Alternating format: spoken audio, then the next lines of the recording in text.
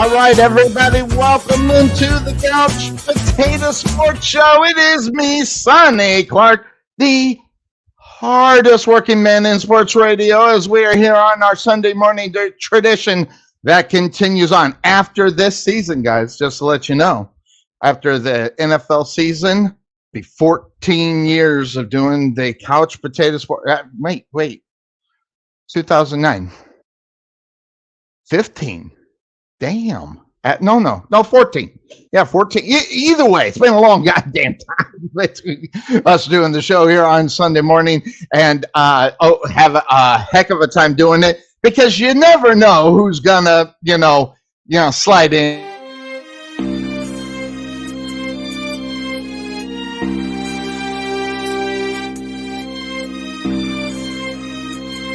Yeah, that's him. The Popfather himself. How you doing? Good to see you. You awake? That's what I thought. Yeah, we're man. Here. What a night! What a nice Mania 3. And I was going to go. I just didn't feel good. I was. If a friend of mine was going to go, I would have sucked it up, and because he wasn't feeling good either. But big night at Soar Mania 3 over at the Dallas Elks Lodge. Bobby Horn and everybody, and you had the pleasure of doing commentary with another legend within the business, at least as far as Dallas in the Dallas area is concerned, anyway, right? Yeah. Well, first of all, I get to the building, and SOAR management comes to me and says, "Hey, listen, this is how it's going to be, because we're the boss. We're the ones who pay you. You're going to do commentary only. You're not going to manage. Your network guys have to be on their own, because they want to see us fail. That's just how they are." So the best part about that is I got to work with Rob Moore. That's the best part. Right. The best part is now I have to walk into battle, watch my guys walk into battle, and they, I'm there doing commentary, having to be, impartial and just trying to call down. You know how hard that is. It is hard to do that when. Yeah, I don't think you ever did it when we were doing it. So yeah, I can understand how hard that is. Anyway, listen, I've had enough hacks call me today. Okay, I don't need to do your crap. Okay, but anyway. Oh man, the heat, it's getting hot in here. Is it hot over there? No, it's kind of hot, right? Hey, you know what? Some people can't determine between reality and fiction, and apparently one guy's reality is somebody else's fiction. But you know what? Hey, I thought his whole life was fiction. So who knows? Anyway, look. Here's the thing. My guys were supposed to. Okay, first of all, Elijah was supposed to take on Luke Justice out of Arkansas, and him and his granddad were going to drive down and whatever. Apparently, they had car trouble. Don't know how that can happen. Yeah, I mean, sorry to hear about that. Nothing to do with you, right? No, I mean, why would I soil my hands in Arkansas of all places? I did that. I mean, I had the future on my team for a little bit, and what do you do? He listened to mommy and daddy, went back with them. So I mean, hey, look, whatever. I'm done dealing with Arkansas nonsense. All right, so. So he didn't make it out. So Moabi came out. Moabi, okay, Grant, he's gifted a rematch because, Elijah took the belt from him a few months ago.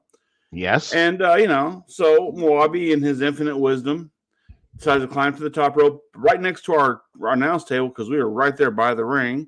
I get up to stand up because I've been sitting there for a long time, and apparently Moabi gets distracted by me. I don't know how. Look, I did nothing to him.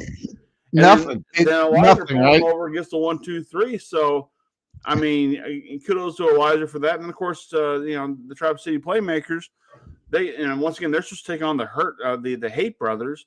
They don't make it out there to the show. Don't know how that could have happened. How that? So, I mean, it's a whole ass. I mean, hey, look, I don't know what SOAR's game is of this whole thing. I mean, I guess they're blaming me for all this as well. I don't know. But so we take on Angel Camacho and his little buddy, who I'm not even sure what his name was. Didn't really matter, because Angel Camacho is about the equivalent to both. Who was it? Who were they? It was Angel Camacho, and then one of your favorite guys. and then some other guy they brought in there. I'm not sure what his name was. Oh, okay. But we made short work of them as well. Made short work of Angel Camacho? No, of his old guy. And oh, okay. So you don't make short work of Angel Camacho. I mean, look, I'm not stupid, okay? Just because a bigger guy than me called me Tubby, don't mean I'm not going to be honest with the guy. All right? I mean, look, I respect talent, okay, and he's got a lot of talent. You know, he's almost really. So anyway, so I got to sit there and by the way, we start the show off. The ring announcer, he's like, "Ladies and gentlemen, we got legends here in the house. We've got the legendary James Beard in the back, and we got right here on commentary, we got the legendary Rob Moore." And I'm looking and going, "What about me? What about me?" And the entire crowd behind me, I swear to God, the entire crowd's going, Podfather, Podfather. I mean, look, did Rob Moore get that? Are you sure they were actually doing that, or are you just? If you were there, you would have heard it. Okay. I would. Okay. All right. I'll take your word for it. They were cheering network. I mean, clearly the fans of SOAR are tired of what SOAR's doing to them. They want to see the network do more things. And to see me get hamstrung by not being able to do what I do best, so I have to go do something else I do best, which is commentary. You know, look, it's hard. It's hard multitasking like I have to. You know, sometimes. But is that what it is? I made it work. Kind of hard, right? Standing room all over 300 people there last night. It was fantastic. They're there to see you, right? Huh? They're there to see you, right? No. They're there to see the talent at SOAR Championship Wrestling. Look, I'm a small cog in the whole thing here. The network, we do our thing. I'm trying to bring in guys who are not going to get the fair shake that SOAR wants them to have. Because, okay, let me ask you a question.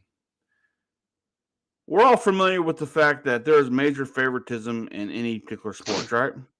Oh, okay. All right. Okay. Favoritism. Okay. Okay. Think of it this way. Okay. You have Christopher Hayden, who came back to take on his former manager, Dean Fleming. Yeah. And Buddy. Yeah, Buddy. Well, yeah. Former Buddy. I don't know how tight they are today, but. Well, through reasons of his own, Dean Fleming once again becomes the OIWA television champion. Mm-hmm. You know, okay, fine. You know, no real standings I can remember of. Then Evelyn Carter comes out. During the match, she takes some hand sanitizer, throws it in her opponent's eyes, and throws the ball at the referee. Referee could have disqualified her. She still would have kept the belt. But no, he let her pin her. 1, 2, 3. Now, what kind of authoritative figure would let that happen? SOAR would let that happen, right? Okay, let's move on. Dante Smiley, your OIWA international champion, who I respect immensely, took on John Schuyler, who definitely took it out on him earlier in the show by wearing out his ribs. Okay. During the match, at one point at the end, Dante pulled a Dante and did something that was shady and whatever, and the referee saw it and he let it happen. 1, 2, 3. We still have we don't, you know. Once again, all the SOAR favorites kept their stuff. Now, guys who are trying to be up and coming, once again, this all comes down to this. You climb the top of the mountain all you want. Those guys who are already up there, they're going to kick you right back down. So there's never a fair balance. That's why the network was formed, to bring in these young kids who are trying to get in, up there. Let's face it, tag team champions, SOAR junior heavyweight champion. You don't think we're not trying to kick the door down? No, we are. And guess what? There's more coming. There is more coming to the network. So, and by the way, hey, kudos to D'Anthony Price. Cashed in last night after Damien Daystar beat Laurentez X for the title. And did he? Because I know he lost it like 2 weeks before SOAR Mania. So, wow. Right. Okay. So, D'Anthony Price came in, cashed in. He is now your new SOAR World Heavyweight Champion. So, Nate Vaughn's agency now has a major title on their hands, and good for them. Good for them. I'm grooming somebody right now to go after that, so we'll get there when we get there. I'm not worried about that. But once again, huge night at SOAR Championship Wrestling last night. Next show is going to be July 1st. Dallas Elks Lodge. I recommend everybody who was there last night come see it again next month. It's going to be a hell of a show. Have no idea who's planning to be out there, but once again, a lot of fun, guys. A lot of fun. It's it's cool to watch these kids get opportunities they would not be getting anywhere else right now. That's just And I remember, I was talking to James Beard last night, and I remember, when I first trained to be I a saw pro the wrestler, picture. He's looking good, by the way. yeah, he is. Well, He's looking good. I at one point I saw a picture. He didn't look good, but he looked good last night. I remember when I first started training to be a pro wrestler back in '95. I went to Chris Adams Wrestling Academy, and James Beard was one of the trainers at the time. And the big thing that he had told us back then was, you got to look the part. You look around professional wrestling these days, nobody really looks the part anymore. A little bit different. Yeah, it's a different world. So it's amazing. I mean, even he's amazed with how different that is changing. And even he talked about how toxic independent wrestling is becoming nowadays, because there's so much of a backstabbing world that it is, and everybody's trying to get a heads up on everybody, and it is what it is, right? I mean, the fun part gets taken out of it for a lot of people who've been doing this for a long time, and that's probably not so good to work down the road. But having said that, let me hop in there. Let me ask you a question. Do you think the reason why is because of the new movements of the youth compared to obviously the movement from behind? A lot of things that remain behind the scenes stayed behind the scenes and were put in your face. A little bit different now based upon the new movement of kids and wrestling in general. I think the problem is that kids are lazy. Kids are extremely lazy these days. I can't even argue that point. And they don't want to put in the. We live in a world of entitlement with these kids, right? Because unfortunately, we're the generation that decided, hey, let's give every kid a trophy, okay? And you don't earn it. You don't earn nothing anymore. It's just given to you, just because I mean, if you go to your job, you work a full year, you're almost guaranteed a raise, right? It's not based on your work merit. You just time put in, you should get a raise. Which honestly, with where I work at on Shoot Wise, yeah, I mean that'd be kind of nice. But having said that, you have to earn the extra part of that, and people aren't doing that. And I think and not just in Bumps and Bruises, but any other place that's got professional wrestlers want to come out, they're not making that sacrifice, because this world is not built for people to make that kind of sacrifice nowadays. It takes years and years of some of these younger wrestlers to even come close to even getting their head above water, or even see a tryout or which is not Well, existing, first of all, a dark kind of thing. But here's the thing, though. When you don't have the look, when you don't have the actual look of a pro wrestler, True. And yet you can do all these fancy flips off the top rope and all this other crazy shit that you really is going to shorten your career span a whole lot. At the end of the day, it's going to come down to one thing: asses in seats. Asses in seats, and are you willing to make that sacrifice to do that? In this world, how we live today, a lot of people don't have that luxury, and it sucks. It sucks because it takes away from what could be, not from as much as what it would be. Look, the National Football League, going into your world here, the National Football League, you got a lot of college athletes, right? Now, back when you and I grew up, they're not allowed to get paid at all. Now the NILs come in, they're going to pay these players a lot of money. A lot. Now they're going to pay every player. But now this is now opened the door for EA Sports to come back with NCAA football on their gaming platforms, because now the players can get paid, right? Or those who are part of the NIL. So, worst thing that ever happened to college football. It's I go both ways with this whole thing. It's good and it's bad. It's bad because it does take away the integrity of the game. Because once you start adding dollars into a player's life, unfortunately, bad things happen. The other part of it is they're playing a very violent sport, and in college they're doing it for free. I know college education, yada yada, but at the end of the day, that's what they're noted for is their college football career. They even call it a college football career. So, because you're going to call it that, they should be paid for that, especially if schools are making tens of millions of dollars every year, and I get they're it. I get and it. and they're not putting it necessarily into the athletic department. I mean, it helps for a lot of them. Don't get me wrong, because let's face They it. can't. Title IX prevents them from doing that. Well, I mean, here's the thing: no one's paying to see college baseball. Right? Eh, I know. I mean, NCAA basketball is great, but at the same time, when does it get great? Around March. So that's 1 month, and that's if your school's even advanced that far. It seeps into April, which Yeah. I haven't understood. Actually, see, it's the nuances of the game that's that the changes that are being made that take away from what it was. A case in point, March Listen. Madness. March Madness was in March. Okay, it didn't seep into April to do the championship. I have yet to figure out why they did that. Super Bowl was in January for many years because I always wanted to go to the Super Bowl on my birthday in January. Now it's seeped into almost the second week of February now. So a lot of changes that are happening, and I get it. You got to change with the times, and I understand. But there's nothing. I don't understand why everybody sees the need for everything to have to change. And it's one of the things, you go back and you watch some of the things as far as whether it's college football, college basketball, okay, compared to NFL, Major League Baseball, seeing all these changes, time clocks and everything else, trying to take the umpires and the guys that call them out, the umpires out of the game.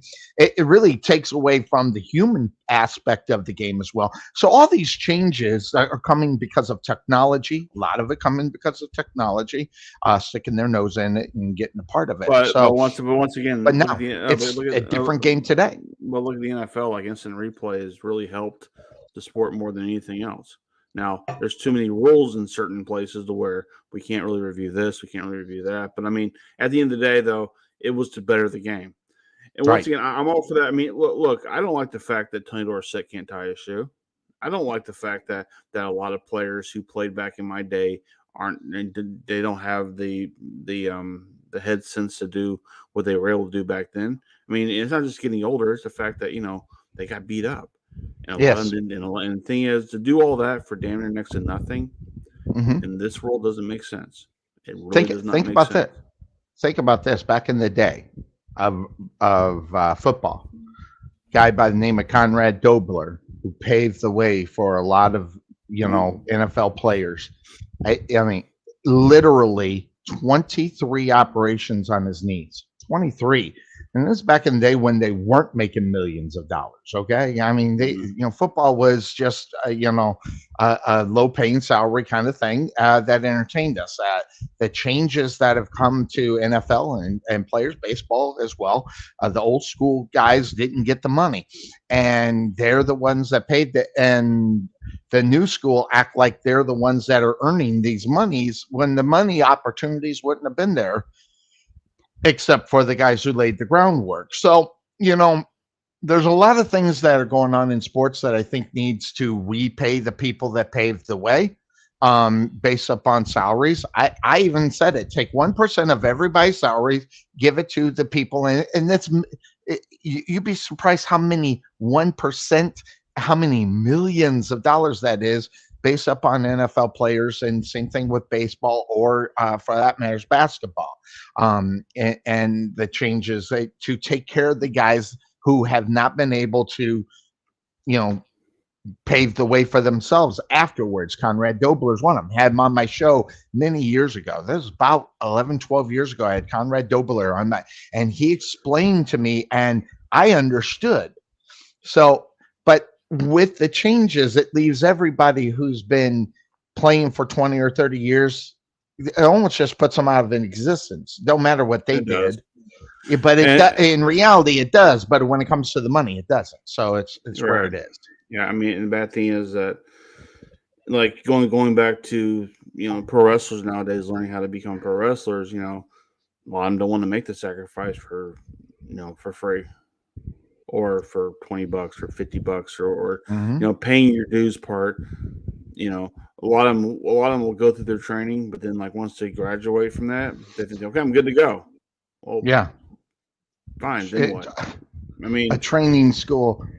a training school basically, and the bumps and bruises is just one step. I mean, then there's other things they got to do after they get out of the training school to take that step to make their way to wherever they're going to make their way to. So what you got there? What is there more? Is there more comedy going on? No. It's my showmate Billy Hills just messaged me about some stuff. So, no. By the way, you can hear us every Thursday night on Offshoots TV. Myself, Tommy, who's coming back here relatively soon. We got Michael McCurdy. Why has Tommy been gone? Is it work related? Yeah. New job, trying to get acclimated to the new training hours and everything else that came with it. So we gave him time to do his thing. 56 years old and went into a new career, dude. And the way I do things compared to young people and stuff, and it's hard, and it's hard up here, I've never been so tired in my life, man, using my brain, which evidently I haven't done because I'm really tired. So it's one of those things. But so me, how did the match between Future and Izzy go? Well, that was one I really, if I was, that would have been one it would travel to go, because I like Izzy James, I like Future, and I would love to see how that played out. How'd it go? That's a hard match to call on my part because of my angst I have towards Future right now. Just because that ties into my deal with SOAR. Izzy James, I mean, first of all, I had no idea, but he's training over at, he's training guys over at Reality of Wrestling right now. I did know that. I know that he's been doing a lot of work over there. So that's slowly how he's getting up, and he's kind of comboing the wrestling. Because I follow Izzy. I liked him back when we about 3-4 years ago. I really loved this character. He's kind of changed his character a little bit, but I still like him to follow him. I mean, the unholy one isn't so unholy anymore, but definitely they had a really good match. I mean, to be honest, they had a hell of a match. Future's only going to get better. I mean, he's only going to get better, and he's good now, but he's only going to get better, and that's scary because he's got a lot of backing from SOAR Championship Wrestling, from both his folks, CKW, all that stuff that's going on. I mean, he has these opportunities that a lot of 17-year-old kids don't really have. Hell, they didn't have it when he started when he was 13. I mean, 13, they don't even see a ring until they're 16, 17. Right. He'd been in the ring doing all this stuff. And last time I saw him wrestle, he was almost, and I'll say almost, he was almost flawless on what he does. Listen, and now he just gets more time. It's probably even better. I have no idea what he did backstage, but I know James Beard was backstage, and I hope the guy he picked his ear. I hope the guy that he got in there and just started asking him questions, because that's how you talk to a guy who's been all over the world and back, and and was training guys over in Japan and was telling them, I remember we were talking during our briefing stuff we had.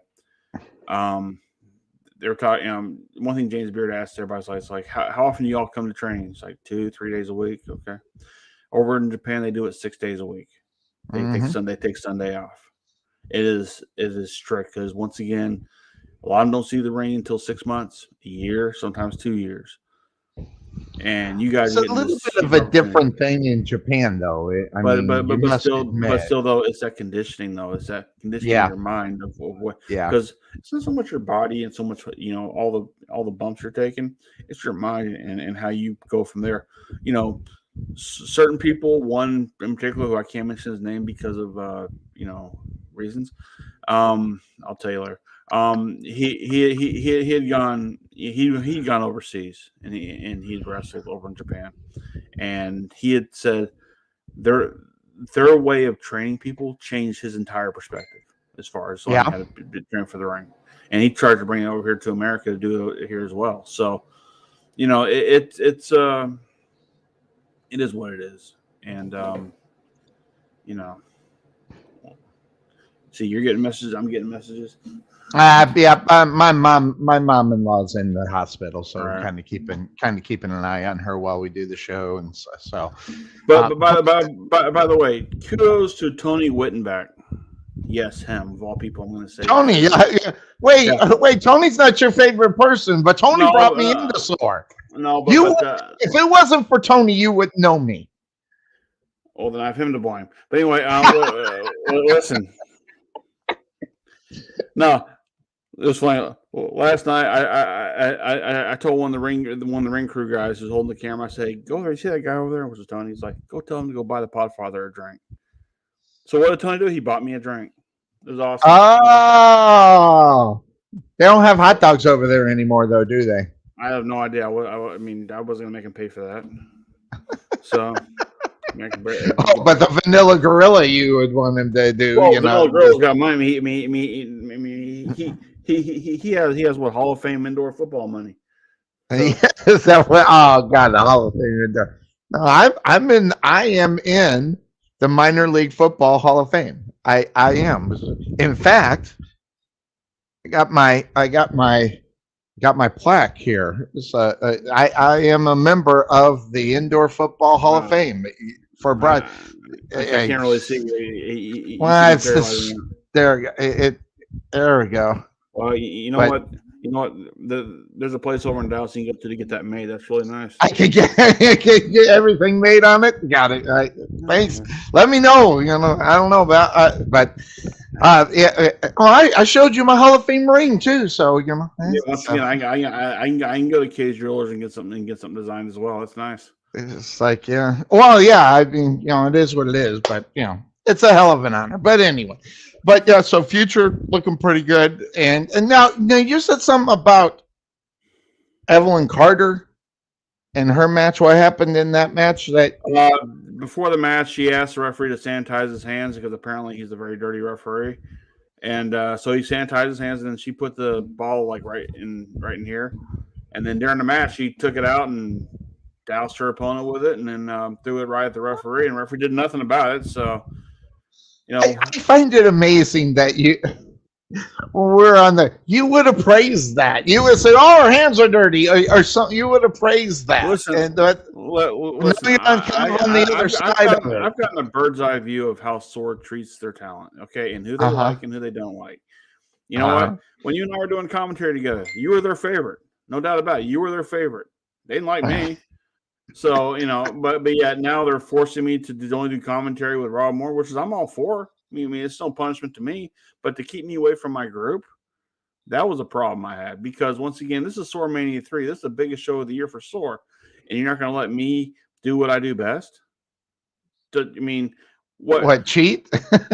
I mean, what, no. I got Young Lions to victory. Okay, it's just. I mean, it's just. Got it. Is that what it is? You've seen the network page. You see all the things. How often am I in those things? Those little videos that I post. How often am I in those things?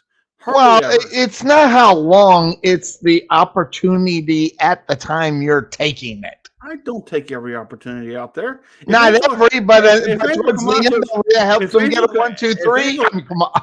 First of all, if Angel Camacho's face is right there, right next to mine, and I can have a chance to hit it, I ain't hitting it. Because I know my place, okay? Hey, when Justin James and Omega had tagged up against us, I love Omega. I'm not going to do anything to hurt that guy. I hate the fact that we had to go against him. And Justin James, I may have talked some stuff to him, but I mean, at the same time, I mean, look at him. He's a human coloring book. You want to talk stuff to him. So I mean, look, I don't see where we're going with this. I mean, look, SOAR has found a way to bury certain people that they're training, which is weird. Mm-hmm. So they need someone to tell them this is a better way. That's all I'm doing. And you know what? Yeah. Elijah, you and I had sat at ringside and called Elijah and Chris Sims and Chris Irvin before. I mean, you remember how bad that was? So you know, I got in both their ears. Pleasure. Yeah, I got in their ears. I got them together. Now look at them. They're both champions. That doesn't happen Yeah. without me. Okay, that does not happen yeah. without me. Not at all. No. Well, hey, there might be a little validity to what you say. So, A as little, far as that's a concerned, little. well, grabbing a leg right when Okay. it's time, or when the ref ain't looking, and you can get the advantage to keep the guy down in order to get a 1, 2, 3. Yeah, I kind of Listen. see how you can come Listen. come in handy for somebody. Look. I think we both can agree. We both think the world of Nigel Rabbit, right? Okay. Okay. He would use this phrase. He doesn't cheat. He facilitates victories. Ah. And that's what I'm doing. I'm helping out. That's all I'm doing. I'm Okay. assisting. Okay? Now, this last show, last night, I didn't assist. Hold on. Okay. All right. So Z, no problem. Z will not Z will not be here today. So so, but anyway, where were we? Who knows? We're all over the place. Yeah, you're cheating. Yeah, you're. Look, Oh yeah, that's what it was. I wanted to say, what did Nigel say? What? He says, I don't cheat. I facilitate victory. So he had a thesaurus with him when he said that. Yeah, well, look, let's use big words. Yeah, I know. No, a different word besides cheat. Thesaurus. Yeah, so yeah, I get it. I understand. So anyway, but big night. Any titles change last night, or? Well, yeah. I mean, D'Anthony Price won the SOAR heavyweight title after catching against Damien Daystar. Wait. What? Wait. I thought this was Damien Daystar versus. Yeah. Okay. Laurentez X. Damien Daystar took on Laurentez X for the title. Damien won the match. He won the title.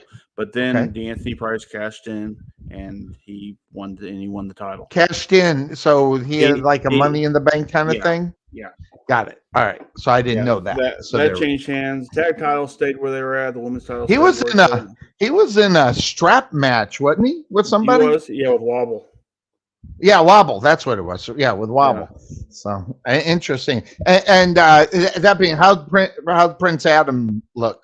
Oh, phenomenal. And when unfortunately he got on the losing end of his match, but definitely Prince Adam. I mean, I was talking to he's the business dude. I'm telling you right now, Prince Adam has always been one of my favorites since we've been kind of doing this. And I always wished he'd come around more often so I could see him more. I know he goes everywhere. Travels everywhere. But, I was talking to Rob Moore about him. I said, dude, he's a mixture of Eddie Guerrero and Rey Mysterio. That's a great.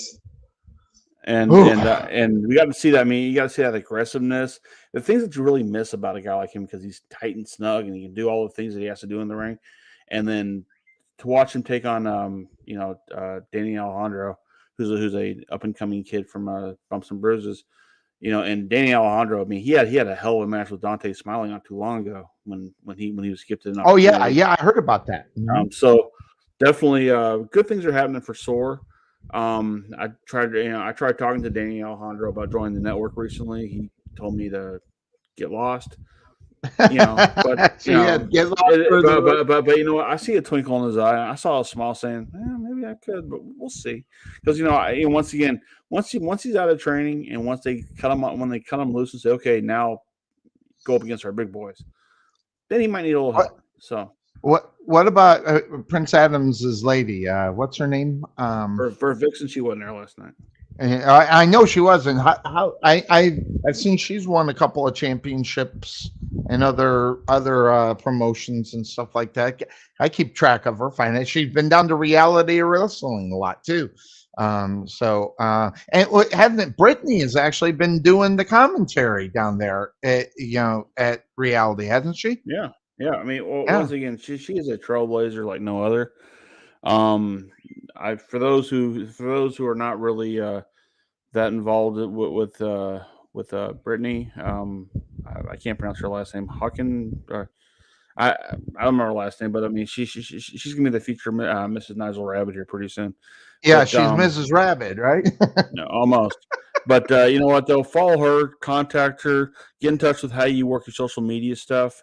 She is she is truly, a very unspoken hero in this whole thing. Because as far as marketing yourself, I think you can learn a lot from her.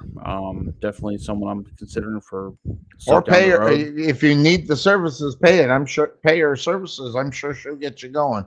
I was actually thinking about having her do that because I don't like doing the things you got to do. Kind of thing. I can't Yeah. keep up with it. I'm just so Well, old. I'm just like so she sick of finds a it. way. She finds a ways to to simplify it for everybody, and I think that's what everybody's.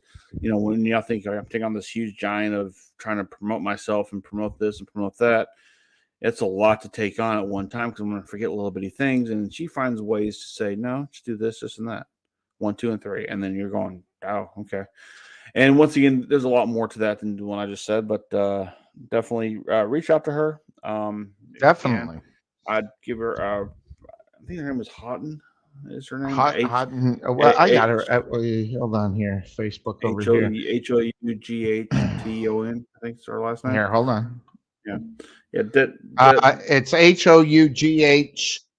Houghtlen. Okay. Brittany Helen. Yeah. Yeah, so I think that's definitely reach out to her for those who want to improve your social media stance and as far as marketing yourself. She is the one to go to on that because she's a former promoter over at I don't know if she still promotes over there in Louisiana, but that's where Nigel met her. So right. Elite 8, right? Is it? Yeah, Elite 8. Yeah. So definitely reach out to her, and good things will happen if you do. That's for sure. Absolutely. So she's good about knocking the good old boy network and making it a lot easier than trying to break down doors and how other people are trying to. So good for her. Yeah, definitely good for her. So Sormania, big night. Good night. Good night. I mean, good night for the network. You boys held on to your titles, so that's good, right? So then you can go back to doing what you seem to think is best. Man, so how are they gonna? I know you did the commentary. How are they gonna put it together and release it? They're gonna release it, or do you know yet? Or how they're gonna do that? I think Sir Mo is he's trying to. They're blowing up my phone. But Sir Mo is he has some sort of service he's gonna put this on eventually. How he's gonna put it together, that's on him. I have the file for it, so I'm gonna send that to him here relatively soon. So we'll go from there. Let's see how it works out, and hopefully, I'm glad to see they had a full house. Hopefully, they can maintain that. You get Sormania in there and do what it does, and then it's a matter of maintaining the crowd that they had. To where that keeps going on and getting better and better and better, or at least maintaining what a portion of what they did last night. So definitely glad to see all that out going on. What's going on? What am I missing? You're looking like you're thinking really hard. Oh, I'm just trying to navigate through a few things here real quick. So don't mind me. Got it. All right, so I won't. I never mind you anyway. So it's just like I could bring up another subject, but we'll stay away from it. I had a good laugh about it this morning. By the way, thank you for that because I was a little tired and that kind of woke me up. So I appreciate the text that you sent me on a few things. It was quite funny. But the Couch Potato Sports Show, we are on, and I doubt it. We're going to do 3 hours, but. I don't have that. Listen, there's a video going out that has become my favorite video of all time. And thank you, Golden State Warriors. Okay. Thank you very much. Because where's the powder? He can't do this. I love it when an egomaniac gets it put at him. And that was right there. Look at me guy couldn't say, "Hey, look at me." It was great. I love it. But understand that a lot of pro sports stars, they really utilize WWE as like a frame of how to promote yourself. Because all he's doing is a WWE stunt. Oh, look at me. But it's not WWE, it's the NBA. Yeah, but it don't matter though because once again, it's all about hey, is the NBA going to be on shoes? No, LeBron is. So I mean, LeBron's trying to promote his brand because that's the thing. And we talked about this earlier. Sports stars aren't just sports stars; they're brands, and they can tarnish them by doing something stupid, or they can further do more with it. And like Jordan did back in his day, and somewhat And just tarnish do a it little bit. by actions instead of Yeah. entertainment. But Yeah. but the thing is though is that this is the sports world lives with the ESPN highlight reel of check me out. ESPN yeah. ESPN started that shit. Yeah. Absolutely. I mean, It's ESPN's fault. It because they're the one that put them on in high school. They were the ones that did it. The ESPN and what they're doing with LeBron. LeBron is ESPN's Jordan, is what this is. Well, so it all boils down to. But if you look this way, ESPN would have a show, the greatest hits of NFL football. You can't really play that now, can you? Because nope. Because I mean, it was all about getting that really big highlight reel. Yep. And a lot of players still live by that. I mean, that's why Michael Irvin would dance after he caught a 3-yard pass. I mean, it's look at me, look at me, look at me. That's all it was. And there are those fans, a lot of them, who don't want to see that shit. There's a lot of them. There's a lot of them on the other side. They live by that. So, you're always going to cater to the fans that dig you, not so much the ones that don't. For those who don't, you're just going to keep doing it just to piss them off. Oh, absolutely. So I mean, well, LeBron, it just boils down.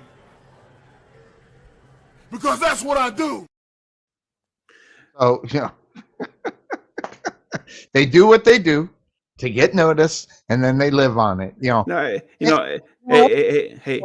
tired of seeing Cody Rhodes' entrance. I'm tired of seeing it. I really love his wrestling, but I'm tired of seeing his entrance because it's old. It's the same. Is it any different than Shawn Michaels? Huh? Is it any different than Shawn Michaels? Well, I don't know. Is it any different than Triple H? I find Shawn Michael, Triple H more charismatic than Cody Rhodes. So that's where. But believe me, Trey, I got a lot of people. And I understand, but that's just my little things that I find, and probably the nuances, and me trying to change my opinion about old school and stuff. Sometimes it seems forced more so than natural, and that's what I get with Cody Rhodes. But it's not organic enough. Well, but it's also about building a reaction. When you're there at a live show, you get the reaction. That's why people are telling me to shut up. When you're sitting there, when you're sitting on TV watching the same thing over and over and over, then it gets tiresome. It's all about. I mean, wrestling is all about the live participation. We get to watch it on TV, great. But when it comes to town, that's why it's a big thing to go buy your ticket, to go be there ringside, to go see this thing, because you want to see it live. Yes. And then you say, then you see it on TV the next week, so I got to watch that live. I was there. It's that simple. And the thing is that as long as, and by the way, pro sports is the same way. Hey, look, in baseball, I know you don't talk a lot of baseball on this. Not much. We unless it comes up and it's a big enough thing to talk. Oh, dude, about. I mean, you keep talking about the Rangers right now. They're kicking ass. But it's true. I see it all over the news. I know, it's great. But hey, I'm a baseball fan. I always told everybody, if I won the lottery, let's say I won $500 million, which would be great. I mean, I use some of that. But what's the first thing I'd buy? And as a joke, I would say I'd give my wife half and buy my freedom. But I mean, in all honesty, what I would do is I'd buy an RV and I would go travel to Ranger Road games for 1 year. Road. I mean, to go to Yankee Stadium, to go to Tiger Stadium, to go to Fenway Park, to go to Tropicana Field, to go to all these places that I can never really go to here in the DFW area or anywhere currently in Oklahoma. Eagle Eye Bill Cerna's doing it in the month of July. Yeah, he's 30 stadiums in 30 straight days. Right, it's amazing. So to be able to do that would be really cool, I think, and especially for a game that it's not the most fast-paced sport in the world.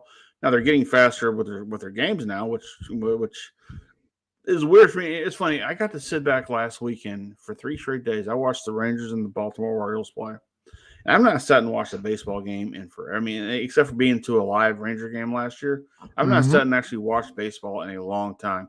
And it was so nice to watch. It was quick. It was fast. And you know what? I didn't even mean. I mean, it was the 5th inning when I started. It was the 9th inning when I looked up next. You know, it was like, holy shit. Because the game goes by quick. 2.5 hours is what they're averaging now. So instead of 3 hours and 15 minutes. But you know, I'm a Tiger fan. Okay, well, not everybody's perfect, but I mean, look, exactly. But it's okay. Hey, you got more World Series than the Rangers do, that's for sure. Hey, but look, you know, I get what you're saying with the whole, you know, look at me. I mean, in baseball, like I was saying, the flip of the bat after they hit a home run, the charge on the mound, all the crazy stuff they do to.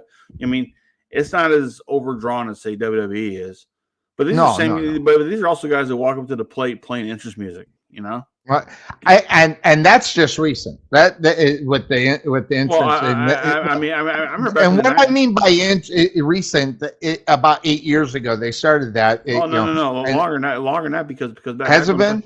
When Pudge Rodriguez played for the Rangers. When I go to the Diamond, well, geez, I've been here 16 years, and I've been to a Diamondback game. Well, and that's when I noticed it. When Pudge Rodriguez used to come to the plate for the Rangers. They used to play the Darth Vader music for him all the time, and it was like you knew he was up next. You're going, Here we go, and it's awesome, right? So, you know, it's amazing. It's amazing how pro wrestling has sculpted the sports landscape. I agree, a lot more than you think. John Cena on the ESPY Awards one time said it's amazing how much we're all so much alike when we all consider that what we do is fake and what y'all do is real. So. It's amazing how they've incorporated the sports world has incorporated that. Hell, ESPN used to dog on WWE back in the 80s and 90s. Oh God, yeah. They live by it now. Yeah. So because here's the thing, it moves the needle.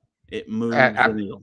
And things that LeBron does, which is his thing, it's what works for him. You know what? He might be trying to pop one person. That's it. Just one person. And if he pops them, made him happy. I'm the same way. Okay, I'm the same way. Is that what it is? You're the same way, right? I mean, like I walk by the crowd, I say, "Hey, excuse me, don't touch the pot, Father. Excuse me, come through," and you know, I get a reaction. Not the best reaction, but I get a reaction. It's not necessarily and that's what you want. Because I want the fans of Sword Championship Wrestling to understand that. Look, I ain't happy. There's a reason why I'm where I'm at with this whole thing. And if I sit there and cave into that and go, "Hey, buddy, how you doing? How's it going? Do you enjoy the show?" Then what am I doing? I mean, you see the shirt? I see the shirt. This is a one of one. Okay. I'm not a merchandise king over here. I'm not trying to sell stuff, although I probably could if I wanted to. But I mean, this is a one of one. All right. So. This is mine. Yeah, you got several. I'm sorry, but I got 40 of them. So, but they cost $40. So that's how much I've invested in merch. I put them on my own shirts and I give them to have other people put on their own shirts. That's how much I've invested. You know what though? But like, you know, like as far as reactions, right? You know, sports. Look, I could be at work, right? I walk up to a very a person about your age or maybe even older. They see right. They see these two right here. Yeah, it gets a reaction.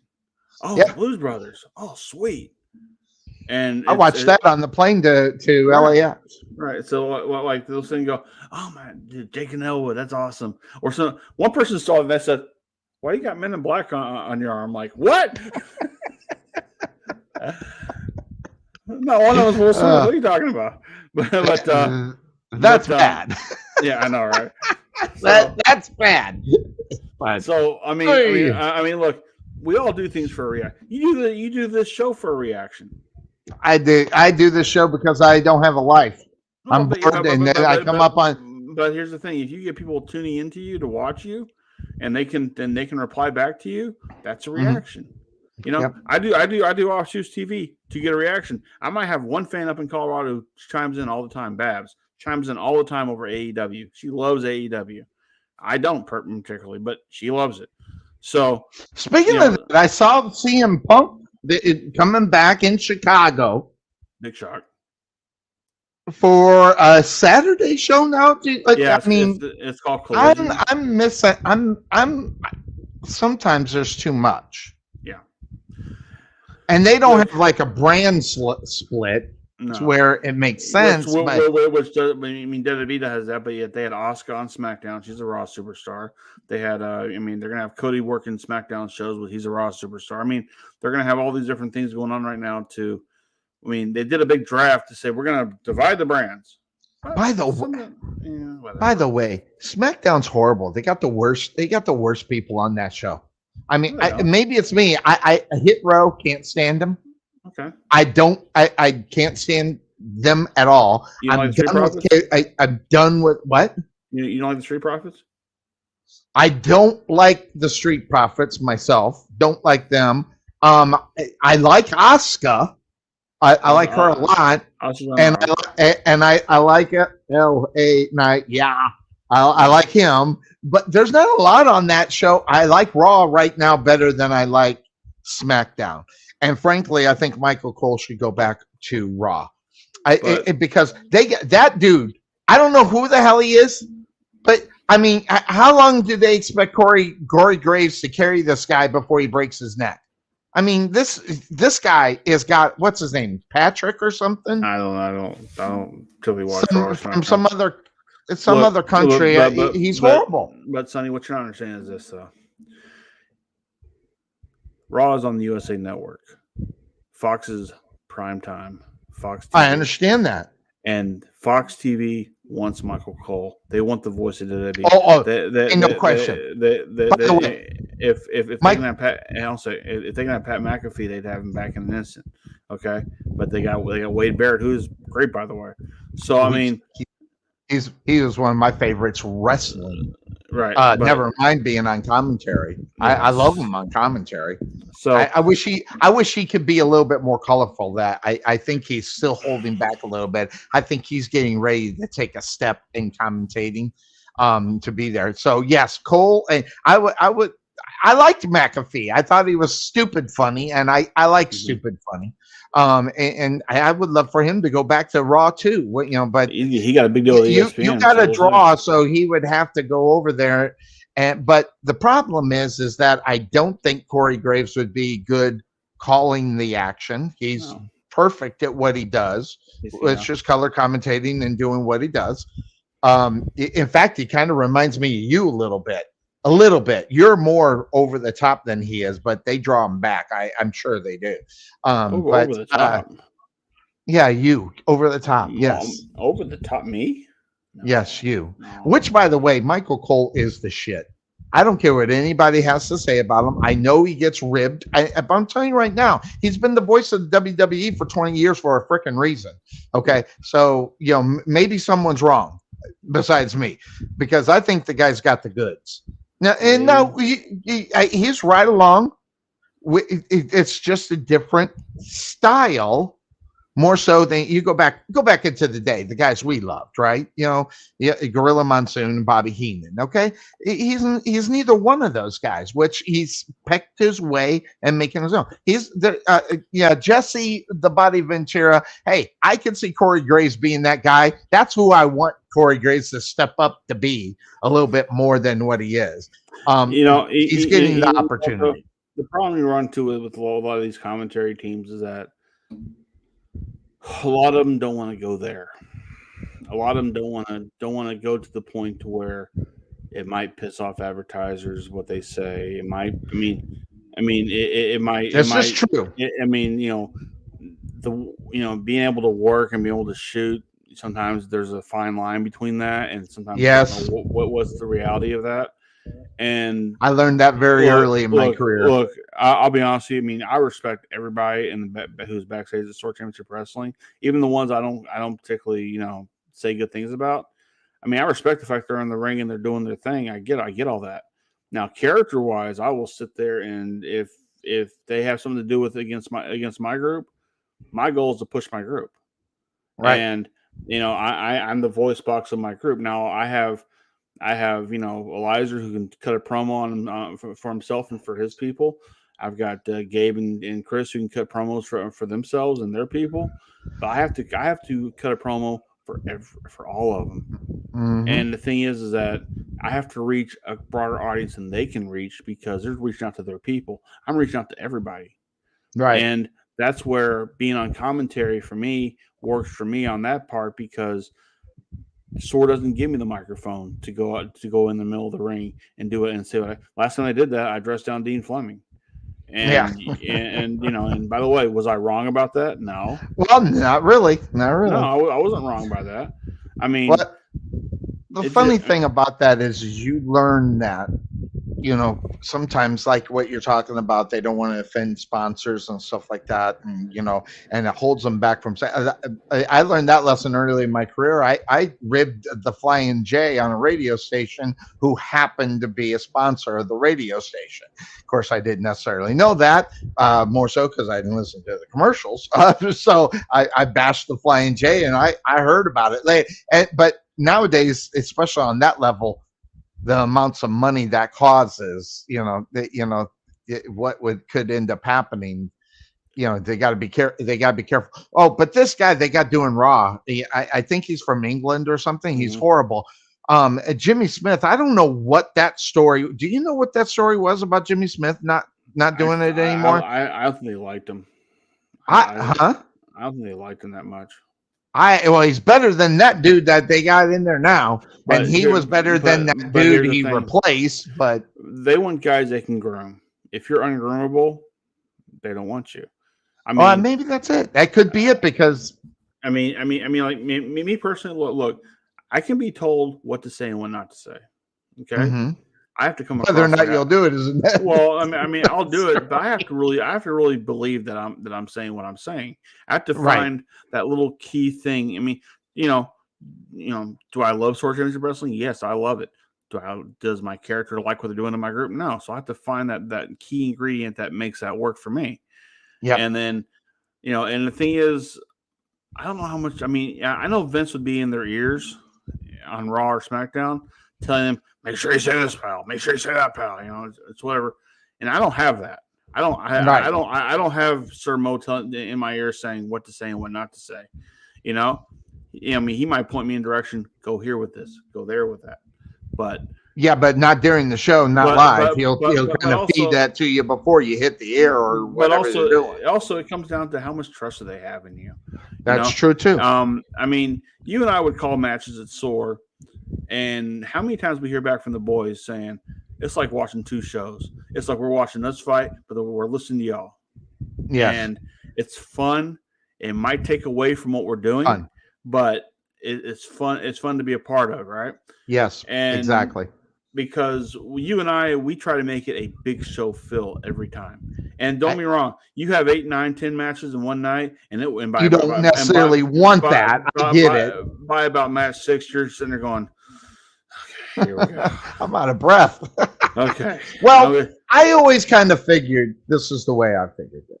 And I know it's wrong, but I always figured and felt like if this is their last match and I'm calling it, I want it to sound like it's a super match, because 90% of these guys aren't gonna necessarily take it any further than this, and so I always wanted it to be something big for them. That's the way I kind of looked at it, and I always wanted it to be cool for them. And I know at some point they say, yeah, you gotta slow and move that momentum towards the main event, not the second, third, fourth match in the show. You could start off, go lull, and then bring it back. That was always hard for me, because I tried to make it that way for everybody. Well, the one thing about you is that you don't let people talk over you. You talk over them. That's my job. Well, no, but when you and I are doing commentary, there were times when I'm sitting there trying to say something. You just kept going. I'm going, So That's why I mean, you didn't nudge me. I told you you gotta nudge me. I know, but the more we did that though, the more, and it's hard doing it now because you and I aren't next to each other. I mean, here on the screen we are, but clearly, I mean, Right. You're in Texas, I'm in Oklahoma. I mean, it's one of those things to where you have to feed off each other, and if you have certain feeding off each other, if it works, like look, I've had commentary partners that I couldn't do that with. Okay. Right. And it's not their, honestly, it's not their fault. Maybe I didn't give them that a full shake on that. Okay. I mean, I'll call it for what it is. Maybe I wasn't fair to them, but they weren't fair to me either. So, it was mutually not working. But really, shouldn't that philosophy be done already? I mean, No, shouldn't that philosophy be? Because you have to grow into it. Okay. And the thing is, when you only have that one shot a month to do it, and not enough time in between the weeks to practice or whatnot, then you're going in there not really learning. You not really learned anything. You haven't really progressed anything. You kind of just stayed where you're at.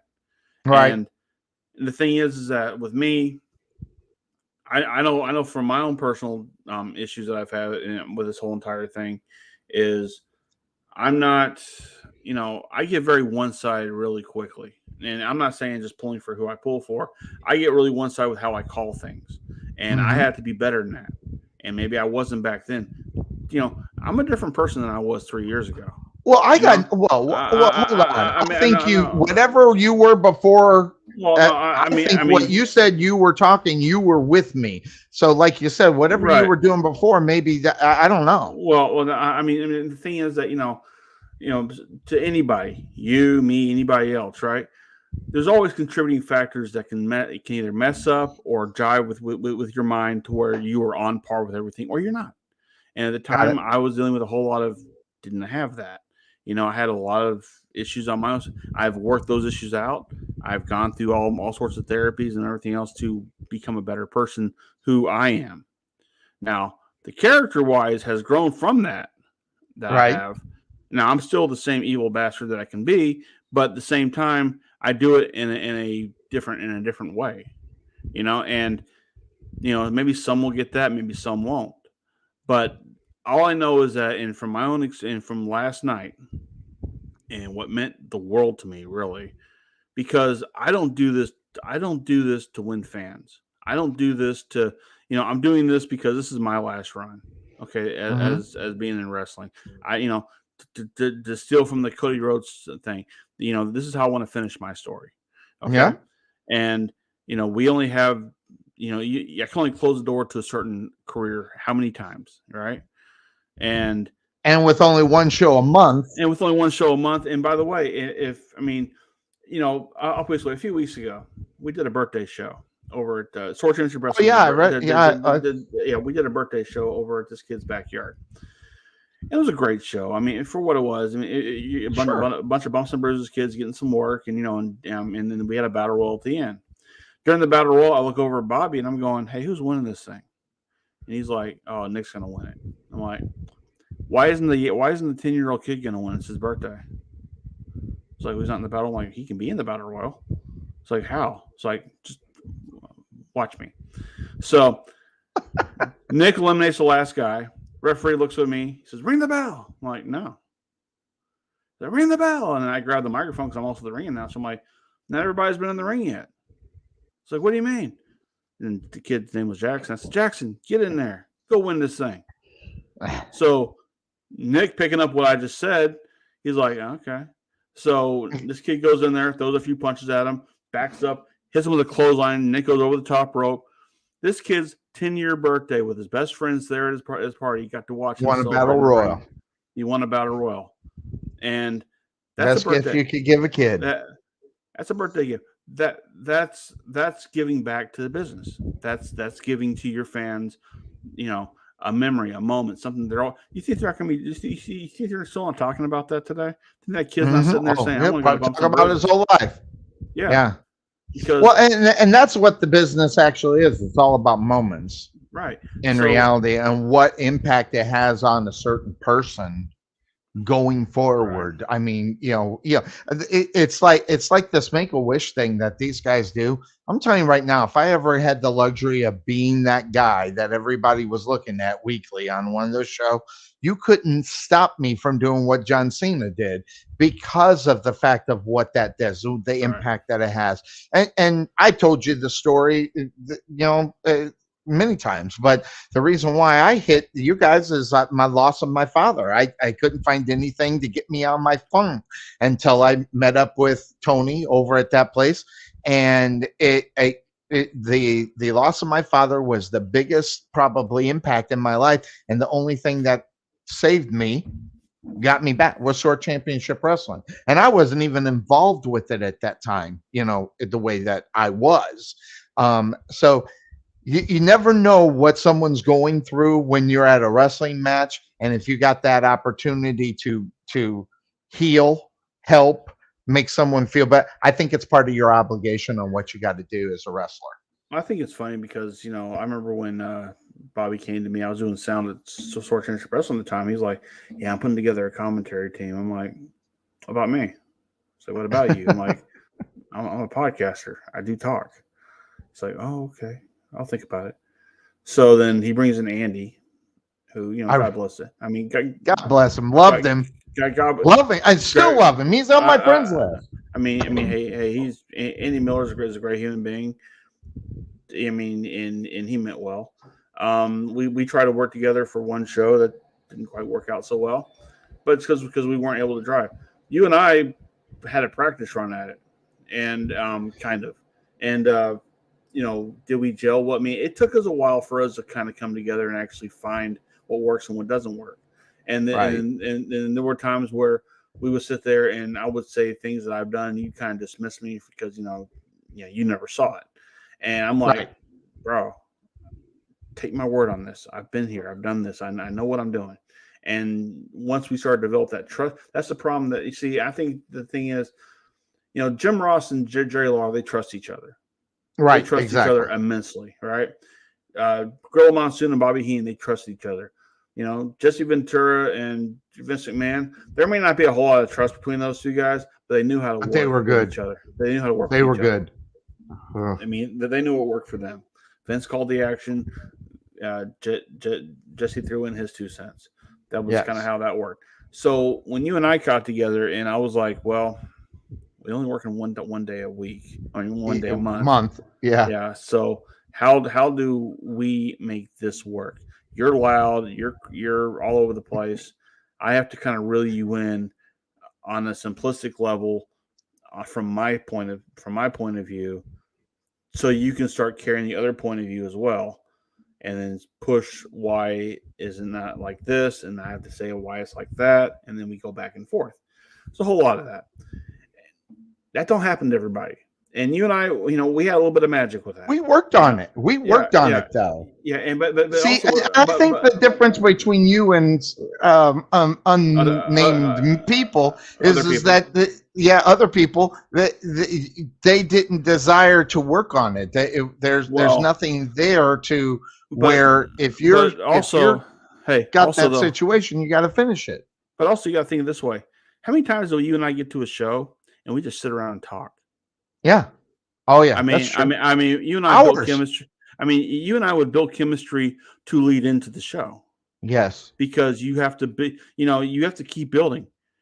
There are other promotions I worked at where, I got everything set up. I'd be sitting there, and then all of a sudden the other person shows up and they're doing their own thing, and I'm like, hey, how's it going? Fine.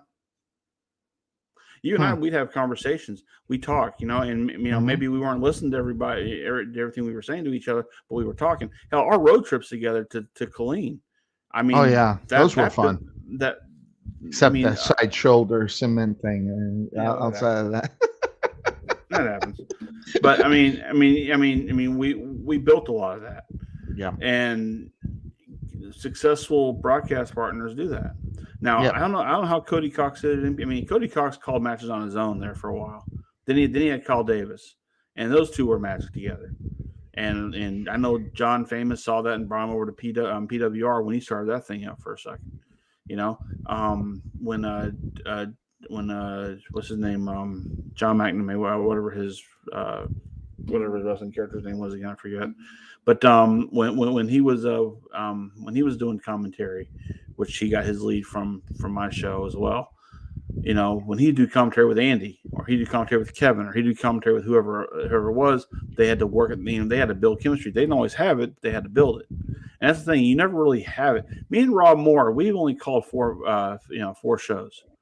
You know, we don't know each other that well. I know him enough to where I'll buy his T-shirt. I'll put him in my Hall of Fame. I understand. I respect his position of where he's at. But you know, I'm a different person than what he's used to. Probably, I imagine. So for me and him to work together on 4 different occasions for four different promotions, that says a lot. And Yep. I think you know, if How'd that go, by the way? Everything go well with you and Rob? it was perfect. I mean, Seamless. Sir Mo had bought some headphones that have like the microphone attached to it, and that really helped with Rob because Rob has Parkinson's and he shakes a lot. So holding the microphone that I had, and he would be doing that, you know, and working so well. But the bad thing is it took away from what Bobby and Nate were trying to do because you know they have that for their situation, but their situation audibly couldn't work because they didn't have all the right setup for it. So I had to borrow their stuff. I said, just talk into your computer. Just that's all you have to work on right now. So we did that, and it worked well. I mean, he wasn't worried about shaking, and he wasn't worried about not having the microphone so far from his voice. You know, so you know it worked out well for both of us. And I mean, once again, I call anything with that guy. He may not be familiar with the storylines. He may not be familiar with the progression of where we're going with certain things. That's what I'm there for. To sit there Right. and I told him ahead of time. I said, look, I got you on this, and that. Don't worry about it. We'll be seamless with this entire thing. You know, I'm who I am. You're who you are. We make this work. And there's certain people you have to trust with that. And there are certain ones you don't. So it just is what it is. And some that are proven, some are legends in their own mind, I guess you could say, right? I mean, you called me a legend in my own mind at one time too. And you know, maybe I am, but you know what? Still here. You're actually what we did is some of the most favorite thing I've ever done in my life. And that's just, and listen, I call football, I've called basketball, I've called the soccer championships for indoor soccer. I've done a lot of calling. It has to be my favorite thing that I've done as far as broadcasting is concerned. But kicking the pants and fun. But I will say this: how we started off, how many years ago it was, to how we finished. We were two different people. Day and night. Day and night. Yeah, day and night. You know what started it? You know where it really kind of clicked is when Shane Shane Taylor did the sign. Right then, it was that broadcast where I think we kind of came into our niche and then figured it out, and it got better. I think right then is when it did. I do. I go back and I actually think about that because I think about every once in a while how we did it. We started off rough and rocky. It's going to be that way regardless when you first team up, especially with someone you don't know or know their abilities, which I didn't know your abilities.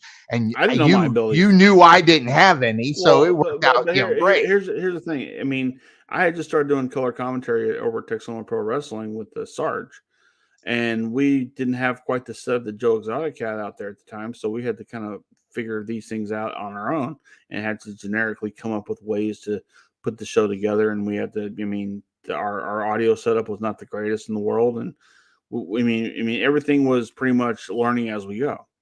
Right. And then Sarge stepped away, and then I was to an island to myself for a second. Then came who was it? Bree came in, and me and Bree worked together. I remember that. Yeah, me and Bree worked together, and we were pretty much on the same side with a lot of things. And it was the referee's wife, right? I don't think she's married anymore. But no. Oh, they're not married no more? No. Bree Hatfield. Bree Hatfield. She's she has her own story to tell on that one, but I'm not going to throw that on here. But okay. But no, she was married to a referee though, right? No. Oh, okay. Somebody I'm- else. No, I'm thinking some- you're thinking about Carrie. I Carrie, am thinking about Carrie. Carrie was married to Steven, yeah, and Yeah. he was a referee. So, but no, and I mean, me and her, we I don't even recall it. I don't even recall the match. I interviewed her one time. That's about it. But who's this? Oh, somebody's here. But anyway, my roommate's going to walk in the house here in a second, so I might have a screaming kid behind me here. It's not my Cool. kid, so but that is what it is. But yeah, other than that, though, I mean, we're it's a you have to practice it. You have to really practice it, and then for what I had to go through this morning with some nonsense I had to deal with. Look, I ain't that person. I may have been that person to that person back then, but I ain't that person now. So for them to hold And there's no need to apologize for it. It is what it was. no. So It's the way I look at I mean, it. I moved on. He needs to move on. So He didn't. and he didn't. I did. He So, didn't. He said, "Listen, when was the last time you seen him? 2 I years don't care. ago? I don't care. 3 I years don't know. ago? Still can't get over it. I mean, it's geez, irrelevant. you're right. So- He's just like, So But anyway. anyway. God bless him. Hopefully he goes and makes a bunch of money with this whole thing, and he does his own thing.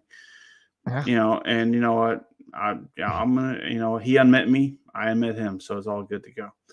there you So- go. So, But well, let's do this. When's the second kid coming? Huh? When's the second screaming kid coming? Oh, they just showed up here in the parking lot. So Good. We'll take a break. You go get that. We're out here. We're going to be gone for about 6 minutes with our commercials. We'll do that. We'll take a quick break. We'll come back. We'll get into some other sports here on the Couch Potato Sports Show. We'll be right back. At Wesson General Contracting Incorporated, we're your one-stop shop for all your general contracting needs. We are locally owned and with over 20 years of experience, so roofing, gutters, sidings, fence staining, painting, foundation problems, or roof damage are no problems at all. Give us a call at 214-200-5588. That's 214-200-5588. Wesson General Contractors. The prospect of retirement can be exciting and scary at the same time. At Nest Egg Wealth Advisors, we have found many people either approaching or currently in retirement fail to truly maximize some of the benefits offered to them, primarily Social Security. What is it? How does it work? It's simply not a benefit that you start receiving at age 62. Because these decisions are so important, my firm has assembled an informational packet on Social Security. If you would like a complimentary copy of Social Security Maximization, please give our office a call today at 972-412-6064 or visit us on the web at nesteggadvice.com. At the Jerry Bullet Training Center, we are a motivated team of coaches with the mindset of helping you achieve and reach your highest goals. Having developed and trained over 100 Division I athletes as well as Division II athletes, even professional athletes, the Bullet team definitely has the knowledge and mindset to take you to the next level. Check out our new 22,000 square foot facility and 3,000 square foot weight room, along with 4,500 square feet of outdoor turf and covered training area, along with football and soccer fields. Contact Melvin Bullitt at 214-326-7853 or visit their facility just outside of Waterview at 8900 Princeton Road in Rowlett.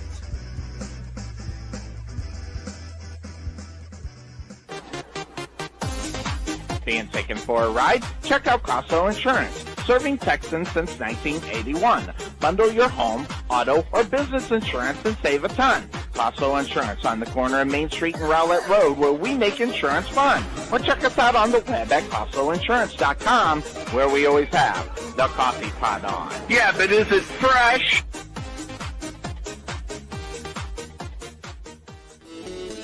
There is nothing that beats good home-cooked barbecue.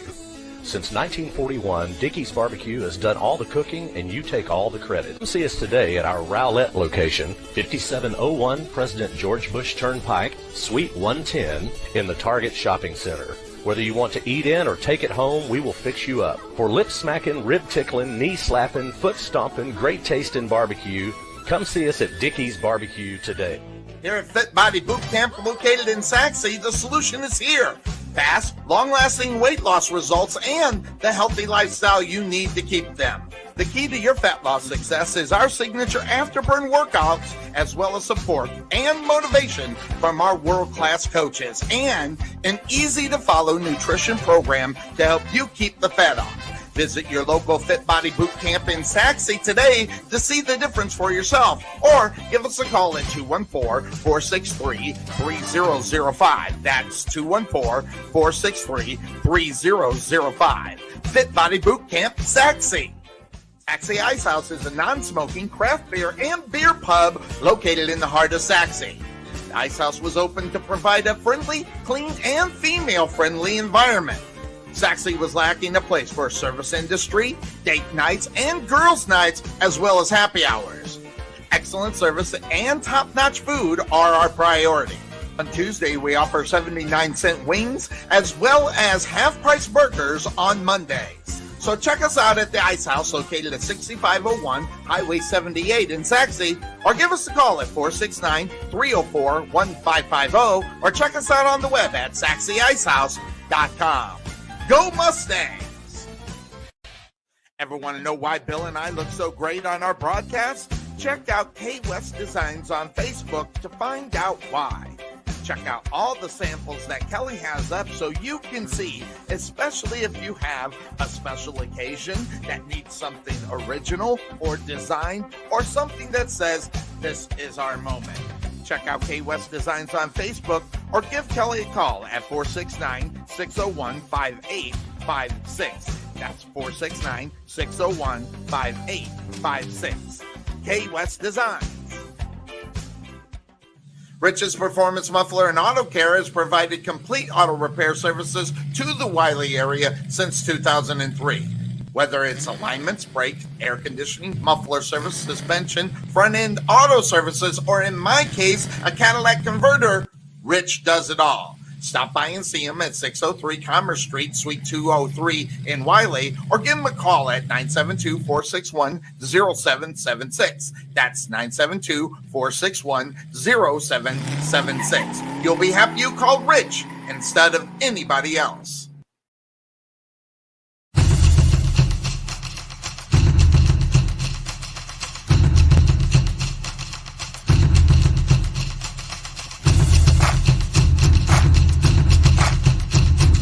That's right, everybody. Welcome back into the Couch Potato Sports Show. It is me, Sonny Clark, the hardest working man in sports radio, alongside the hot father, Mr. Trey Mack, as we are set here. Hey, guys, just to keep everybody informed, Saxe Mustang football starting back up last week in August. I think it's August 22nd or 27th.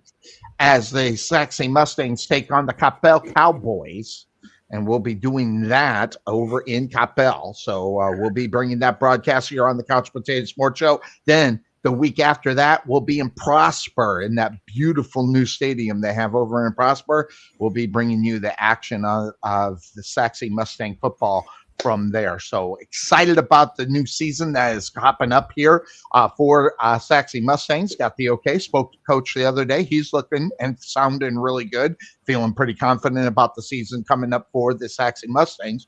So we're looking forward to that. So I just want to hear the one football coach sits and goes, I don't know what we got this year. We might win a few.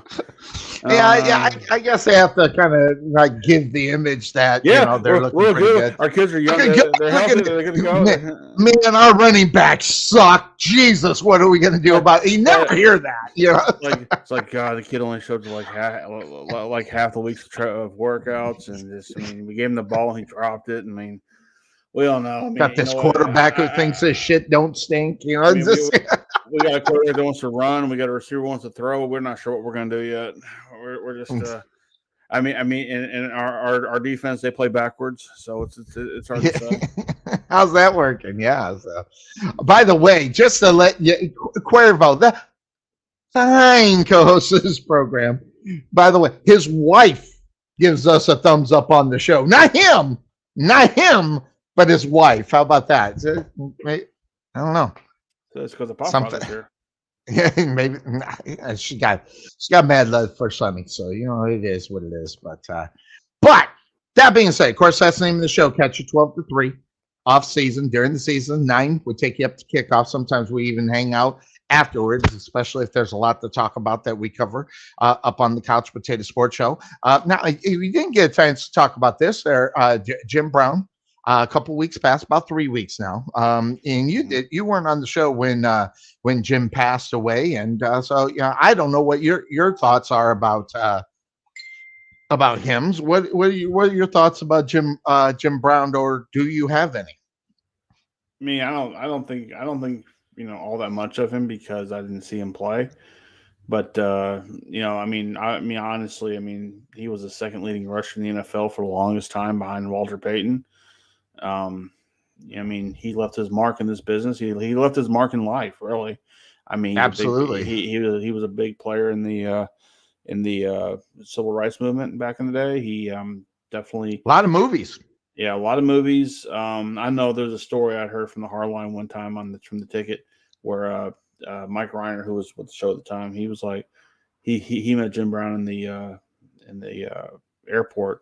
He's like, "Sir, I gotta tell you, there was this one time you did this, that." I always think about that. And Jim Brown looked at him. He's like, "Yeah, I wasn't thinking about that right now." Just like shut him right down. But you know what? Possibly the only good thing to ever come out of Cleveland for the Browns.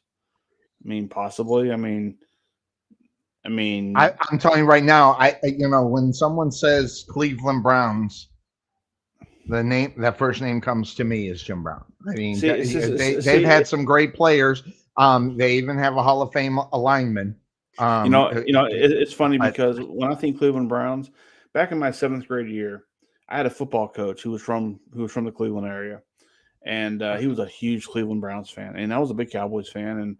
And me and him, we'd go to Cowboy games together because I became like his unofficial son because I was as a football manager on the football team. He took me under his wing, and I wanted to be a football coach at the time, so he was really showing me certain things. So we go to Cowboy games all the time, and then we heard the next year Dallas was going to Cleveland to play. And my parents had gotten to know him very well and everything else, and he was a good guy, and we agreed that we're all going to fly up there and watch Cleveland take on Dallas live. So that summer they came. We invited him over to my house for a swim party. Him and his whole family, and he had told me that he's moving to Dayton, Ohio, the next year. Broke my heart. Well, he held to his word, but we couldn't go to the game because he couldn't get tickets. So I went there the week after when the Cowboys played the Redskins, and it was Tom Landry's last ever victory as a coach back in '88. And you would think I would think Dallas, Washington, that plays everywhere, right? Right. Yeah. No, I missed it. And Michael Irvin caught like 3 or 4 touchdown passes that day. It was rookie year, and I missed all of it. So I stayed in contact with the man for a long time. I don't know. I think he's still in Dayton or Troy, Ohio now. So he was an old wrestling coach up there, and for the high school up there. He took me to go meet my first ever high school experience was seeing his school. Mm-hmm. So getting a chance to be a part of that and being his unofficial son was very cool. When I think Cleveland, I think him. Unfortunately, that's bad because when you have the Bernie Kosars of the world and the AFC Championship games where they had the drive, the fumble, and everything else. Yes. Bernie Kosar is another one. But then you think about how Art Modell picked up the team, went to Baltimore, and then you think about a few years with Cleveland not having any football, and then you bring football back with Tim Couch, and that worked out so well. So that first round draft pick drop. So. And then what Baker? Not Baker. Johnny Manziel went up there for a little bit, and they've tried. They've legitimately tried for what they can have. They just don't have the right people. It's funny. The only time I really think of Cleveland now is when I watch Draft Day. Yep. I think Kevin Costner. When you have Kevin Costner. When Kevin Costner has Superman as his quarterback, I can see that happen. So But yeah, you think about guys. I mean, now former Rowlett wide receiver Marquise Goodwin was signed by the Cleveland Browns this past month, so he's going to be making his way there. We called his games a lot for him, so always good for him.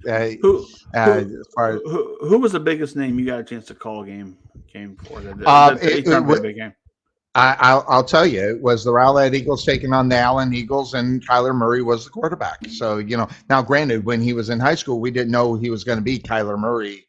Right. But yeah, him and I had a hard time pronouncing his name, but he went to the Houston Texans. I'll remember his name. I'll remember it next time. I'll go look at my record.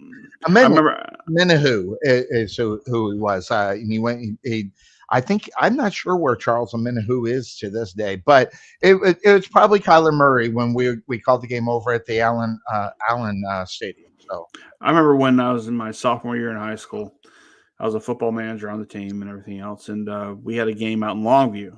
So we took the long 3-hour drive out to Longview. Oh yeah, yes. We called one game in Longview. I was like, Jesus. Well, we gotta go to get this play. Nice stadium though. Yeah, it was all right. They had a player on their team. He was everybody in the state knew who he was. His name was Bobby Taylor. Oh. We go on to play for the Philadelphia Eagles for a long time. So we stepped off the bus. We got ready to play him. In the first 3 minutes of the game, Bobby Taylor 21, Newman Smith 0. Okay, it was not giving. And now we were the first team to actually score against their team that year because we were the third game of the season. But yeah, he was the player we had to play against. The kicker from Lake Highlands who went off to become a kicker for the Chiefs. Philip Dawson. Yeah, we played against him. I think we graduated together, our same year at least.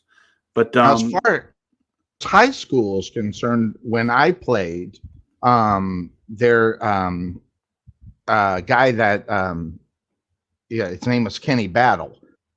He was on the team. Yeah, Kenny Battle. It might not be the Kenny Battle you're thinking of, but he played for the team. Huh? Kenny Battle. There's two in the NBA, and this one was a guy he played with the Suns. He also went to the Harlem Globetrotters. He's from DePaul, so it's probably not the Kenny Battle you're thinking of. You're probably thinking of the other one because he wasn't famous, but he was famous enough to be on the Globetrotters. The one you're thinking of is famous. It's probably you probably know of the other one, but yeah. So that kind of I was the guy that got smoked by Kenny Battle on the basketball court. I got smoked.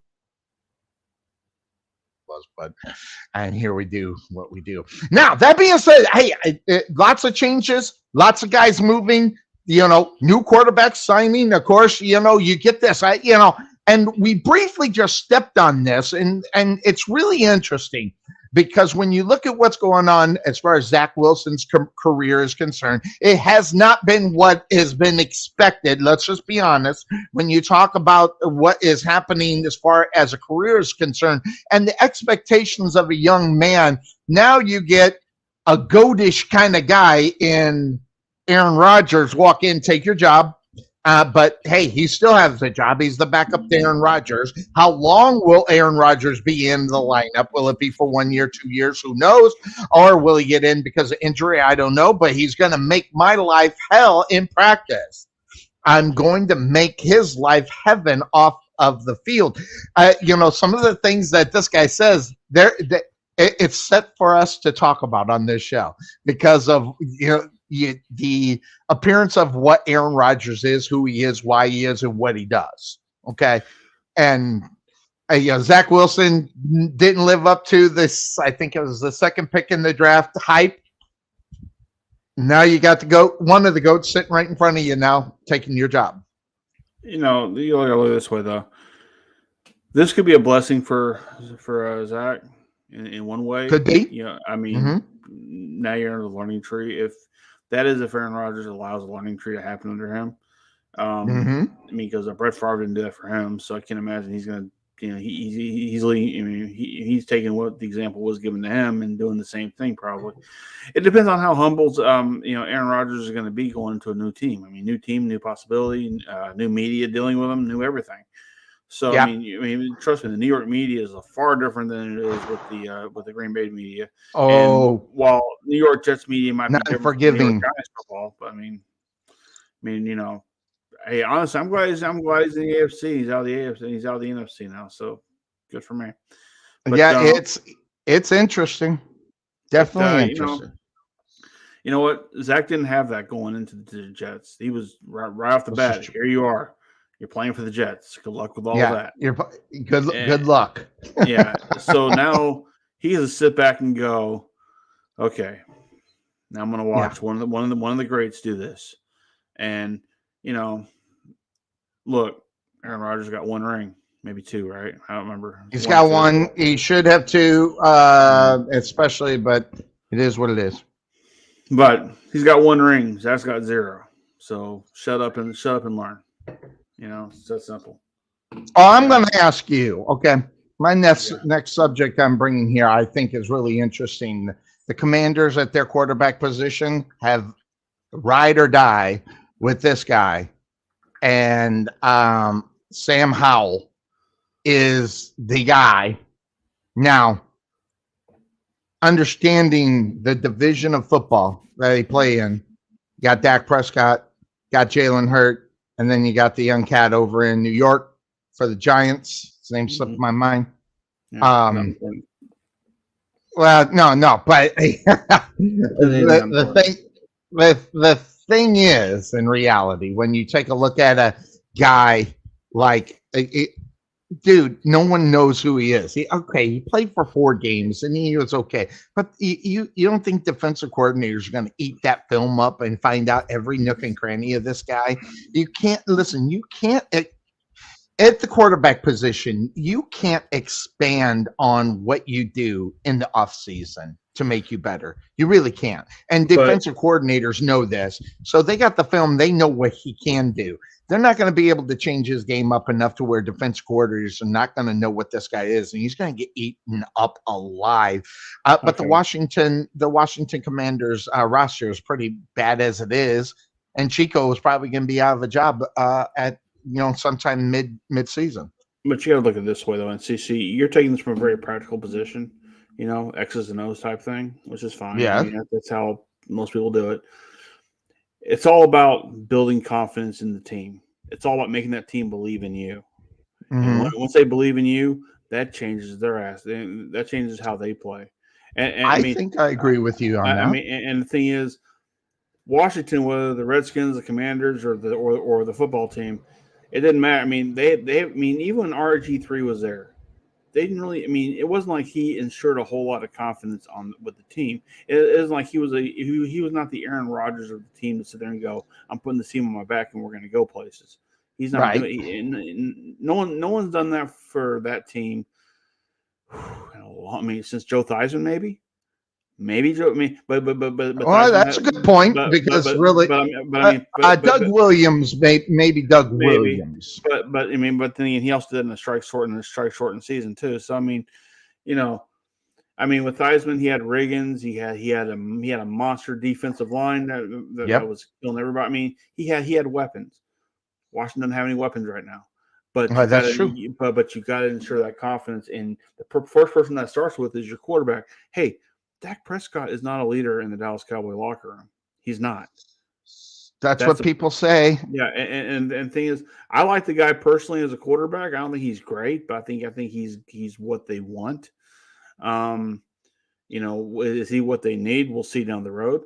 But I think they're just stuck with him.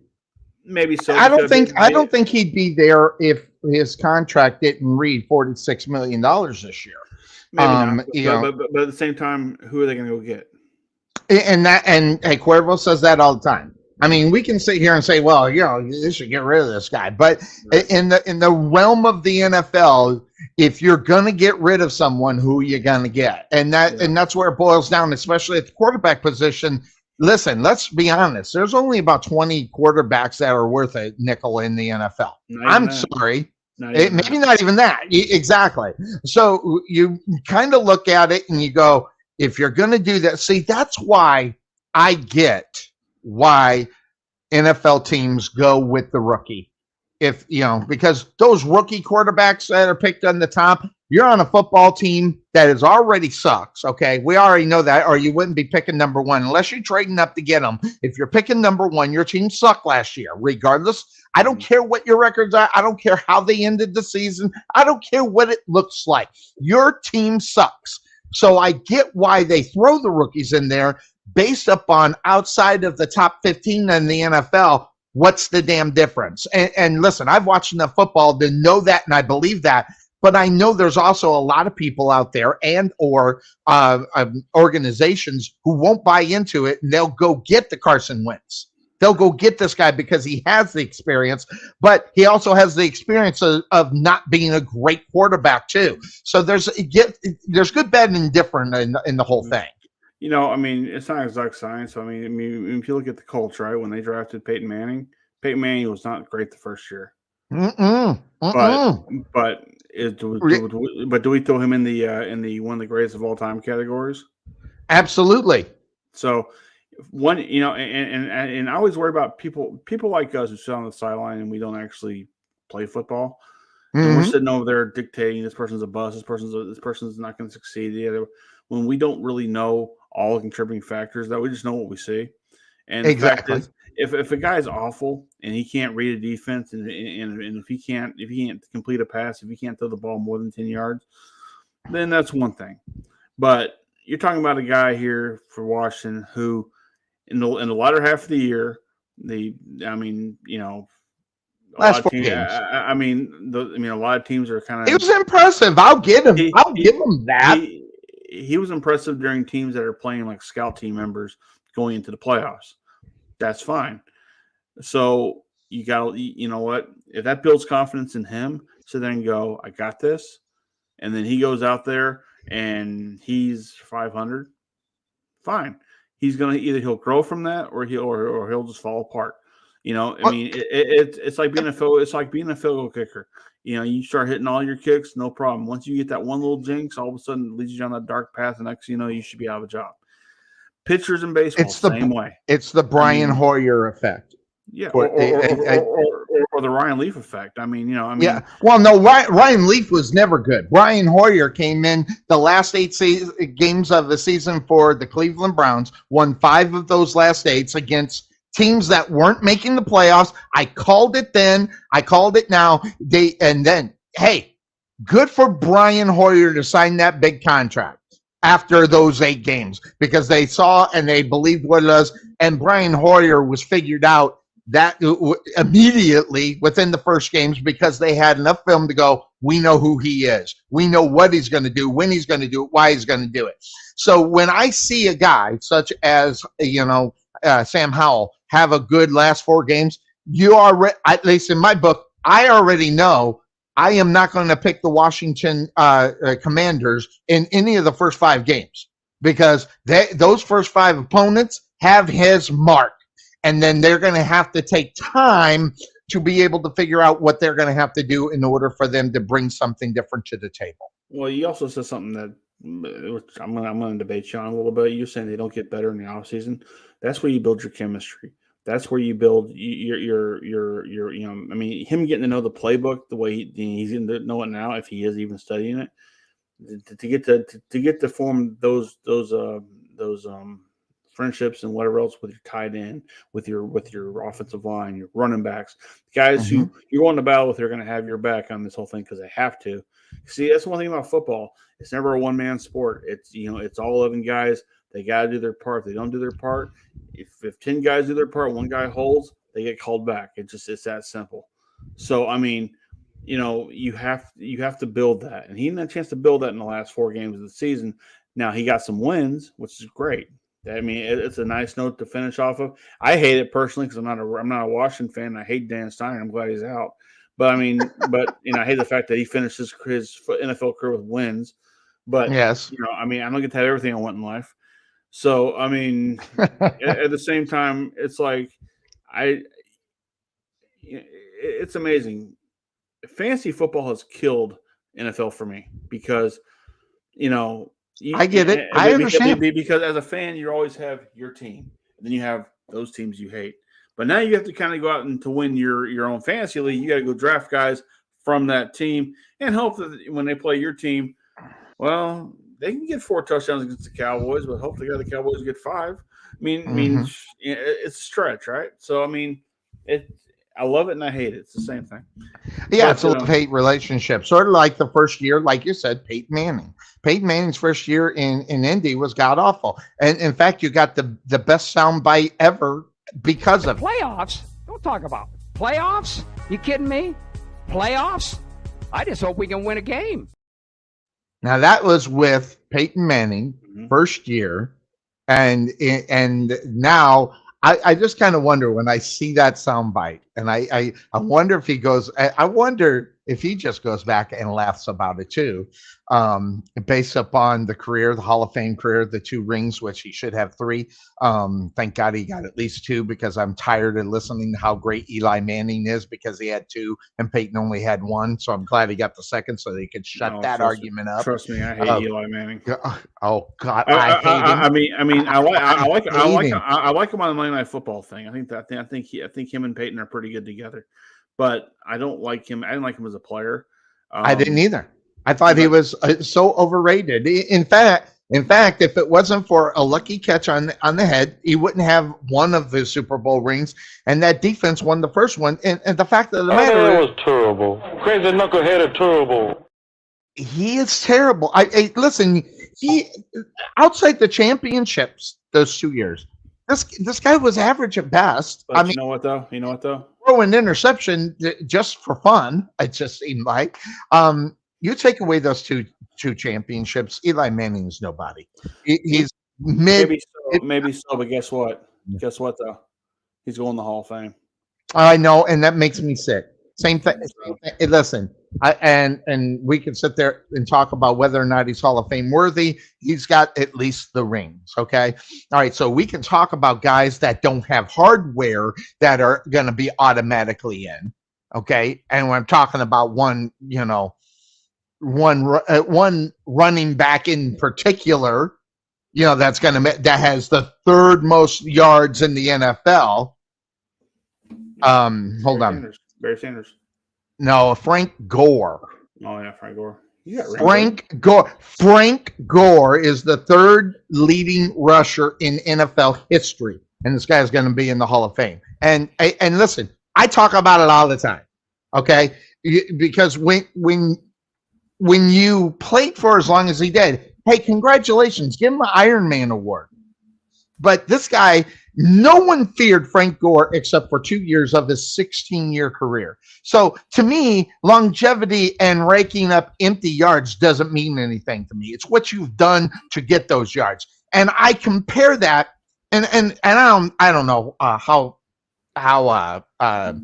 far you go back, but there's a running back. His name was Shaun Alexander. That guy's Hall of Fame worthy. The dude, you could not tackle this guy. Dude, you feared him. You had to worry about him. When you talk Frank Gore, no one went into the game going, "Sheesh, we got to worry about Frank Gore. How are we going to stop Frank Gore?" That was in his 2nd and 3rd year. Outside of that, no one worried about Frank Gore because he would average maybe 60 yards a game, and it didn't mean anything. How long did Shane Alexander play? Say what? How long did Shane Alexander play? Oh, that's another point. Shaun Alexander played 8 years in the NFL. And how many serviceable years did he have? Was feared. Dude was feared. For all 8 years? Only 8 years. Was he feared for all 8 years? Oh, God. Well, maybe not his first 2 years. I don't necessarily. But I'm telling you right now,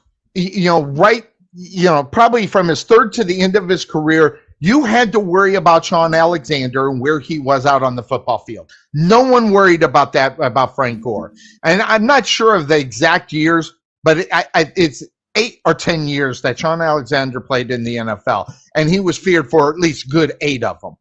And it wasn't, listen, and you can look at and I did this. I took the example, Shaun Alexander, Frank Gore. How many 100-yard games did Sean Alexander have in his career? He had more than Frank Gore, and Frank Gore played for 16 years. So the impact of the player, I think, has a lot to do with who and should be in the Hall of Fame. Okay? Now, granted. Okay. Now, hold on a second. Hold on a sec. Sonny, shut up. Listen, I'm looking at his stats right now. Who? Sean Alexander? Games. Yeah. He had 9,453 yards, 100 touchdowns. Mm-hmm. He averaged 4.3 yards a carry. Mm-hmm. Put Frank Gore up there. See how many touchdowns he has. He doesn't have as many as Sean Alexander. I think, if I'm not mistaken, Frank Gore has 80-something. 82, I think, is the number. And Sean Alexander, 81. So, and Sean Alexander had 100. I mean, how many years did Sean Alexander play? You said 8. So, okay, on 60. Yeah, Gore's played 241 games. So, longevity, yes, there's that. He averages 133 yards a game. Rush wise, he's rushed the ball 3,735 times for 16,000 yards. He averages 4.3 yards a carry, just like Sean Alexander's at 81 touchdowns. So yeah, I mean, see, that's my point. Frank the impact of the player wants a lot with. Go ahead. Huh? Go ahead. No. I'm just saying the impact of the player. I mean, look at the stats of the last 4 years of Frank Gore. Do they impress you at all? No. Maybe out of the last 8 years, I think I'm impressed with one season that Frank Gore played in his last 8 years. Those yards are empty yards that he picked up to be the number three running back in NFL history. Impact of the game, I think, has a lot to do with it. Now, that being said, you can go to Emmitt Smith, who took over Walter Payton's rushing record and was number one. Is number one. Here's what I'm saying. The impact of Walter Payton compared to Emmitt Smith.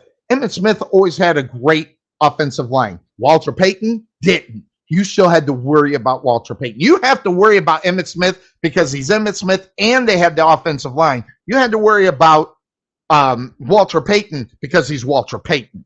So those, but also plus, Jim McMahon and Troy Aikman are two different beasts too. I mean, Well, not really. I mean, come on. If you look at McMahon's career, okay, this guy was average at best. He was the punky QB. He was nothing.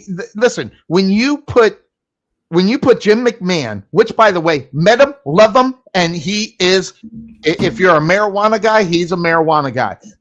I'm telling you right now, he was not a great quarterback, but what he was able to do with the combination of Walter Payton helped him be better than he really was in reality. Well, yeah, but also Troy Aikman though. I mean, he had Michael Irvin, Jay Novacek, which really helped him. Troy Aikman had the weapons. I mean, he had someone had to deliver it, and how he delivered it. Yeah, which I'm telling you right now, Aikman was better than McMahon, no doubt about it. But I mean, once again, there's a reason why Aikman's in the Hall of Fame and McMahon's not. Yeah, exactly. Exactly. But the thing is, though, is that and I know the comparisons between Barry Sanders and Emmitt Smith they are what they are. Okay, and it's the same thing you're gonna have with Shane Alexander and Frank Gore. Longevity. I mean, yes. had Barry Sanders lasted longer in the NFL than what he had the record. No one would catch him. No, but that didn't happen. So, so now, as of right now, Emmitt Smith is still the all-time leading rusher. And it pisses people off because he's a Cowboy, but also pisses them off the fact that think about it, he furthered that record as a Cardinal. So, exactly, he did, and I never liked the Emmitt Smith to the Arizona Cardinals. But one thing though, what is the one team Emmitt Smith never gained a yard on? Say that one more time. Name the one team Emmitt Smith had to play up against who he never gained a yard on. The Dallas Cowboys. Right. He was -2 yards that night. Right. hurt. Exactly. I remember. So- I remember that. Yeah. So, look, the NFL is very fickle when it comes to numbers. It also comes to how you politic yourself too. I mean, Well, that's true. I mean, you have to Eli Manning has found a way to politic himself into a Hall of Fame. And you know what? I don't know if the politics. Listen, when you have two Super Bowl rings, you got to respect. I hate it, but you got to respect. But he got 2 rings. Fine, great. But at the same time, he's able to parlay that into doing some stuff with the media, kind of getting his face out there. I mean, look, he'll go to the Hall of Fame before they even consider Tony Romo. Okay. Oh, there's no question. Yeah, but because Romo doesn't have the hardware, he's got the numbers. He doesn't have the hardware. But but the thing is, though, is that at the end of the day, Peyton Manning won big games. Okay? No question. And you know what? He also beat the undefeated Patriot team twice. The actual undefeated. Yeah, he beat them twice in the Super Bowl, but he actually beat them when they were undefeated one year. So, I mean, he put an end to that one. Look, definitely, it's amazing to sit here and just dogpile over people who had great numbers when we're like, oh, we couldn't have done that. But hey, look, I can drive 16,000 miles. I can't run them, but I can drive them. So well, hold on. That's just what we do. I mean, come on. That's why sports shows are there. But I'm telling you right now, as far as Frank, I know I'm in the minority. I don't think Frank Gore's a Hall of Famer. I just don't. But that one number 3 in all-time rushing, gets him that one. But the difference between Frank Gore and Emmitt Smith is Emmitt Smith was a Hall of Famer before he got shipped over to the Arizona Cardinals. Listen, I heard a guy on Fox Sports News, on Fox Sports Radio, talk about how Dirk Nowitzki is overrated.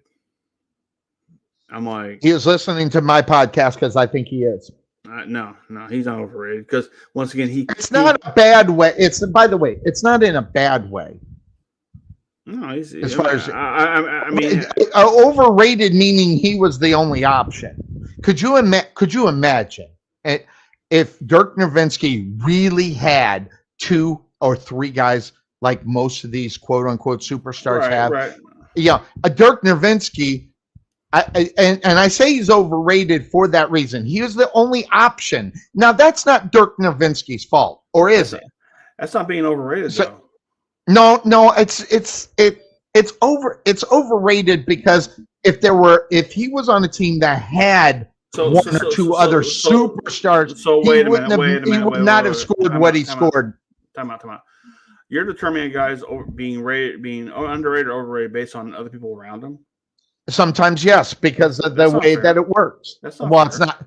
Oh, well, hold on. Who said this is the Couch Potato Sports Show? Right. I never said what I'm going to say is going to be fair. Right. All I'm saying is this is the way I look at it. Okay, whether or not it's fair is really irrelevant. Okay, I'll say the first time he went to the finals, he had Michael Finley and Steve Nash. Absolutely, great players, but they just weren't there yet. Okay, he goes back again. Poor Dirk. Right. Poor Dirk. Hey, I feel bad for him because he should have won that championship. Sonny, shut up. So, anyway, so he goes back, plays against the Heat again. This time he's got a defender.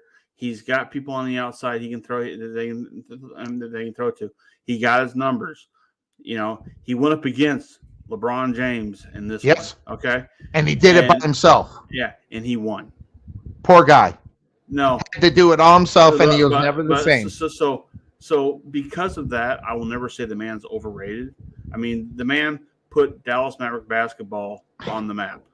Yes, when nobody else could. I know.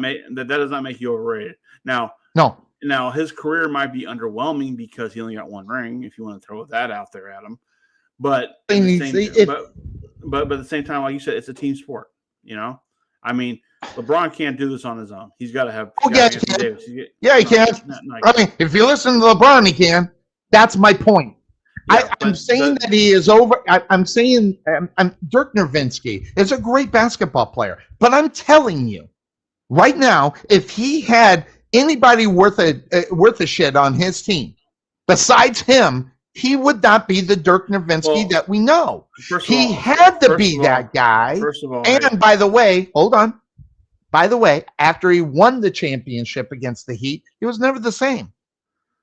He had to do it in order to get that championship. He had to put everything into it. He was never the same. When I say he's overrated, I don't necessarily mean that. He was the only weapon. For how many years did this guy play? You can't count Steve Nash. You can't count Finley. You can't count what's his name, Jock, whatever the frick his name is. I'm talking about bona fide superstars like Dwayne Wade, Chris Bosh, and LeBron James. And he had to. So when I say he's overrated, I don't necessarily, I just feel bad for the guy, because if he had a team that was worth a shit, he would have won 3 or 4 rings. I'm telling you right now. Well, first of all, I do agree with you. Dirk Nowitzki is overrated. Dirk Nowitzki's not. You should probably say his name correctly first. I don't care. Dirk. I don't give a shit what his name is. I've met Dirk. I like him personally. I've met him 3 times. I like the guy. And I feel bad for him because they didn't do anything to help this guy win championships. And now, whose fault is that? I've got a couple of thinking about it, and I'm not going to talk about them. But but I will talk about one. Is Mark Cuban dropped the ball big time. And you can say whatever you want. Mark Cuban is a billionaire. He can bring anybody in that basketball team that he could have. But why couldn't he bring in that? It's because of not Dirk Nowitzki, but Mark Cuban. And that's one of the problems that Dirk had. It's not, he just couldn't get anybody good enough on a superstar level to get 2 or 3 rings that team should have got. By the way, I think the Rangers are up to 0, by the way. Rangers are up 2-0? Mm-hmm. Oh, okay. By the Mariners. I don't know. It's a sports show. It's a sports show. I thought I should throw that in there. Yeah. Yeah, 2-0. Yeah, we care about that. We care about the Rangers because they're so good. Well, I care about when they're bad too. I mean, you can't get me wrong on that. Dude, one. Remember the years they were done by July? I mean, Jesus. I remember they were done by April. That's what I'm talking about. They were so bad. That's unwatchable. Listen. I grew up going to see him play when Buddy Bell, Odie McDowell, Toby Harris, all those. I know those names. Yeah, Ruben Sierra. I used to be in baseball a lot. Yeah, Pete Cavilla. Then he brought in the Pudge Rodriguez and the Kenny Rogers and the Kevin Browns and Nolan Ryans and whoever else. How about the big? Who's the biggest one of all time? A-Rod. They had A-Rod for a while. Boy, we were cursed by him. But Jesus Christ. But yeah, what? I know, right? We're cursed by that motherfucker. But, look. Ranger fans have suffered. I remember. When the Rangers went to 2 straight World Series appearances, right? Played St. Louis, and they played the Giants first, and they played the St. Louis. Years later, me and my family, we go up to St. Louis for Thanksgiving just to get out of Texas, right? Yeah. And one of my things get up in St. Louis. Oh my God! Well. The same thing was as a former truck driver, I always wanted to go up to St. I always wanted to go up on the St. Louis Arch. No, I want to go to the St. Louis Arch. I wanted to go up on that thing because as a truck driver, you pass by all the time. You never get to stop. You never go see it. Yeah, and you see it a lot if you're a truck driver. And honestly, St. Louis as a whole is a really nice city. Now, the hole where they played those games, and I mean hole. That's a hole. I've been there, and it is in the rough part of St. Louis. Okay. Well, the outskirts of St. Louis. How's that sound? There you go. Okay. All right. Anyway, they have a really cool children's museum out there, which we took our kids to, and they had 6 hours of pure fun out there. So it was all good. Back when they would do that stuff. Anyway. Anyway, we did the arch, but I remember being on top of the arch, right? And I looked down at Busch Stadium. I was thinking, look, guys, that's where we got Game 6. And then the guy next to me says, "You got to bring that up, don't you?" I'm like, I know. You don't forget certain things when it comes to your teams. Yeah, back when, what's his name? I can't remember the guy's name now for the Rangers, but had the ball bounce off his glove or something like that. Game 6. Oh, yeah. Yeah, I can't remember. I know of the play. Yeah, It's a play. yeah. The play stays in your Yeah, mind. the name kinda It's goes. almost like Bill Buckner and But then the do you remember boss. that? Yeah, Remember that yeah. because ESPN did a 30 for 30 on him. So Some things you just don't forget. speaking of these which, I heard. days. Speaking of which, says one of my showmates, Michael McCurdy, said that he finished the 30 for 30 American Gladiators episode. Kind of intrigued by it. I never really watched that show. Really, I never did, but I heard there are some wrestlers in that. If I'm not mistaken. Yeah, I haven't watched it. That's on 30 for 30. I will. You know what? I'm gonna watch that when we go off air. Yeah. Because I find that interesting. The American Gladiators was always interesting to me. You know, ESPN finds a good way to do 30 for 30 and do it the right way. Absolutely. I love their USFL one they did years ago. I love the one. And Perlman helped them with that, by the way. And anybody who don't know, his name's Jeff Perlman. He's a journalist, one of the best, and he's been on this show a couple times. He wrote Sweetness, Boys Will Be Boys, the Dallas Cowboys. He helped them with that, and I think that's what made that whole thing really good because the one on SMU is brilliant because as a kid growing up, knowing that SMU got the death penalty, I didn't know exactly how they got it, and to hear how Dale Hansen of all people was the guy that handed the guy the letter that he got, and I'm going, holy shit.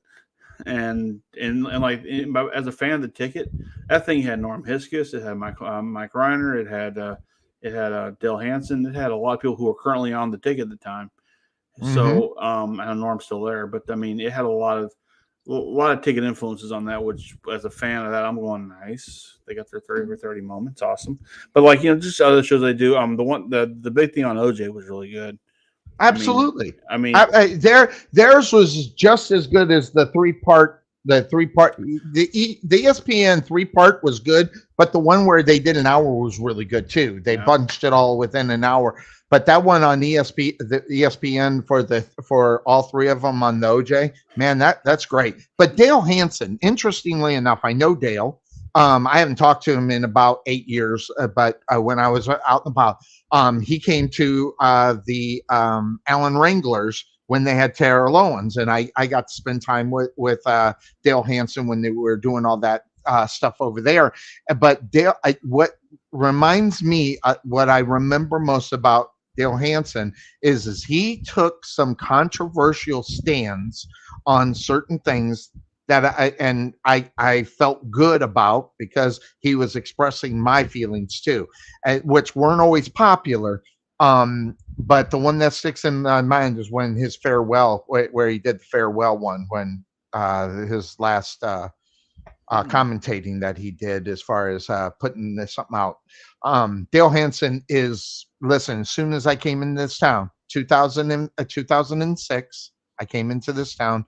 The first voice I heard was Dale Hansen, and I listened to him many, many years, before he retired and stuff like that. I like Dale Hansen. He's really good. I know that him and Brad Sham together calling Cowboy games I know Brad Sham is a legend. Yeah. I know Brad and Babe Loffner have been doing it a little bit longer now, but I mean, I prefer Hansen over Babe. But once again, I mean, I like Babe, but I prefer the Hansen part because Hansen always gave you kind of the Hillish version of football commentary you can get. That's because he brings up things that people don't want to talk about. That's why Dale Hansen, in my mind, has been one of the best in this area. Okay. Dale Hansen is one, Babe is another, Sham is another, and of course, Randy Galloway. Listen, when I'm listening to Randy Galloway in Arizona, that tells you what he is. He's a legend. And one of my favorite lines from Randy Galloway is watch the damn game. You can look at stats all day long, and that's another reason why I go back to Frank Gore not being a Hall of Famer. If you watch his damn games, you don't see him. You watch Sean Alexander, you watch Barry Sanders, you watch all these guys, you go, ha ha ha. You never went ha ha ha ha when you were talking. But here's the thing. There's no way the NFL is not going to put it in a player. Oh, there's no way. The third He's going to be in all-time there. leading rusher I not know. be in the Hall of Fame. So I mean, Yeah, I mean, I know. the thing is, our opinions become irrelevant when it comes to that because God, yeah. because they'll say, well, look at the time he spent in the league, look at the yards. He may not have had 1,000 touchdowns, like, you know. I mean, clearly he's not your typical Madden player, but at the same time, his impact, as small as it may be to an average fan, which we all are because we don't watch all 32 teams, but to an average fan, his stuff might be minute, but it meant something to the team that he played for. Maybe it pulled them a win. Maybe it helped them get over the edge in some cases. Now, did he have any hardware? I don't know if he has any Super Bowl. No, Probably not. no hardware. But, you know, I'm not even holding that against him. But here's the thing. I hate that as a factor into the Hall of Fame that you had to have championships, because Dan Fouts never had a freaking championship ever. Well, Dan Fouts should be in the Hall of Fame. There's no question about that. I get what you're talking about. Dan Marino didn't have a. I mean, he went to the Super Bowl, but he never won one. Oh no, so, I mean, no, but he's in the Hall though. Yeah, Marino's in the Hall. I mean, and let's face it. But Dan Fouts, who's the other one? The one that was the Raiders quarterback, Jim Plunkett. Jim Plunkett's got 2 rings though. Huh? And he's wait, hold on. Is Plunkett in the Hall of Fame? I don't think so. He's got 2. Are you sure he's got 2, or has he got 1? He got 1 in 81, 1 in 83. Let's see if Jim Plunkett is in the Hall of Fame. I know he beat the Eagles and he beat the Redskins. I remember the Redskins when they won 38-9 because that was. Yeah, he's not in the Hall of Fame, and he's got 2. This is really interesting. I wonder, the 2 Super Bowl championship, was he a starting quarterback? Yes. I know he was a starting once. He's in the College Hall of Fame. He is not in the NFL Hall of Fame. Hey. And that's a travesty, by the way. That's a travesty. But, you know, I mean, look, say what you want to about Danny White, but I mean, the guy took over from where Roger Staubach left off and actually broke Staubach's records. Did he win the Super Bowl? I know. No. But now he does have a ring as a punter. But yes. I mean, but you know, he's got a lot of AFL championships, 4 of them, Yeah. As the coach of the Arizona Rattlers. Right. So I can remember when the Rattlers came to town to play the Desperados, and I took my mom up there to go watch them because I never seen arena football, and I had a Danny White authentic jersey number 11. Number 11.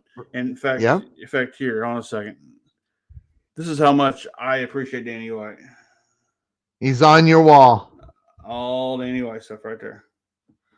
So hey, I understand. So, you know, if I had a wall, I'd have Walter Payton on this wall and John McEnroe on this one. That's how I would. But I also have this too. So. Yeah, there you go. That's a Ricky Williams. I don't have much. I got the dogs playing poker over here, and I do have Pat Tillman, the Sports Illustrated Pat Tillman. Those are the only 2 sports thing I have. That dogs playing poker, it's a classic. Now if you got the Pat Tillman one autograph by him, that'd be nice. The Pat Tillman what? The magazine thing. If you got him to autograph that'd be nice. Oh, if it was autographed, it'd be great. But no, I have it right up on my. I have it right. Well, I hate when it does that, but I have it right up on my desk. It's one of the things that I don't treasure very many things per se, but this one here I really love. I would have, but you can't get a Pat Tillman signed autograph. That's all that. Just in case you didn't know, that's not possible. So if someone say, "Yeah, I got Pat Tillman signed, Sports Illustrated one," you know he's full of shit. What you do is you find someone with the name Pat Tillman. That's horrible. I shouldn't be even saying shit like that. That's horrible. See, I hang around with you too much. Coming down you make me think the stupid shit. It's just welcome to my world. Yeah, well, you know, the craziness. World of celebrity death. Demonic, yeah. That's your IQ, buddy. 0. Not wrong. Oh no, I wear that with pride. I mean, geez, I was thinking about this the other day. We've been 14 years. I don't think as far as impact, at one point, I'll tell you, our show isn't as where it was. We had a cult following when we were over on Blog Talk Radio. We had thousands and thousands. Oh, I hated Blog Talk Radio. Oh, dude, tell me about it. $40 for what? $40 for what? And then when I started, for $40 to hear yourself on a telephone. Interestingly enough, you think about this, Blog Talk Radio, I had called, I was having some problems, and they took me off of the rotation of the money. And I lived on Blog Talk Radio for 5 years without paying for them. I paid for the first 3. I was like, okay, maybe I got my money's worth now. But Cuervo is the reason why we do this show on video. We started doing the Facebook Live, and it just didn't work. So we found this. I found this one. We've been doing this now. In January, it'll be 4 years that we've been doing the video. As far as the show is concerned. So, but no, we had people from Australia just listening to our shows. We had hundreds of people listening to our show in Australia because we had a guy from Australia on the show, and he had a mad following at that time. So we had a lot in Australia. We had a lot in the UK as well. But I wasn't going to pay for Blog Talk Radio anymore, at that point. So I took it until they caught me. After 5 years not paying, and they all of a sudden said, no, we need money for you to do this. So, but that was like right after we found the video on this on Streamline. We've been here for a long time, and a lot less. This is only $25. How much are you paying? Are you paying the full H thing, or are you paying the 25? 25. Yeah, it don't need to be any more than that in reality. I'm thinking about switching over to a different deal. Is it the one? It's just like this, kind of thing. Kind of, yeah. I mean, so it's a little bit. They just don't have the green screen background thing that you can do. that's why I don't do it. So, yeah, and it's free too, isn't it? No, you got to pay for it. But I mean, it's like $5 cheaper than this. But at the same time, I don't know how much more different it would be from what I'm doing now. And plus, I mean, I had the green screen thing behind me at one time, but then I like what you're doing right now. You're materializing every 5 seconds when you move. Yeah. So, I haven't put it up in a couple of, no, my green screen, I could do it with the green screen, but I don't have the green screen up. I was too lazy. I didn't want to pull it out. But normally my green screen holds me a little bit better when I move, because me. The best thing I ever did was I bought this microphone right here, because I used to do the headset and everything else, and it was a beating. This one's a pretty good one. Is it? Yeah. So I just got these ills. So, I love this thing. It's remote, and I could get up and move. I basically got it for work. So it's just my new career at 55 or 56 years old. How old are you? I'm not. You're 56 earlier. You're 56 earlier. You turned 55. I'm 56, and I, like a dummy, changed my career. And young people just don't have. I just come to the conclusion young people don't have a clue, but it is what it is. But I deal with a lot of young people. So, but anyway, did you see this? Take a look at this. These are the guys that are going to be starting at the quarterback in the AFC South. Wow. Quite possibly the worst division of football, and the only one on there that's worth a nickel that we know of in reality, because those are 3 rookie quarterbacks starting for the AFC South. Only one that has experience. Made the playoffs last year. You can't take that away from my Jaguars. I tried to. I still don't believe in them. I really don't. I don't believe in the Jaguars yet. You know what though? That division right there. If he doesn't go out there and blow them out right now, I agree. And then they need to win the division by 4 games before I believe in Trevor Lawrence. I believe in their coach. I love the coach. So if and the coach is the one that got him to the playoffs. I'm telling you right now, because you don't play as bad as you did at the beginning of the year and make the playoffs normally. Listen, he needs to go 6-0, if not 5-1 at the least, and 4-2. That's a little. If he goes 3-3, he's really screwed. I think you're right, because this is the time that if you're going to make a move, if you're Trevor Lawrence, if you're going to make a move in this division with 3 rookie quarterbacks that are all 3 going to start, then you are in a lot of trouble as a quarterback in the NFL. And so basically this is a make or break season for Trevor Lawrence. Peterson can only coach him as well as he did enough today. And now it's up to Trevor Lawrence to take that step and become the quarterback that he can become. And whether or not we'll see it or not, I don't know. There's a lot of film on Trevor Lawrence now, especially the last 4 weeks of the NFL or 6 weeks of the NFL season when they went on that 5-1 run to get in there. So congratulations for doing it. But now that film is there. Give those defensive coordinators all off season, man, they're going to eat him up. I don't know. We'll find out if he can become that guy. But in that division of football, again, look at that. I mean, all rookies, every single one of them. And Will listen, I'm going to tell you right now, Will Levis is the guy. Oh, Levis is what they call him. I say Levi's because I spell that way. That guy right there, I think, might be one of the better ones. He might not be better than one of the two. He might be number 2. I bet you Anthony Richardson falls off. I don't think he is the guy. I think CJ Stroud is a guy. And I think Will is one of them too. So, but right now with Tennessee and their deal right now, Derrick Henry is not signed right now. And that's a big problem for Tennessee moving forward for Will Levis. So this is something that they're Levis. That's going to be a big problem for them if they don't get Derrick Henry to take the pressure off of their rookie quarterback to be excellent. So I think they still need Derrick Henry to be on that football team, whether or not he will remain on it. I don't even know what his status is right now.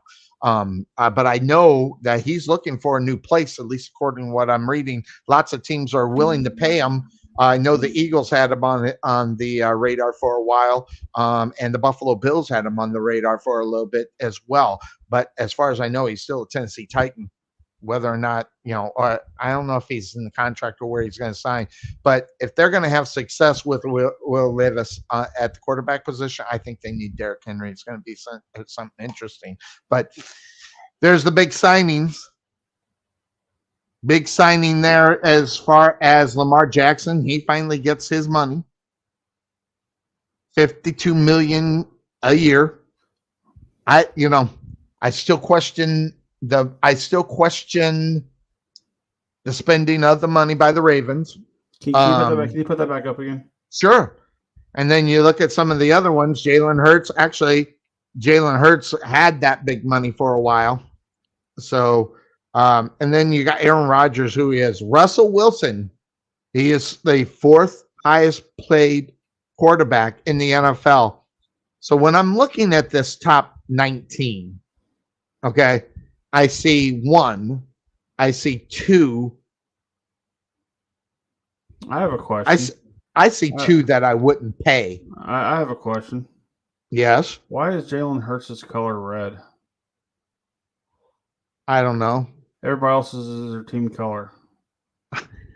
I did not make the thing. You see, I stole it from professional fans. I didn't make the damn thing. If you want to, what about Patrick Mahomes? I mean, if you want to talk about something, but they win, so gold. I understand. So,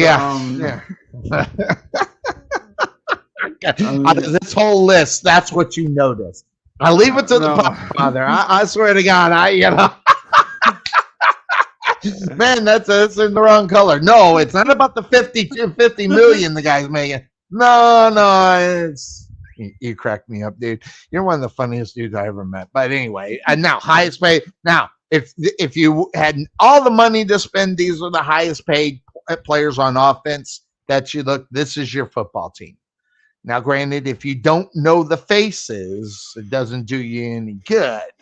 However, if you look at the wide receiver, tight end, wide receiver, quarterback, running back, I know all those guys. I know that that's Kelsey in the middle. I know but I don't necessarily know these other guys per se, unless the name was, I know who that is, because you normally don't see their faces, especially offensive linemen. But this is the number right here. These are the highest paid players, and look at one of them, and I see 16 million. I see him, and then I see Kelsey at the center position only making 14.3 million. and these other guys making what they're making up on the side. Kelsey is a badass, and it's not obviously the Kelsey from the Kansas City Chiefs. It's his brother. He's a badass. He's going to come back, but 16 million, Christian McCaffrey. I mean, if you go back into the day, if you go back 10 short years, and you look at who was making the money, the running backs were making money. And then everything changed where quarterbacks. So, and then also according to this, the center's the lowest paid player, and the running back is right behind him. Yeah. And then tight end. Three of the biggest positions that probably take the most punishment. Yes. Your highest paid player is your quarterback, which okay, I get that. He's your leader. Your two receivers are about making the same.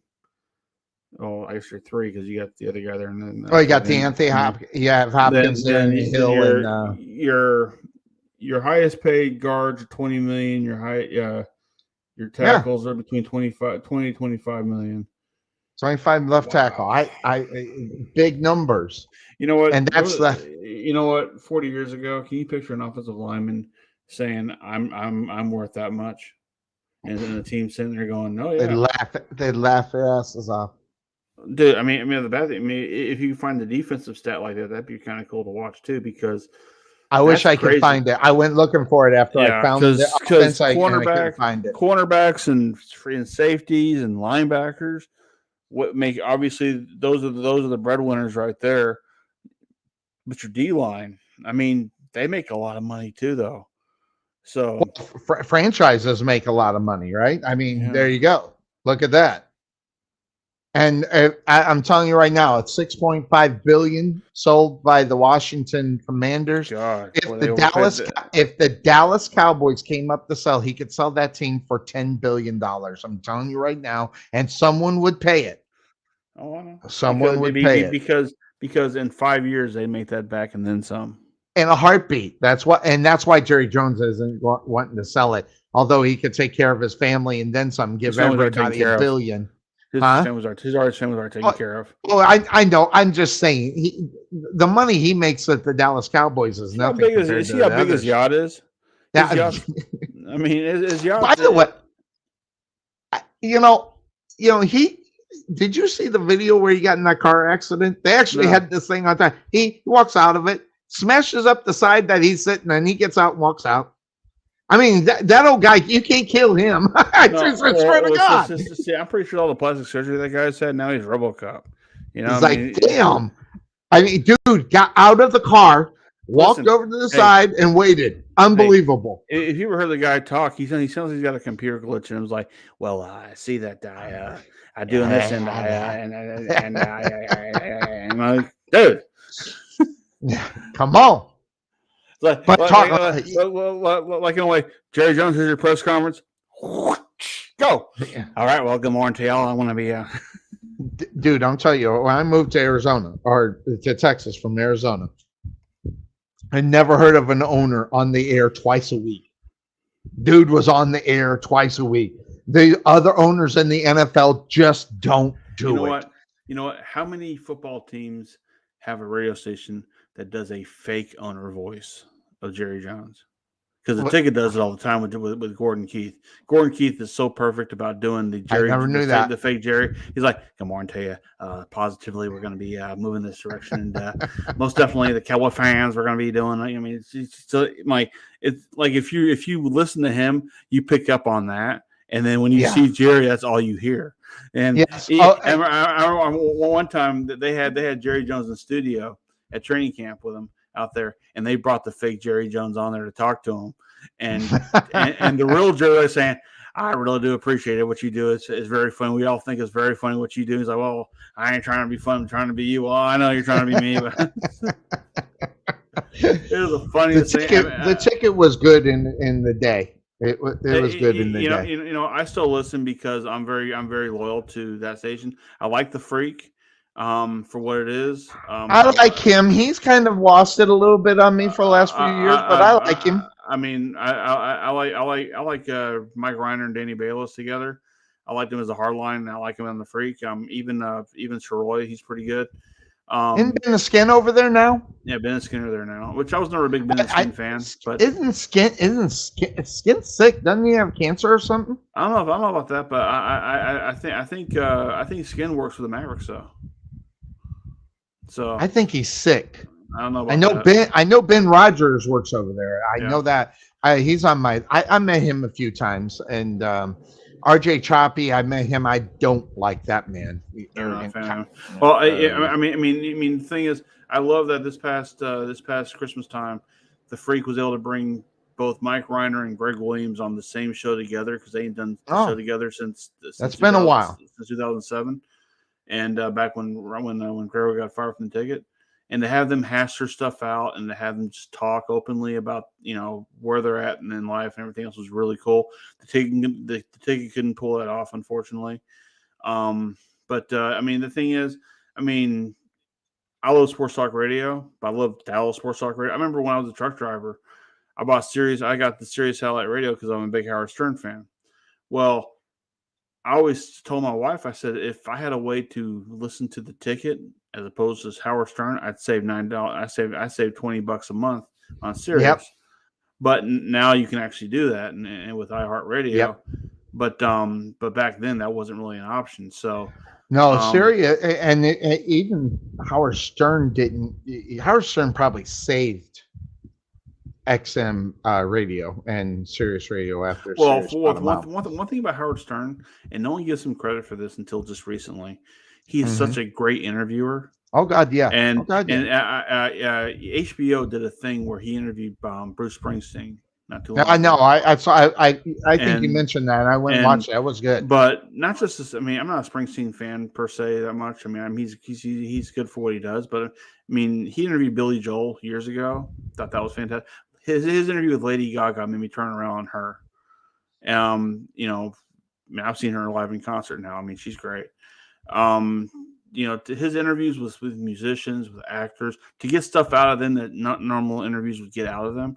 His interview, and I know this is going to cause heat with some of your fan base, but he interviewed Hillary Clinton years ago. This is after she lost to Trump in the election, and he made her more human than she ever made herself look more human. Well, exactly, but the interesting thing about that is those questions that he's able to answer today is because of what he was. Like, let's say you and I just walked out of journalism school, and then you had an opportunity to interview whoever. You're not going to ask the same questions that Howard Stern is because of the years that he's been kind of doing that, and he could get away with some of those questions. He's built enough credibility with that's it, credibility. Yeah. But the thing is, what did that for him more than anything was America's Got Talent. America's Got Talent showed America that he was human. He wasn't the beast that they perceived to be on the radio. And by the way, if I read correctly, he really did not like that gig at all. But it did show him, show people who he was. Yeah, that's what it is. Yeah, it was a sacrifice. He got to see his daughter out there on the West Coast a lot, which he probably dug. But definitely he never really. He's a creature of habit. Absolutely. He's a creature of, I go to bed at 7 o'clock at night. I wake up at 3 o'clock in the morning. I go into work. I do, and now I think he does his show from home now. So I don't think he does. He does his show from home. So because he's a germaphobe first and foremost. When COVID broke out, he ain't going nowhere. Yeah. But he really found a way to cross over from his fans to everybody. Absolutely. And people who didn't like him before, they remember what he was, and they don't want to talk about him because he's just the most disgusting human being in the world. But there are those who go, yeah, not bad. I can remember as a truck driver, every once in a while I take my mom on the road with me because she couldn't drive anymore and had to get her out of the house. So we used to call her farewell tour. She got a chance to go around to see the country and whatever else, right? And I have Howard Stern on, and she's not a big Howard Stern fan at all. But she listened to his interviews, and she's like, wow, that was really good. Like, he interviewed George Clooney one time, and she's like, wow, he got that out of him. And he's not the same interviewer as he was 20 years ago. 20 years ago, I couldn't stand listening to his interviews because he's an idiot. Well, back then now he's more Settled. He says his biggest regret was how he interviewed Robin Williams back in the 80s. Who? And Robin Williams when he interviewed him. And he was more about being a bigger star than Robin Williams as opposed to letting Robin being the star that he is. And as he was thinking about reaching out to Robin and say, look, I'm so sorry. I didn't mean for that. If I came across, because he poked fun at Robin Williams for cheating on his wife with the nanny and everything else. Yep. So he was going to reach out to him. The next day, Robin Williams hung himself. And that completely destroyed him because he's like, damn it, I missed out. And because of that, he's now open. I mean, he used to go to war with Rosie O'Donnell back in the day. He used to go to a lot of people did. Her and Kathy Lee Gifford used to go go crazy. He's had him on their show now. Like, you would never think that would ever happen. But he's like, look, I'm not that person anymore. And I always tell people, it's not who you are when you start, it's who you are when you finish. Absolutely. And you kind of think about it, put it in a wrestling term. He was an entertainer. This is what he had to do to get over. And as wrestlers go throughout their career, there are certain places they won't go anymore. It's the same. It's basically the same thing when you look at Howard Stern in his career and what he did. I'm a huge Roddy Piper fan, but you can't do the stuff that he did back in the day. Oh, God, no. I mean, couldn't get away with it. I mean, you couldn't show up to a show in half blackface. I mean, you can walk onto the set of the A-Team and tell Mr. T, hey, you have more chains than your ancestors. You can't do that. Can't do it at all. Funny as it could be, you can't. I mean, remember, this is a sensitive world we live in now, where the Dukes of Hazzard, which was a family wholesome show, you can't watch it because they had a Confederate flag on the roof of the car. Now you can't even find a General Lee even at the Barrett Jackson's car auction anymore. So I mean, a little bit different. Things have changed. I mean, there's still some great things out there. I just watched Escape from Alcatraz again. I haven't seen that in a long time. Wow, great movie. It is. It's a great movie. But putting it to today's type of how they make movies, they don't make movies like that anymore. No, not at all. Because of that movie, there was really no ending. Absolutely, absolutely. It's crazy. But it was. I mean, it's just and once again, going back to our earlier conversation about young wrestlers and how they're coming through the business and how they kind of feel entitled and they pay their due. They're paying their money. That's their dues. No, it's not. I mean, their dues is picking up some. I heard. Sometimes Bobby Horn will sit there and say, "Hey, I need somebody to pick up somebody at the airport," and nobody'd raise their hands. Nobody. Let me tell you something. As a sound guy, I have picked up Keith Lee, Thunder Rosa, Ricky Reyes, Ty Valkyrie, Brian Cage. Think I didn't pick their brains? I'm not a wrestler. Not at least not anymore. Think I didn't pick their brains? These are opportunities for young kids to. Do you think if James Beard was at the airport and I had an opportunity to go pick him up, I think I want to go pick him up and talk his ear off? Hell, I talked Jimmy Hart's ear off at the airplane going to WrestleMania 9. I mean, these are opportunities that are presented to these kids, and a lot of these kids just don't make the time to do it.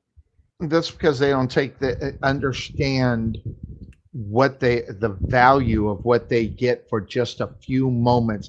I want to use this example. When you and I were sitting in the Dallas Elks Lodge, we had Sean, last name. I know his first name. Sean Hernandez.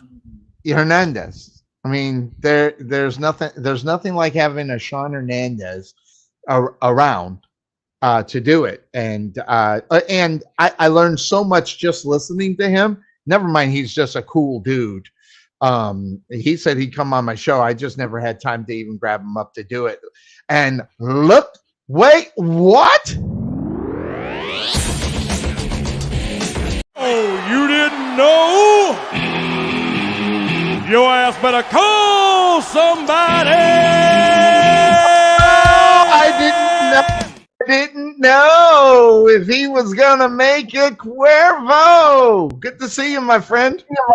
Better late than never, Sonny. How you doing, my friend? Hey, fashionably late, man. You didn't get the high and tight, though, man. I don't need to get it every week like I used to, so. I know, man. Every week before the show, always 20 minutes late because he had to go get his hair cut every Sunday morning. Just hey, that's the life of the military, man. But hey, by the way, you can't dance. In case you didn't know, you can't dance. I don't know, but you can't. No. You cannot dance. I wanted to get the video. But I forgot that it's private because I tried to download it. I tried to grab it, and you can't dance. But that being said, you're very nice. That was your wife's mom, right? Is that who that was? Yes. Yep. Yeah. But you can't dance. But I still respect you though. I appreciate that. But how was that, man? I mean, you're on the boat for 4 days. You're just drunk for 4 days. That's probably what I would have been. No, I tried, and those drinks. I tried, but you know what it was too is, I don't know if you've been on a cruise before, Sonny, but the other half of going on a cruise, it's not just the boozing part. It's because of the all-inclusive. The eating part, I ate way too much food, and so now I need to tone it down now that I'm back home. And got it. So I just think the fact that we ate so much food, it didn't allow us to really, get the effects of the alcohol. But we tried. It just didn't happen. They'd probably change the price after I got there for the food. Sonny was here. Okay. All right. We need to raise the price of this this cruise. So but there was all inclusive. So you get the cruise, the food is free with the exception of a couple restaurants that you can pay extra to go to that, like a steakhouse. Privacy. They had a sushi place. There was a seafood bar, like a little with some lobster tails and all that stuff. So, but all the other stuff, they had a buffet. They had Guy Fieri's burger spot. They had a taco bar. They had a deli. So there was foods that was all included, and you didn't have to pay for none of that. But some of the other restaurants, it was extra. If you the little privacy area, so you don't have 9,000 people around, just have a few. And the drinks for free. That's kind of nice. Yeah, I haven't been on a cruise in a long, long time. I'm thinking about doing it. It's just more in the fact that finding time now is half of the problem to do that. But good to see you. By the way, I just wanted to kind of give you a heads up. Who won the NBA championship? Nobody yet. It's still going on. It's still going. Is it still going on? I just didn't think anybody was watching it, but Cuervo, I got something that you got to see because this is classic, and it's probably the funniest thing I've ever seen. Hold on, it wants to scroll. Right here. No, where's the powder? You gotta love the Golden State Warriors pouring out the powder. I love it because we didn't get this. You can't look at me now. Oh, every team should do it. So anyway, by the way, I want to. We were talking about did you see the set up the John Morant looking?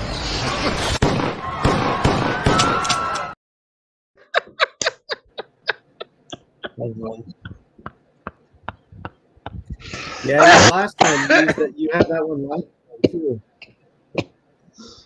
Oh, that's right. We did talk about that. Hey, every time you see it, makes me laugh. So it's just right with everything that's going on. It just makes me laugh. So I had to play sort of like what's his nose? We're running for the Giants quarterback. Knock me. I gotta find that video again. I took it out because it needs space. But I'm gonna keep the LeBron James and the Murat part of it in case we need it and stuff. But hey, interestingly enough, Cuervo, Damar Hamlin. Big story back at training camp after I don't even see. This is an interesting thing. I don't even care if the guy can play a lick or not. Look what he's doing. He's out there trying to, and I'll tell you right now, they can't cut him. Yeah, depending on what's going on, they're not going to be able to cut him. The question is, are they going to play him in the regular games? I guess we'll never know. Every story that you're going to read is going to be completely positive, right, Cuervo? I mean, it's not going to be negative at all. So I'm gonna ask you, what is this a feel-good story? Probably more than anything when you're looking at what Buffalo's going on, or do you really think this is a guy that's going to be able to make some plays? Well, I mean, yeah, I don't know if I'd call it feel-good. It's pretty inspiring actually, because it's inspiring, definitely. His heart literally stopping on the football field, to being back out in practice and running drills with the team and all that, and being in the OTAs. And I do think that he might have to compete for a starting job again. But if he wins it, that just kind of puts a cherry on top of the story, in my opinion. But I do think he's going to be on the field in some way, shape, or form, whether it's special teams or he gets his starting job back. Either way you look at it, though, I do think it's very inspiring to see him, make the recovery, and just the fact that he's not afraid to get back out there, even if it is just OTAs and whatnot. I mean, it just shows that he does want to be back out on the field. He does want to be back with his teammates, and he still wants to live that life of a National Football League player. By the way, that's Trey Mack. He's my he was my wrestling commentator when I did it. It's Trey Mack. I forgot. I didn't even give I thought you met, maybe. I don't know if you met or not, but that's Trey Mack, by the way. This is our first time. Trey. No, first time. Yeah, good to meet you, Trey. Same here, sir. He comes in. He fills in for you when you can't make it. And Z, you met Z, so you already met him. So, by the way, I'm glad you're here, because there is a story. Yeah, definitely. There's a story out. Leslie Frazier is being hired in Green Bay. This hire, I think, has got some double meaning to it, as far as I'm concerned. Yeah, that's Green Bay is expected to hire former NFL head coach Leslie Frazier. It's in the news. So that being said, of course, that's the name of this show. Is this hire just in case they decide to get rid of the young guy after, what's his name? The head coach of it, no one, he used to be an indoor football quarterback. And he basically just, I don't know, for lack of better words, ran the show while Aaron Rodgers was there. But let me see here. Let me find out. Head coach, Packers. They'll tell me. This is his name. Matt LaFleur. Yeah, Matt.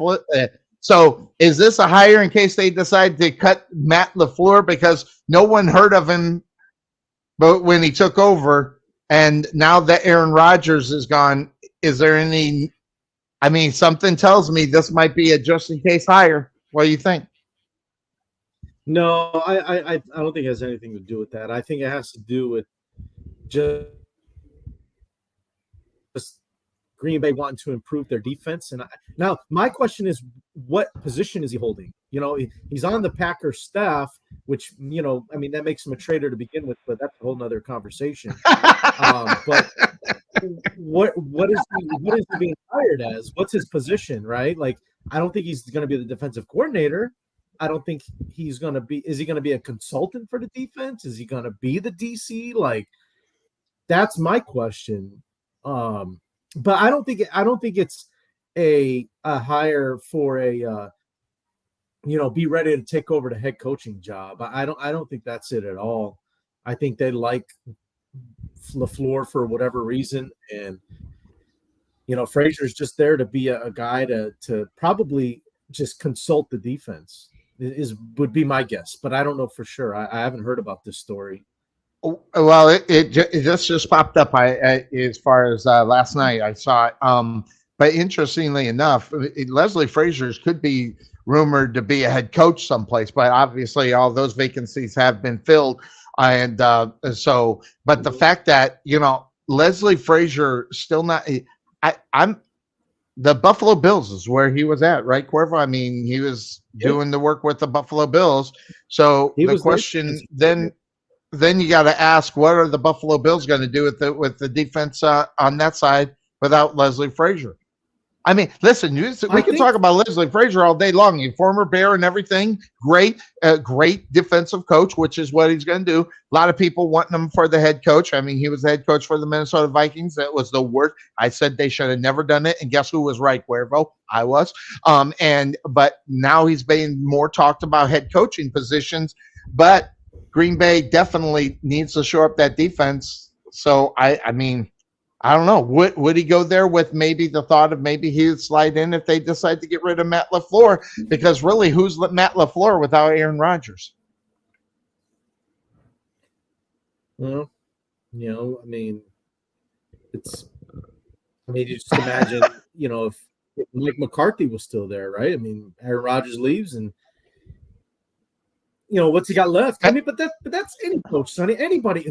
It don't matter who it is. Like, when a guy like that leaves your team, you're talking top 5 to top 10 quarterbacks in the league. When you lose that, I don't care if you're Bill Belichick. Oh, wait, that happened to him. Yeah, it's not the same. It's just, tell me Bill Belichick is still coaching at the same level now without Tom Brady. Well, yes and no. It's a lie. It's a bold-faced lie if you think that's true. Well, no, I don't think he's definitely coaching as good as he can. But also, I think you have to take in the fact that he doesn't have what he had, so that really takes into effect. And here's the problem with replacing the GOAT. You're replacing the GOAT, and so no one's going to be able to live up to that. Not Mac Jones or anything else. So. It's kind of, we go back to the question: was it Tom Brady or was it Bill Belichick? It's always going to be a question in reality. Of what, regardless. I mean, Tom Brady has at least won the Super Bowl after he left the Patriots. So right now, I guess he's got one up on Bill Belichick. Yeah. I mean, I think the tougher thing though to do is. When you've already, how do I say this? For Brady, he's already got the knowledge and he's already established himself at the time as, a guy with 6 rings, and he brings that to a new team, right? I think that's easier to do. And this is not to discredit Brady, but that's easier to do and implement that on a new team as the quarterback than for the coach to develop a rookie and to get him to develop and teach him what you taught Tom Brady, because there's only one of those in the world. There's only one Tom Brady, right? So you're not going to get the same result out of Mac Jones that you did with Tom. So you can only hope that he has even half of the knowledge and the effort and the will to win, the will to study and do all the things that Tom did to get him where he, became what he became. And so for Belichick, that I think the bigger challenge is Belichick finding a guy to develop how he did Tom Brady than for Tom Brady himself to just go to a new team and do the same thing. So, everybody that's like, oh, well, Brady's by far the better. Yeah, it looks like it now, but I just don't know. It makes me think, how much longer does Belichick try to develop Mac Jones into the guy that can win? He's never going to be at Brady's level, but even if he gives him half of the results, you're talking playoffs, You're talking maybe a couple of AFC championships, maybe one Super Bowl, 2 Super Bowls, if that. They'd be lucky to get that. Yeah, they'd be really lucky. Even one Super Bowl, they'd be lucky to get. Absolutely. So that to me, if Belichick can pull that off, then I think that might answer the question. It just, how much time does Belichick? How much more time? Because it's been 3 years now, 2 years? Yes, no, 3. 2 3. or 3 years. Mm-hmm. And I mean, got one playoff. The team all around doesn't look all that great right now. The team all around doesn't look all that great. So, Trey, do you think that Bill Belichick was the success behind it? Was it Tom Brady? I want to get your take, because I always kind of like your takes on some things, because you usually go off the road with it. So, what do you think? Bill Belichick, Tom Brady? What is it? It's a mixture of both. Okay. I mean, could Jimmy Johnson win a Super Bowl without Aikman, Emmett, and Irvin? Probably not. I mean, he didn't with the Dolphins. I mean, but the thing is, it's all about his system in place to help make Brady who he is. Brady took that, found success elsewhere with it, and look, Tom Brady was able to do the one thing that very few quarterbacks who were great back then couldn't do later on in their career, and that's find success elsewhere. I mean, right. Montana couldn't do it. I mean, he got close, but he didn't quite do it with the Chiefs. What's his name? Interesting. That's a good point. Peyton Manning found success later on with the Broncos. But it's not a simple system to sit there and go, everything's got to be A, B, C, D, and E. I mean, clearly there are different points to all this. Had Tom Brady came into the league and had one of the former coaches of the Lions coaching him, would he have success? There you go. I mean, it's hard to say. We'll never know that, right? It's something we'll just never know. Having said that, let's say he had gone and had a coach. Let's say he was drafted by the Lions, played for the Lions for 8 years, was a subpar quarterback, even with Herman Edwards or not Herman Edwards, with last name is Herman. Yeah, Herman Moore. Herman Moore. Yeah. Had all the great receivers that they had for Detroit, just no defense and really no offensive line and really no running back after Barry left. So let's say he had all that and just was subpar. Then he goes to a team that has Belichick. Does he become a better quarterback? Does he change his perspective? I mean, it's hard to say, right? I mean, we just know what we've seen, right? Brady's got rings in 2 different places. He might have it at 3 if he decides to play for the Raiders, but that's probably not going to happen. Probably not going to happen. That's an interesting story up on top of it. The thing is, I was kind of surprised with the fact that he's a Bay guy. He's a San Francisco Bay guy. I mean, he grew up loving the 49ers. Yeah. Yeah, I'm not surprised he didn't try to take a swing at that. But, look, it's bad for any of us to sit here and question Bill Belichick and how great he is because he's only won with one person, but it worked. It worked. Look, go back to my world, professional wrestling, right? Hulk Hogan ran that title for a long time. Wasn't the greatest guy in the world, but he ran it for a long time. They made a lot of money, and when he went away, they suffered. Yep. They put the belt on other people, didn't get around till the Austin era. So that's just how that is. Look, both guys are great. They were fantastic together. You're going to build friction with each other when you work with each other for such a long time. Look at me and you, Sonny. We have friction all the time with each other. So, I mean, and yet we work so great together. So is that what it is? Is that what it is? Exactly. I mean, we're the best broadcast team in wrestling in DFW there was, but yet we can't get along. It's amazing. But I don't know. Something like that. Look, to each his own.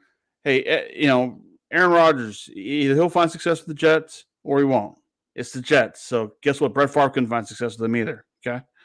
So, well, I look at that. I look at this and I ask myself the question: 10-0 These are the two guys that stopped him.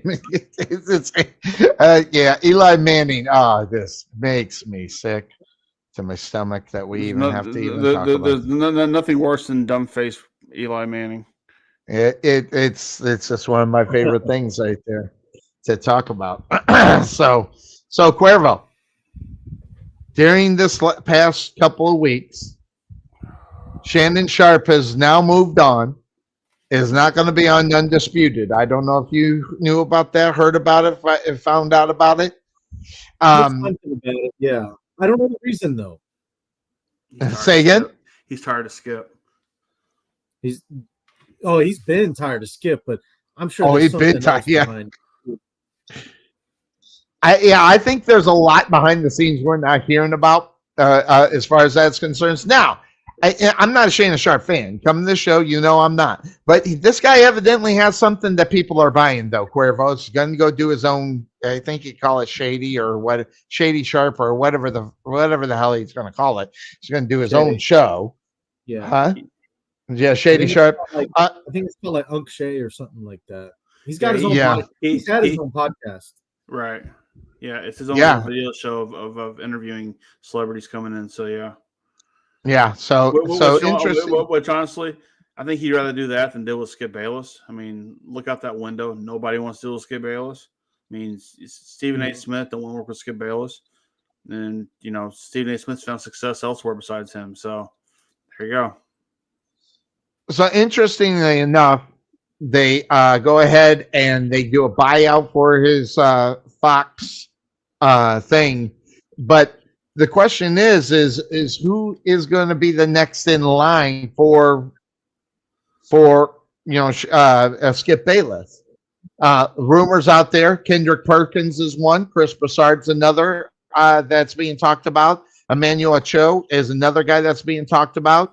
And even Lil Wayne, because I think Lil Wayne, doesn't he do his the intro and stuff like that? Is going to be maybe a guy. Who do you think? It's got to be a name that Fox can sell. You can't sell Chris Broussard. Sorry, I mean he probably can't. I mean that guy's a radio guy more than anything. So I mean he's not a TV presence. Is Lil Wayne smart enough to do that show, Cuervo? Lil Wayne I don't know anything about him.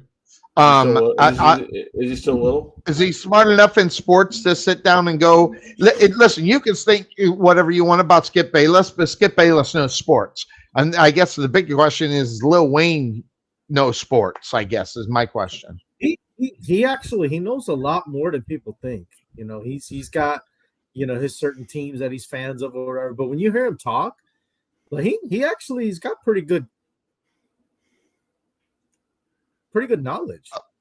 He has good knowledge, but he has really bad judgment. So I wanted to say things. What is the judgment about what he does, what he says when he's just like the whole Wayne instead of Lil Wayne or however he does it? I don't know anything about him. So I mean when the player for the Bills was paralyzed on the ground, they had to revive him and all that stuff, and Skip Bayless says they shouldn't have stopped the game when clearly nobody at that point was willing. I mean, they had to revive a guy off the field, and it's a no-win situation for anybody. And that's Skip Bayless. Yeah, but, right, and that's what I'm saying. His thought process on that, it doesn't translate to the reality of today, and I think a lot of that has to do with. Advertisers look at him going, how can he say that? I mean, I know the guy's trying to be a shock jock here in a way, but at the same time, a guy died on the football field. They brought him back. Do you think anybody on that field was ready to play football and risk getting injured even more than what just happened? I mean, once again, he's looking at, I know Skip was looking at, the time they can't replay the game because we're too far late in the season. Playoffs, fine. Now's not the time to bring that up. The man just got carted off the field. Don't bring it up now. Wait a little bit.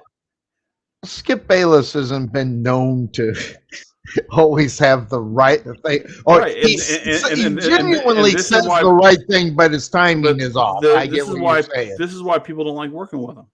Hell, he was the first ever voice on the ticket. The first ever voice on the ticket. He was the one that showcased the ticket. Into Really? I didn't know that. Yeah, and he was there for a year, and then he left. They couldn't deal with him. He had to leave, and he's been. I mean, he was a guy that comes out and says that he believes he has on good authority that Troy Aikman is gay. Just to throw that out there for everybody to read. Not that it was true or not. Just throw it out there. Let's see if we get some traction. Pissed off Aikman. I mean, and for 6 years, Aikman boycotted the ticket because he was a part of the ticket at the time. Now Aikman's on the ticket all the time. I did not necessarily know that. So, that's interesting. I mean, Skip Bayless, he talks before he thinks, and I don't think he thinks that much. Now, is he I do right? the same thing, but not right. But I mean, is he right about the content that he throws out? Maybe. I mean, you're right. Sports wise, he gets it. On a practical level, he gets it, but not that emotional level. That because we're all sports fans. We all feel our team when they win, when they lose, when they suck, when they're great. We feel all that. He doesn't have that. He has that X's and O's factor that makes a team great or not so great. Well, hold on. He's a big Dallas Cowboy fan. I mean, That's so true, he's too. That's true too. But I mean, he's from this area, so I mean, he clearly has allegiances. Hell, every sports fan has allegiances. I mean, every sportscaster has that. There's no impartiality when it comes to sports talk radio. Wait, I am. Yeah. Okay, Mr. Tigers. But I mean, look. Hey, it is what it is. That's how he's made his money. Okay, I don't know how much money that guy's made. But he has made a ton of money for ESPN, Fox, and everybody else he's worked with. And if they find someone to work with, I say let him have a show on his own. Let's see if he can draw reins on him by himself. And I'm going to tell you the reason why. I've watched his podcast. He's horrible. He needs somebody to bounce off whatever the hell he's going to do, because by himself, he's got his own podcast, it's horrible. I've watched it a couple of times, tried to watch it. And it's horrible. He needs someone to bounce it off. You know what? You go a long way from being. I mean, like Stephen A. Smith has his own opinion, but he's entertaining as hell. I don't like the guy at sports. Can't stand but him. He's entertaining as hell, and I love that about him. Okay, Skip don't have that. Rick Eisen is entertaining. Rich Eisen, sorry. Dan Patrick's entertaining. Those guys have a way to bring in an audience to make you feel inclusive with them. Skip alienates you from him completely because that's how he is. That's why he needs somebody. Yeah, and once again, he's alienating his co-host too, which doesn't help him out. So, how dare you say such a thing? That is insanity. Exactly. So don't worry, I can follow that really. Hey, Cuervo, I saw your eyes roll. What was the eye roll? I'm very interested. What was the eye roll about? No, I'm just thinking to myself, like,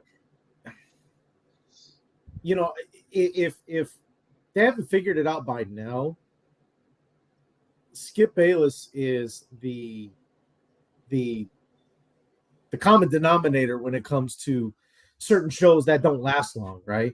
Wow, had First Take with when he was on there, or was it? I don't remember if it was called First Take at the time, but no, it wasn't. It was Cold Pizza, is what it was called. Yeah, but my point is, didn't work out with Stephen A. Didn't work out with Shannon Sharp. Didn't work out with the ticket, as Trey mentioned. So the common denominator is not the company. It's not the show itself.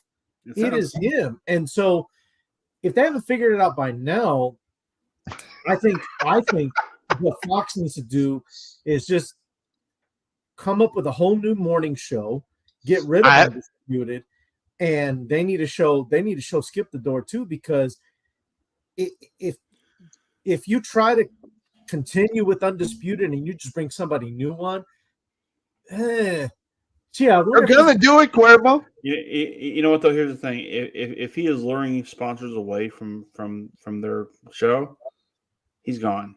If you take money away from the people that are paying you, you're gone.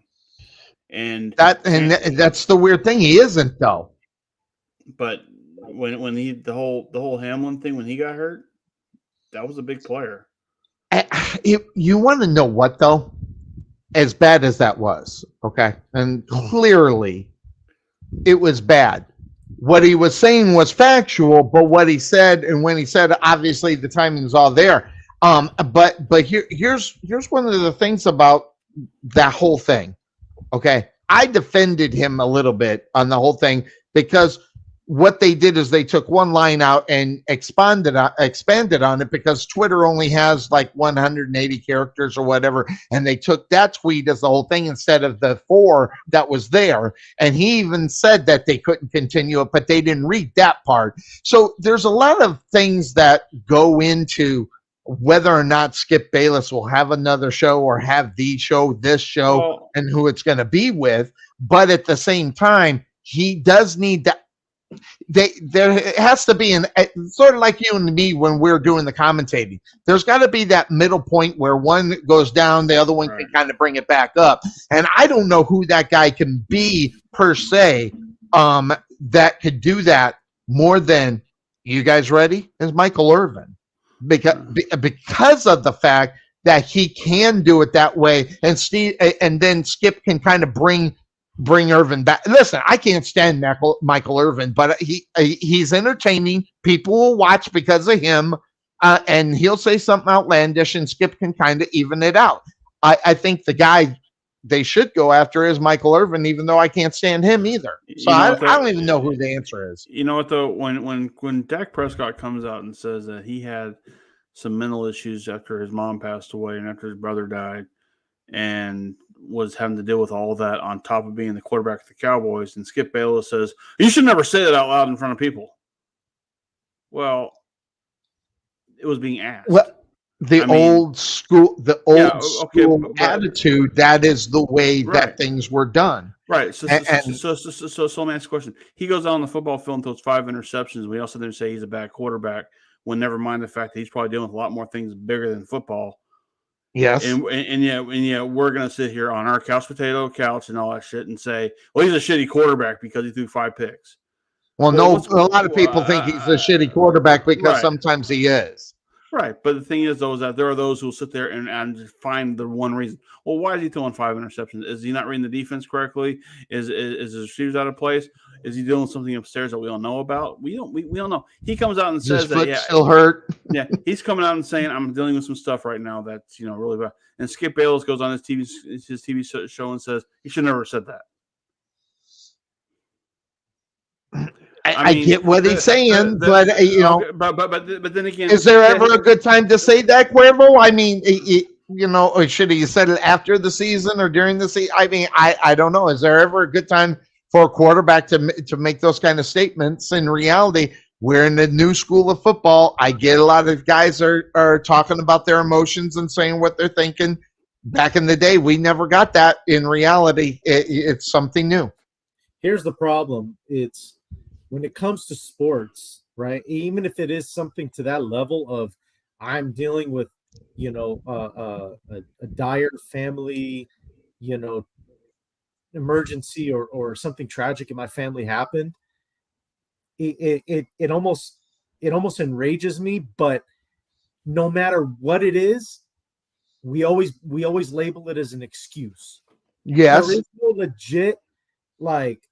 no legit justified reason why somebody's playing bad, whether it's an injury that they're trying to tough out, or they're going through something personal on a mental level. Everything is an excuse. Well, I've been playing with a broken toe. Oh, what an excuse. Oh, my father just passed away. Oh, what an excuse.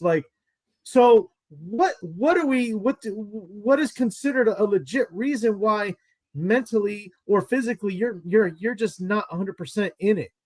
What can be said, or what is a legit thing to be like, okay, I get that. And you know what? And this isn't like going to your teacher say, hey, I forgot to turn my homework assignment because my dog ate my assignment. This is done. It's not like that at all, where you can have that 1,000 times. This is an NFL player who might be making more money than he should, but at the same time, he still has to live on the same confines of life that we all do. You're dealing with a mother-in-law right now who's not doing very well. Okay, I don't know what that does for you if the worst things happen. I know what it was like when my mom died. I know what it was like when my dad died. I know I was a mental case at that time. I couldn't be around people.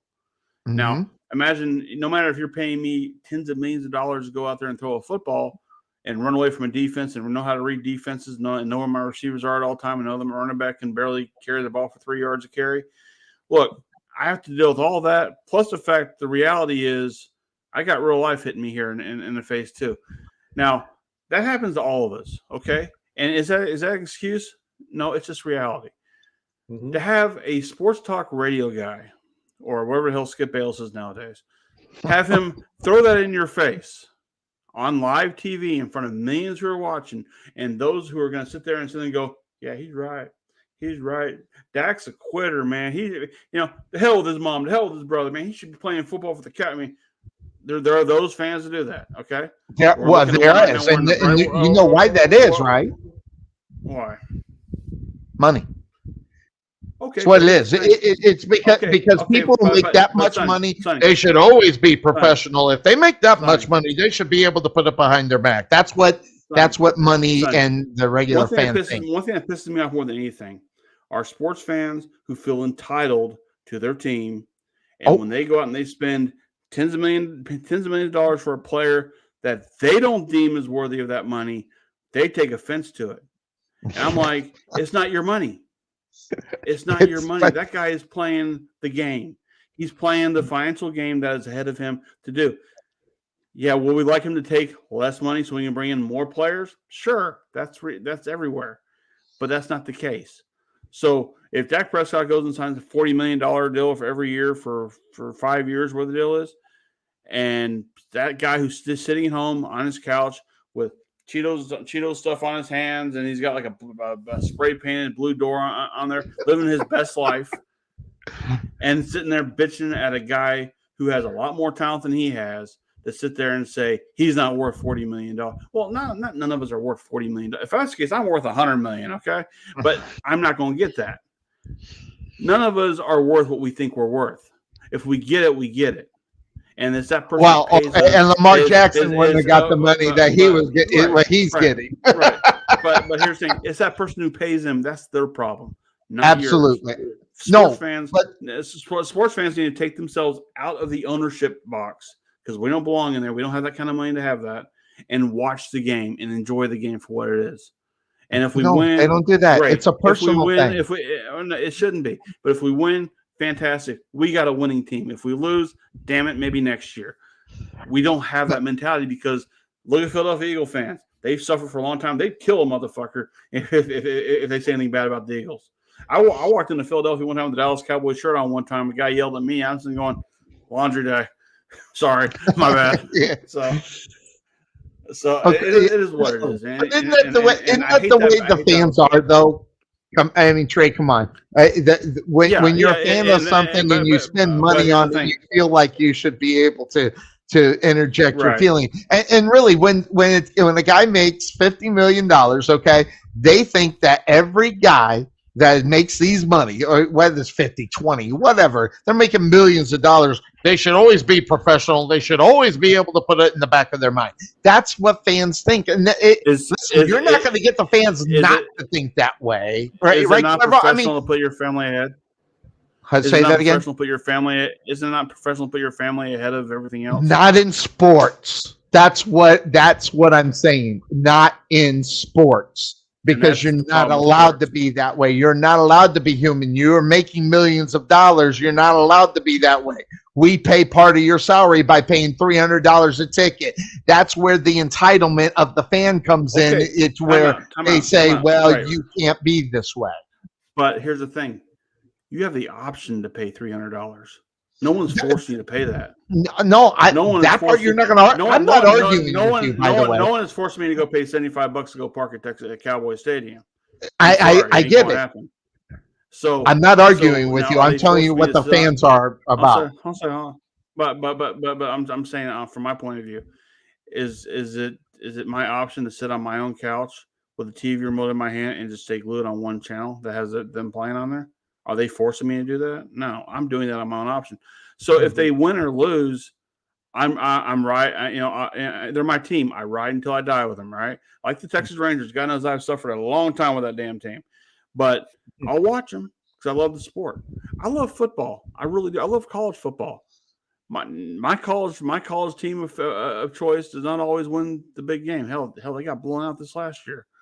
But I mean, you ride it and you have fun with it. That's the problem. Fans can't have fun with sports. They're too busy being, especially so Dallas Cowboy involved. fans. Maybe betting any fan. I mean, maybe betting on the game is become the hazardous part of that whole thing. I don't know, because I don't bet. Could be. So, Cuervo, you're shaking your head. I think you might have tripped on something here. I think gambling has really changed the way that even the occasional fan, because before it started getting legalized in certain states, you weren't able to bet unless you were in Vegas, unless you were in Atlantic City and Jersey or whatever. Yeah. So those were the only spots you could do it unless you did like offshore stuff. But now anybody that lives in a certain state can do it right here on this phone. Yes. With FanDuel, with DraftKings. And it's just completely changed everything. Some states don't allow it though, based on your some don't, but most do. Right. Not all states allow it yet, but I'm never going to get it here in California, which partly makes me want to move. But I just think it has changed a lot because then you got because I was listening to everything Trey was saying, about fans being so personal with it, and I'm just gonna say it. We've talked many shows about contracts and like, oh, this guy, so when Trey mentioned that, it's just got me thinking like, yeah, it's not our money. I completely understand that. It's just an opinion thing. We're just comparing to other guys. It's just talk. Some people take it to another level. So some take it way too personal. Yeah. Right. And it's sort of had me thinking about fantasy football. And when guys, when they get hurt, and let's say they get hurt early in the game, and I only got 2 points. Damn, there goes my team. And then they start tweeting these guys or sending them messages like, you cost me at the game and blah, blah, blah. That's when it's kind of like, okay, dude, like that. The fact that now social media, you can contact your favorite football player and say, motherfucker, threw 4 interceptions in one goddamn game. Do you know I'm really my fantasy football quarterback and you cost me so? I mean, look. And I was telling Sonny about this earlier. I play fantasy football too. You know what times I freaking hate it when my quarterback is playing against the Cowboys. I'm sitting there going, well, hopefully they can throw 4 touchdowns and Cowboys can score 5 and still lose. Yeah. I mean, I hate that, but it's part of that game. So I mean, it's taking the idea of that you don't hate teams anymore. You just hate players, and which is a whole other thing because you can attack a player on social, on Twitter and wherever else. You can't really attack a team. So I mean, it's just one of those things to where, like, if so and so drops so many passes in the game, and you're going, I'm gonna text him right now, motherfucker. You had the ball in your hands 3 different times and you dropped it. Who's paying you, huh? I'm paying your salary, motherfucker. Okay, all $40 million of it. They got $300 of my dollars of my money, man, right here. You know what? I bought the NFL Network just so I had the package so I can watch you play. Really? Lord. That's the way we live in. But believe me, that guy I want on the network. But besides that, I want a guy who's devoted and wants to fight for his right. But at the same time, as a football fan, and once again, the sad commentary about NFL football, and as much as I love the sport, it does not help you in the long run if you're a player. Players of our time, professional wrestling the same way. Ted DiBiase was on his podcast saying he's got major head issues right now. He's got mental trauma. God, yeah, he's messed up. I heard. I have it from having too many chair shots. I'm only 48, So I mean, I'm still real. I've had like 17 concussions in my life. Don't think concussions don't play a factor in all this. And in football, you're getting hit every single play. Right. In the head, And without question, especially offensive line. So for any sports talk guy on TV like Skip Bayless, who's never played the game, by the way, let's just back that up for a second. He's talked about it. He talks a great game. He might know the ins and outs of football and everything, but he's never really played the game. So for him to sit there and say, "Well, this is how it should be," you should never talk about that. You should never do. Dude, I'm sorry, but until you've walked in their shoes, shut the fuck up. Right. Because a lot of times, and guess what? He can look right across the hill from Shannon Sharp, who has played the game, who has taken on the abuse, who has to deal with the long-term ramifications of being hit every single play, and deal with it on an aspect that Skip Bayless can't even fathom. And so then go, yeah, that's why we stopped the game, because a player died on the field. Okay, because this got way too real for us. Maybe not too real for you who don't play, but it got way too real for us. And that's why the coaches actually made that decision in reality. But you know what? It was the right decision for what it was, because life is more important than football. Believe it or not. Well, and sometimes people take that to the hill. Now, that being said, of course, that's the name of the show. Cuervo, Tom Brady. I got to get your opinion on him being a minority owner of the Las Vegas Raiders. I mean, man, out of all the teams that he could buy into. Well, first of all, it's only 1% he's buying into. That means he puts in, say $6 million, and he gets back in about 3 or 4 years $40 million. It's an investment. That's all it is. Well, it's not. It's not really an ownership. I get it. I understand it. I think it's incredibly smart. That was my point. In reality, he, like you said, he throws a little bit of money. He's going to get this money back without question, if not more, because of where the NFL and NFL teams are. So, Cuervo, should have it been the Oakland Raiders, or should have? My question was, it should have been a different team that could have got him more money. Or is it the Raiders? Is that the team they should have done? I mean, Tom had his choice to invest in whatever team he wanted. For whatever reason, he chose the Raiders, and I could see the Raiders being the team that probably gives him the most investment out of it. Bang for the buck. Yeah, bang for the buck. I mean, it's Vegas. Hey guys, I got a bill. Okay. All right. I got a bill. I got stuff going on. Thanks for joining us. Nice meeting you, Cuervo. We'll catch you next time. That's Trey Mack, the Podfather, and let me switch this over. And bang, yeah, because we've been on since noon. We're just BSing through most of the show today. Let me get this right here. My mouse is not working correctly.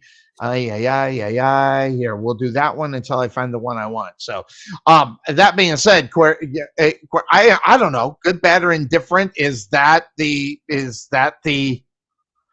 way to go in reality? I just thinking, what team, if I was going to invest it to get the money, because listen, if you're going to get some money in the NFL team, you're going to get it back in reality, because the NFL's been making money. I mean, the fact that it's Las Vegas, I get it, because every single one of those games are going to be sold out. Everything's overpriced over there. You paid the price. I wouldn't have done. By the way, regardless of what team it was, I wouldn't have done that. That having been said, of course, I'm a cheapskate. But take away from that, I mean, is there any other team besides the Dallas Cowboys that maybe could get more bang for the buck, you think, or no? Is that the right team? Let's say if you were going to do it, Cuervo, what team would you do? Well, my number one would be the Chicago Bears, of course. But aside from that, if you don't want a lot of money on your return, okay, yes. No, I just want to say I just want to one up Aaron Rodgers and be like, no, you don't own them. I own them. I own them. Even if it's 1%, I own 1% of the Chicago Bears. So you guys can consult me at any time on what moves should be made. But no, all kidding aside, I mean, it's I would say, another team too that is really interesting is from an investment standpoint. I think a team like the Miami Dolphins would be Yes. interesting.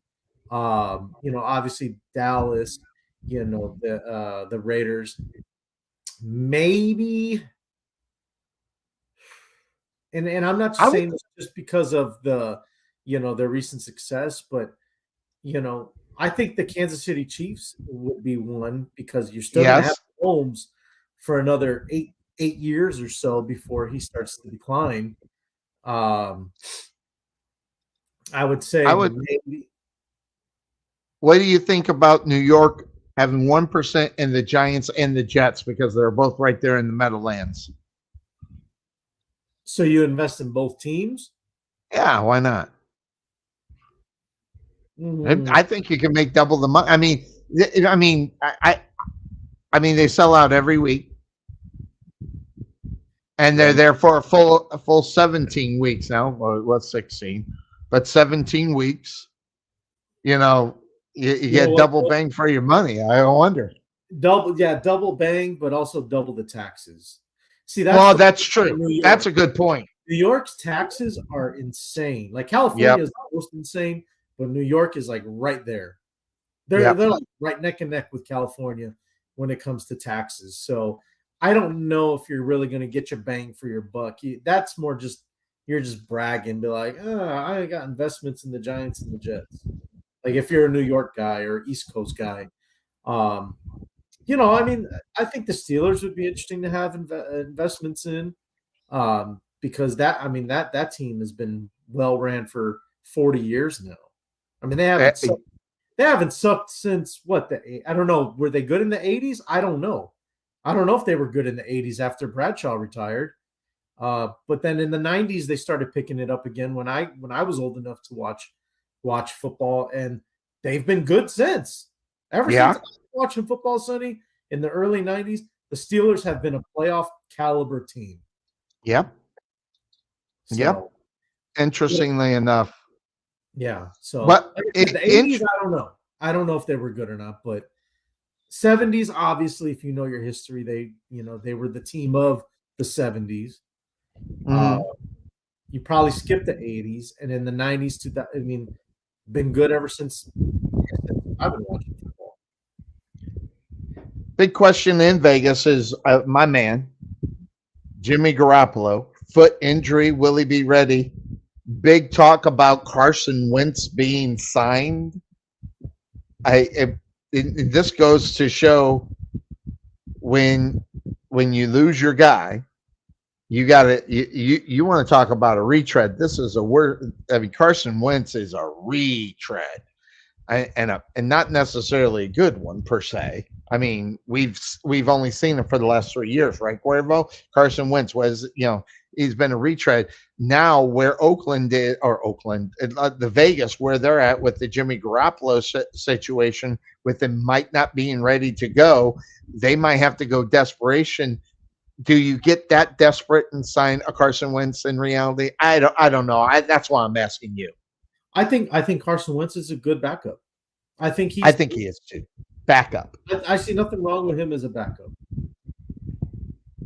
But with no Jimmy Garoppolo, who is your starter, do you go the Carson Wentz route right now? I mean, right now, I don't even know what quarterbacks are available right now. As far as who you could get if your guy goes away or goes down, gets hurt in training camp. Let's be honest. You lose your starting quarterback, you are ready.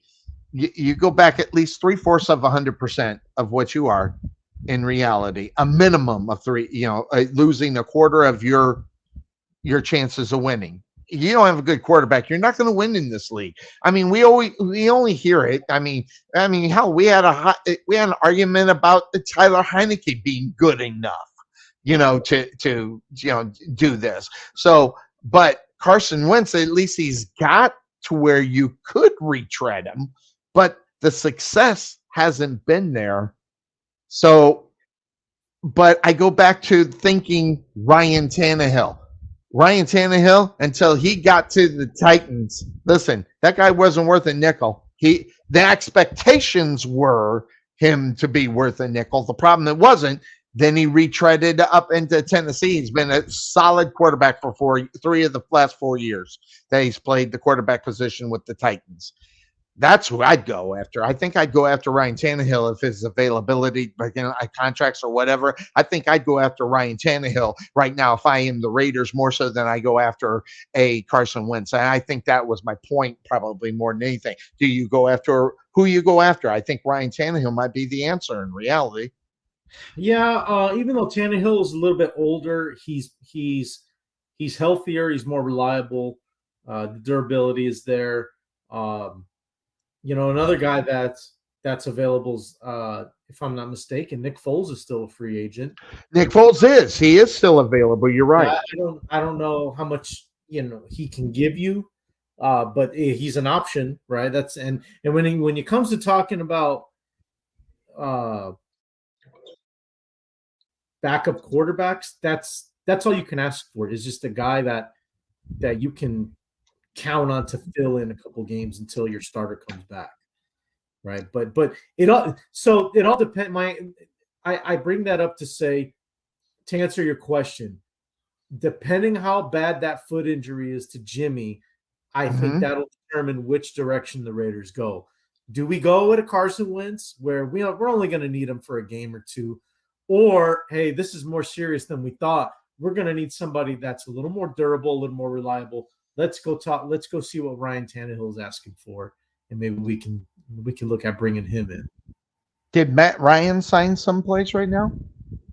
If he wanted to, he's not. I don't think he's signed right now. He's not. He's not. However, he has agreed to work with CBS. That's right. That's right. In the booth. He hasn't retired yet, and he made that clear. He's like, I'm not retired. I'm just going to wait to see if I get an opportunity. In the meantime, I'm going to go work for CBS as an analyst. So that's what another name that's out there, Cuervo, Mason Randolph. Oh, the Steelers let him go, didn't they? That's right. Yeah, he did. Started 10 games for him. I mean, and the reason why I say this, the age factor, he's a lot younger than most of these retreads, obviously. Joe Flacco's available. I mean, so, I agree with you, Cuervo. I'm not going to go that way. I mean, make it official. Yeah. Chase Daniels, Blaine Gabbert.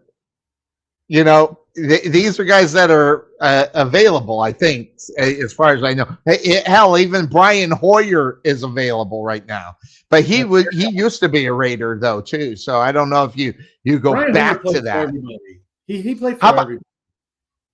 How about your boy? Nathan Peterman? or the one that went to Buffalo and then to the Steelers. Yeah, Trubinsky. Yeah, Mitchell Trubinsky. Listen, see, this is a bad time to lose your quarterback, man. He resigned with the Steelers, though, which I'm sure Bryce is thrilled about. I wish we could hear from Bryce. I tried to get him on for the last couple of weeks. Last week, oh man. Hey, by the way, that Tucson to Dallas trip, so long. How was your trip? Oh, God. Oh, God. It was the worst experience of my life. I swear to God. I mean, we're stopping every 2 hours. It's just, oh, God, that 15-hour trip took 24. It was that bad.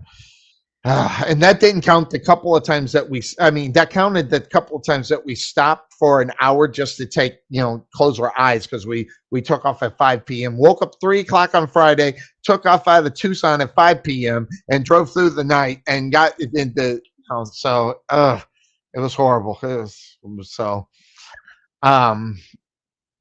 so I don't know. Yeah, I will never, and you can quote me on this, I will never do that again, ever. Now, 10 years ago, I was younger and I could do crap like that. I can't do crap like that. I need sleep. I need sleep. By the way, By the way, why was the on giving us a thumbs up was from your wife and not you? By the way, what the hell is that all about? Your wife gives us thumbs up. You didn't even thumb up the show. I couldn't believe it. When today? Yeah. Oh, I don't need to thumb it up because I'm here. I'm here. That's thumbs up. So yeah. Right. By the way, those videos and everything from your vacation, fantastic. I loved watching it. Look, by the way, okay, I'm going to ask you a question that we asked earlier today. The player you think of when you say Cleveland Browns? Well, there's a lot of them. I mean, but the one that comes to your mind, I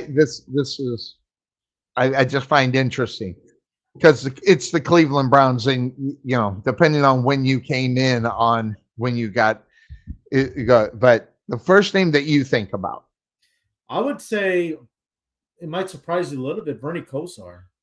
Bernie Kosar, yes, yeah. Mm-hmm. Bernie Kosar. Well, and it goes with age. Jim Brown, who passed away a few weeks back, is one. And if I'm thinking outside of that Jim Brown, the first one that came to my mind, even though Bernie is out there, is Joe Thomas. I mean, I think about what he did as a player for that football team. You know, what he did, no one has ever done. Never mind the fact that he was on the Cleveland Browns, for God's sake. I mean, could you imagine him actually doing that on a good and not missing those games? How many snaps he took? You know, in the thousands of consecutive snaps, never missed a down. These kind of guys. This guy. I mean, and I think it goes back to, you define a stud. Joe Thomas is a stud. I mean, absolutely, my God.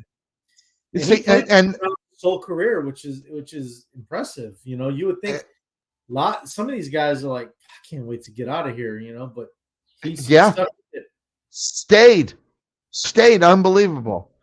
All right. So that being said, who's the person you think about first? Because I'm not going to say the Bears because I already know the answer, so that's unfair.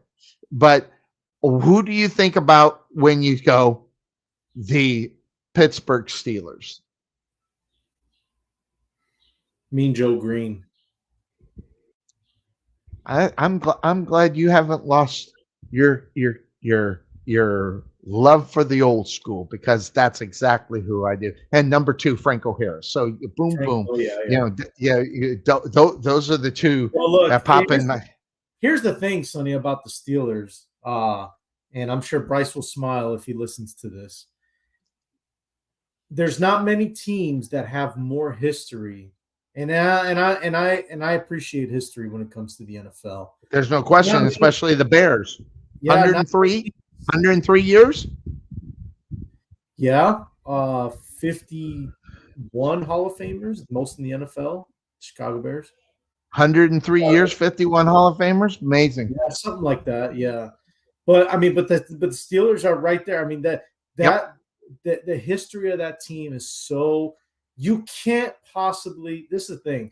You can't possibly write – a story about the NFL without mentioning the Pittsburgh Steelers. Oh, absolutely not. And you can go. We just talking about it a few minutes ago. I mean, they were good in maybe in the 60s. They were good in the 70s. They were good in the 90s. They've been good since 2000. So there's so much history there. I mean, you can go many different directions. You can go Bradshaw. You can go Lynn Swann. You can go Mike Webster. You can go Chuck Noll, if you want to talk coach. Lynn Swann. Troy Polamalu. Ben Roethlisberger, and if you really want to go into left field, Antonio Brown, because Antonio Brown as a Steeler was there. He had it all together, right? Am I right? Yeah, you're right. After he left Pittsburgh is when the wheels fell off for him. Yeah, exactly. Well, think about this. Here's your quarterbacks for the reason why it was so mediocre, but they still won games.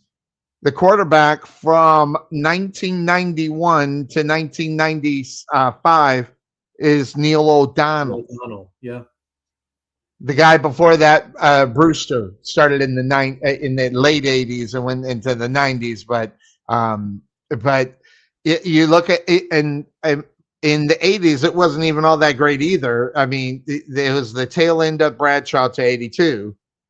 Yep. And then that's when they went into at quarterback obscurity. Mark Malone, Bubby Brewster, Neil O'Donnell, Cordell Stewart in the early 2000s, and then even Tommy Maddox, former Bear, guy there, Tommy Maddox, a couple of years before they got Ben Roethlisberger. Charlie Batcher was even there at that time. So, but interestingly enough, but when you were right. The 90s was just obscurity of average at the quarterback position for that. So that's why you can't really, you think about those 90s teams, you don't really think of them as hard hitting, winning Super Bowl kind of guys like they were, in the 80s and then the 2000s, so they had a stint where they weren't all that great, but they were entertaining and won games too and made playoffs and stuff like that too. And their defense was even back then. It was good. Yeah. Greg Lloyd, Kevin Green, Carnell Lake, Rod Woodson. So I mean, their defense was stout back then. It was just the offense legit was bleh. Their offense was bad. I mean, O'Donnell, and then you had I think Bettis, was he with the Steelers yet in the 90s, late 90s? But either way, Jerome Bettis was in the late 90s and in the early 2000s. So he was late 90s, early 2000s. So once he got traded to the Steelers, a lot of people forget that. A lot of people forget that Jerome Bettis was not drafted. Nope. So what do you think the Broncos' chances are? And I know you got a Bronco fan in there, but now you got Sean Payton. You're seeing the team start to develop. You see what Sean Payton's trying to do, which is go in there and being no nonsense. Listen, this is the way it's going to go. And we all kind of talk. I love the idea of it, but with the new thinking of players and things and how they have to cater to players, and Sean Payton not being a player caterer. I mean, what do you think the chances are that we see a reemergence of that Russell Wilson that we saw that was so great in Seattle? I think there's a good chance. I'm not going to say for sure. I'm not going to slap the table on it that it is going to happen. I'm saying there's a chance. You say so you are. Yeah. So you're saying there's a chance. I got it. All right. Play the clip, Sonny. Yeah, I'm trying to find it. I should be able to see Jim Carrey's face. There it is. So you're telling me there's a chance. I moved it to the top. When you ask me Russell Wilson, that's my response. And by the way, just to let you know, if they do, okay, we'll get your wife. I told you so. I told you so. I told you so. I told you so. I told you so. I already know what you're gonna. That's a little better chance. By the way, so I want to get back to the cruise for a second. This is sports and leisure. It's like Trivial Pursuits. They had sports and leisure. This is the leisure part of it. So all you could eat food, which is an attraction in the first place. Were there any concerts or was there anybody like big on this one? I know it was only a 3-day or so. I don't imagine they had like any big names or anything. But I saw, was he a magician? Where you were doing the video where the guy, you were with the other guy and the guy behind you. I forgot what the video was about. I watched it. It was right. Yeah, you were. Oh yeah, you were doing the Macarena or something. Which is another reason why Trying I know you can't dance. It's just like trying. Was it the Macarena? Is that what they were trying to do? Yeah. So here's what was going on. Which no, by the way, there were no celebrity names or anything like No. that on this cruise. But they do have a lot of entertainment. They do like, different stuff. They do shows like little concert shows, comedy shows, trivia games, karaoke. So there was a bunch of different things to do. That one was, we were playing a game. It was called Majority Rules, right? So Majority Rules, they asked us 20 questions, and the whole point was to answer in the same way that the majority of the people in the crowd answered it. So if I tell you, name me a U.S. state, and there's 10 of us, how many of us are going to say Texas? How many of us are going to say California? You know what I mean? And so if you wrote down the same state that majority of the people picked, you got the then point. you get a point. Right. So me and the other guy tied. We both had 14 out of 20. Wow, that's pretty good. So were there any sports questions? No, unfortunately. I mean, you see, you would have won it. I would have blown everybody away. But yeah, so the tiebreaker, of course, we were expecting to get asked another question, and then this guy turns around and he has us do a dance off. So that's where that came from. And it was the Macarena. I forgot how to do that. I used to do it. I was actually pretty good. I got rhythm, believe it or not. Well, when I was younger, I had rhythm. I don't remember the exact things, but I was doing the motions correctly. Yeah, I that's why I thought it was the Macarena. Yeah, but I kept messing it up or whatever. And then he changed it, and then we went YMCA. And then, man, I would have done so good at that if I had a chair.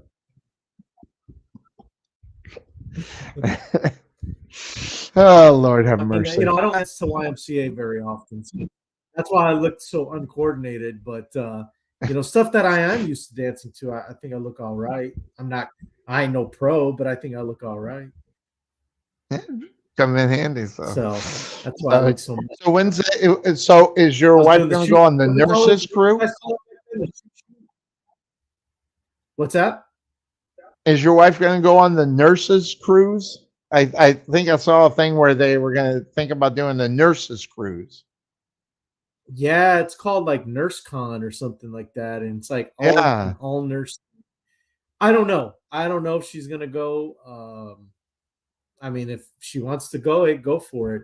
Just behave is all I ask. But hey, man, free alcohol will get you. Yeah. So what alcohol was free and what wasn't? The alcohol that you consume was free. That means all of it was free.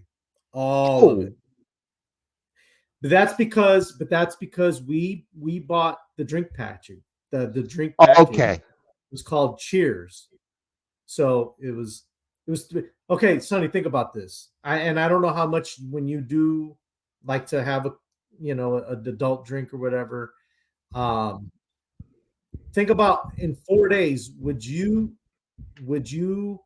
spend at least $300 in 4 days on a cruise just in alcohol? Probably. That's why we got the package. Because a cruise is like Vegas in my eyes. There you go. And I can't tell you how much money I put into Las Vegas, even when the drinks were cheaper, and they're outlandish right now. But even go back about 5 years, it's when it started kind of getting a little out of hand on the prices. That's why you had to go downtown, because that's where all the cheap drinks were. That's where I went. But 10 years ago, everything was still kind of cheap on the strip, and that's why I spent a lot of time over Harris and that Carnival at the Carnival area there, where they had the 80s and 90s bands come on. You just get drunk and be stupid, which was fun, which is why we did it. Yeah, and that was when the day when when the waitresses actually brought you free drinks and you just tipped them $1. They're the happiest campers in the world. That does not exist anymore in Las Vegas. So yeah, so Oh, you know what we did though? Last time we went to Vegas in February, my wife and I, we took her son for his 21st and his girlfriend, and we went to Fremont and Sonny, the cups for 20 something dollars, right? 25 $25. I mean, that sucker was this big and heavy. That much of it was alcohol. so I was like, this is pretty good investment. So I got my wife. Absolutely. And I got my wife one, is all it took. All she needed for the night. That's a cheap date that night. Yeah. But if you buy that same drink at the Cosmopolitan, it costs you $60. So yeah. I've been in the Cosmopolitan. I walked in, Cuervo. I swear to God, I walked in, I walked out. I said, "This is not Sonny Clark's place. There's nothing in here that says, oh, I gotta do this." And I literally walked in the door and looked around. And Are you talking about that bar? It has like all those glass chandelier and all. Yeah. Yeah, it might not be your place. It may not be my place. But that's a woman's place. Hell yeah, it is. That's where we were. Listen, yeah, it is. And it's funny. I've been watching Vanderpump Rules. I don't know if you've watched that or heard of it. It's a reality. Tell your wife to go get Peacock, okay, and start watching Vanderpump Rules. It started season 1. It goes up to 10. 10 is explosive. I'll tell you, season 10 is great, but you got to watch the story in order to get the real pop of what season 10 is. And my man card has been ripped into 10,000 pieces a long time ago, Cuervo. Vanderpump Rules, your wife will like it. It's about a bunch of entitled young people making stupid fools of themselves and getting drunk and everything else. And I'm sitting here watching this and go, God, I'm glad I'm not young again. I'm glad I'm not this stupid. It's amazing. So I watch it to realize I'm not as dumb as I think I am half the time. So there you go. So Vanderpump Rules started season 1. So okay. that'll be your new one. You got 10 seasons to kind of chill with that. So there you go. Cool. Yeah, sounds good. So yeah, back to the cruise though, real quick. Yeah, those drinks were not overly, $12, $13 a drink, or whatever. But you're talking 4 days, and we started. I would start drinking when I got on the boat. Well, we did from the first day that we got on the boat. And then every day after that, we'd get breakfast. Get that had a drink right after that. Mimosa, baby. I don't think they had mimosas, but really, I thought that was a morning drink. A mimosa, isn't a mimosa a morning drink? It is, but I didn't see any of the bars that were serving those. Oh, are you allowed to ask for a certain type of drink, or you got to drink what they got? No, full bar. So they have their own menu, but then you can also ask for whatever you want to. So you could get a mimosa if you wanted it. So I think if they had champagne. I don't remember seeing champagne on the boat, but yeah.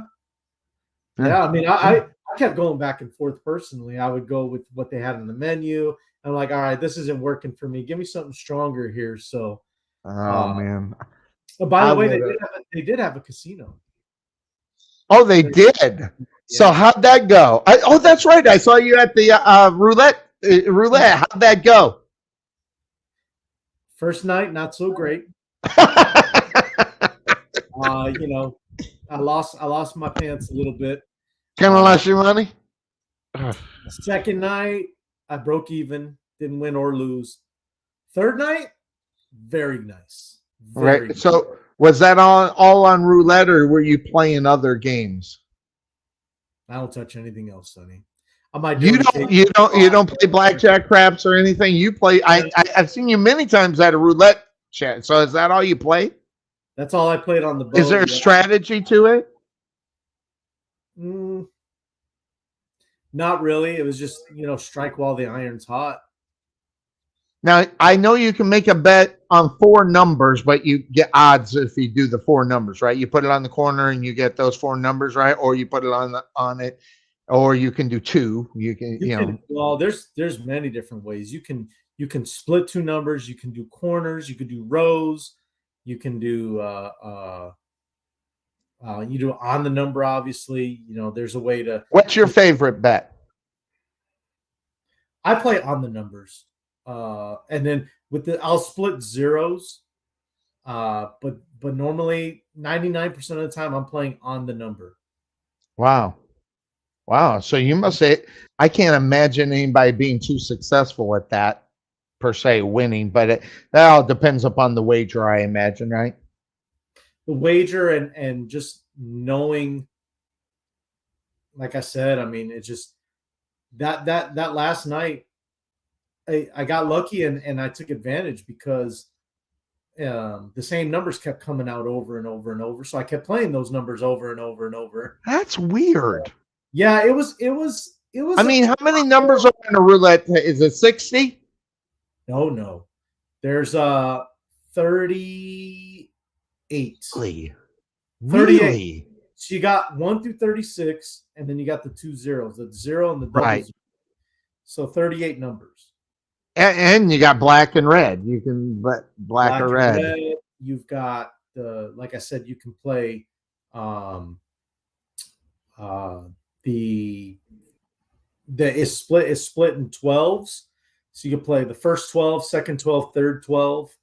You can play a whole row, like a whole aisle of numbers. Mhm. Or you can play the row of 3. So like I said, yeah, there's many, many different ways to play. So Do they have the internet on the boats? Oh, like the electronic roulette? No, internet. Do they have the internet? Oh, for your yeah. phone? Yeah, they did have Wi-Fi available. Wi-Fi, yeah. Yep. Wow, They did have really? Wi-Fi available. They actually, I'm assuming it was via satellite, but they actually were able to have like live ESPN. So I did catch a little Really? bit of game 1 of the finals, the NBA finals. I mhm. watched a little bit of it. Wasn't too interested, but yeah, I mean, we were able to watch live stuff on TV, sports. That's cool. So That's cool. One of these days, I'm going to I'm going to go on a cruise. I haven't been on a cruise forever, but I definitely have to buy that alcohol package. You should. And there's cruises because we've already looked at going, planning our next one. I would say the one closest to you, Sonny, would be Galveston. Yes. So you've already looked into it, I'm sure. Oh yeah, I've looked at it. I just pulling the prices are great. It's getting to Galveston sucks. It's 6 hours, 6.5 hours in the car. I hate it. Well, you know me. If it takes more than 30 minutes, I'd rather take a plane.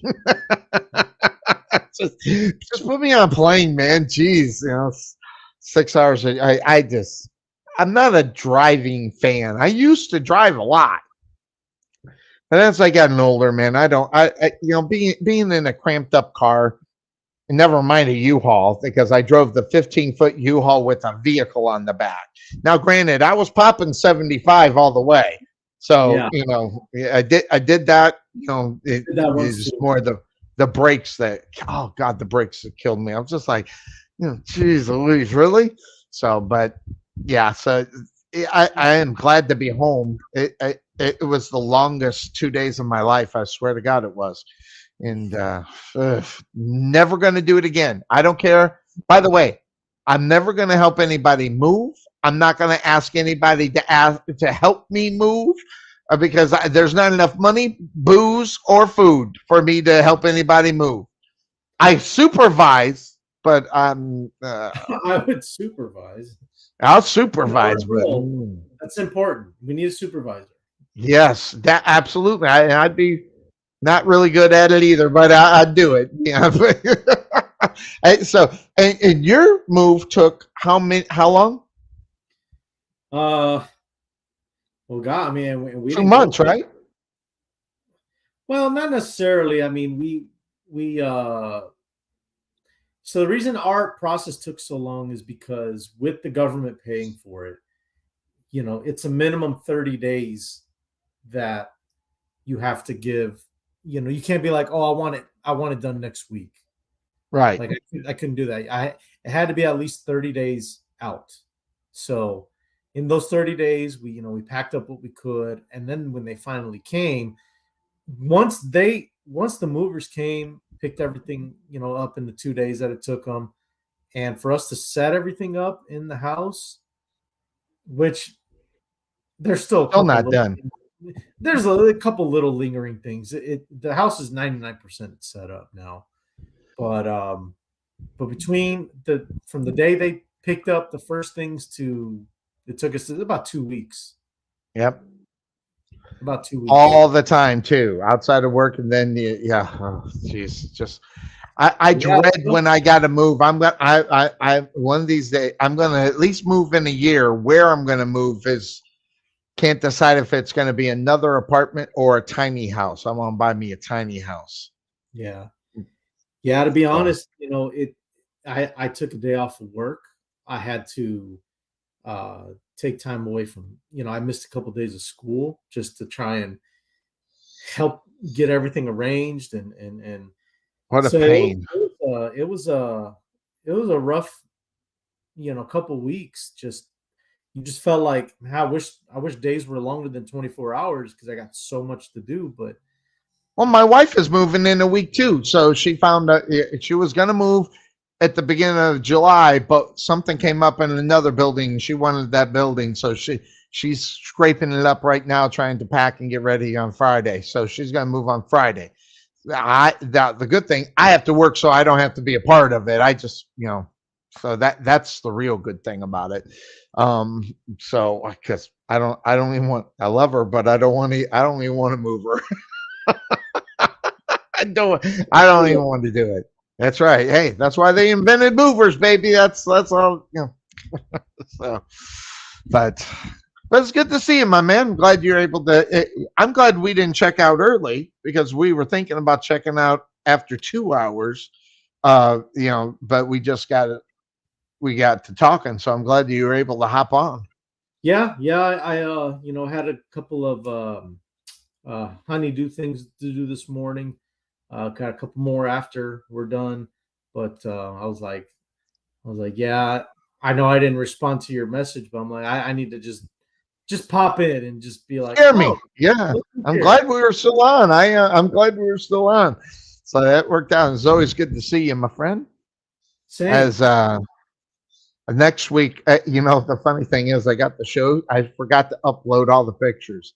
I had the ones from 3 weeks ago still up, and I had thought I'd done it. Evidently, I didn't, and they're still sitting.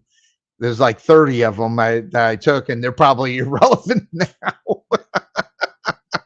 So I'm going to keep track of it this week. We'll be on again next week about 12, 1, somewhere in that area, probably 12, so I don't have to make another poster. So laziness, I don't want to make a poster. I'll go on at noon. There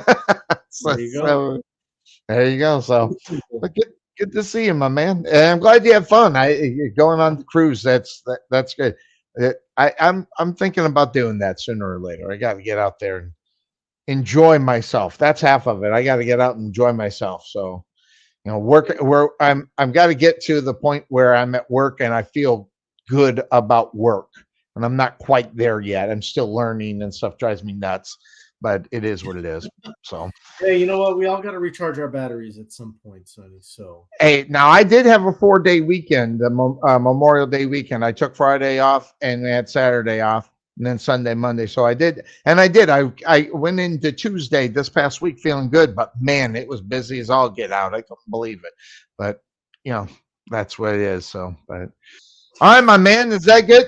Now, is there anything that you wanted to talk about that I haven't thought about, or something that went? I do got this right here. It made my day. This is the Golden State Warriors Taking it away, Cuervo. Took away the chalk. You got Golden State. My new favorite team right there, the Golden State Warriors. That was awesome. Video of the day, huh? It's going to be my video for a long time. Besides, Up there, John Morant looking.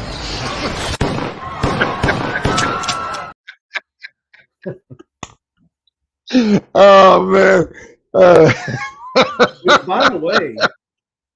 By the way, that real quick, that one thing we didn't, maybe you did cover it and I wasn't here yet.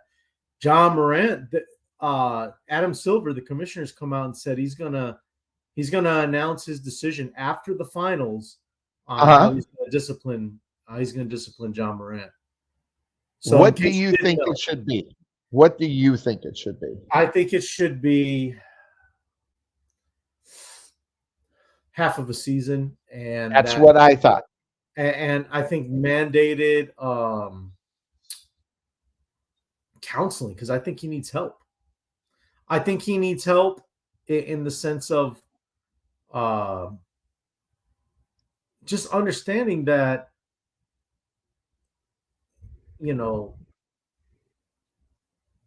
that's not the life that you live. If you want to go live that life, go for it. You just need to let the Memphis Grizzlies know, don't waste their time, don't waste their money, and go live on the streets if that's what you really want to do. But I think he just needs I don't know, if like a life coach or something to kind of get him to realize he's going down the wrong path right now. He needs to come to Jesus. Yeah. I mean, I'm not saying he's a bad guy. He's not a bad person. No, but he doesn't understand the business portion of it outside of his own selfish side. What kind of effect that has on the team? I mean, the owners have to worry about not just the players, but the image of the team itself. And Cuervo also half a year definite, but with the thing that says if this happens again, it's 2 years. See, because if it's 1 year, it's no big deal. 2 years, that'll hit the pocketbook big time. The half a year is going to hit him. And this is your last slap on the wrist. Half a year. This happens again, 2 years minimum. And then by that time, he might probably just quit. But at that point, the 2 years gets him away. And that's one thing that the NBA doesn't have to worry about for 2 years. Plus, it'll stop all the other fools that think that they should do this to stop them because they've seen what happened. And say, 2 years? And I would and then I would announce it the next time we're getting too much guns going on. The next one, we're not giving you 8 days. We're giving you a half a year. So the half a year is if this is what we're going to deal with, it's going to be a half year, not this 8 days. What was it? 8 days? Is that what it was? The first one? 8 days does nothing to these millionaires. Half a year, it kind of digs in a little bit. But I would say, listen, this moving forward, if we got problem with guns, you get a half year, then 2 years. And I would put it out there. And really, the Players Association, they can argue that all day long, but they're never going to win it. Because the owners won't allow it. So that's why I think that they've got to put that, and the owners need to take over in reality in this situation. Because say whatever you want, okay? A lot of young people watch this kid and want to emulate everything he does. And so that's the reason why they got to knock it off. It's not because of 55-year-old men watching this stuff, it has nothing to do with me. It has to do with the young people and the perception of what the NBA wants to promote, and it can't be that. No,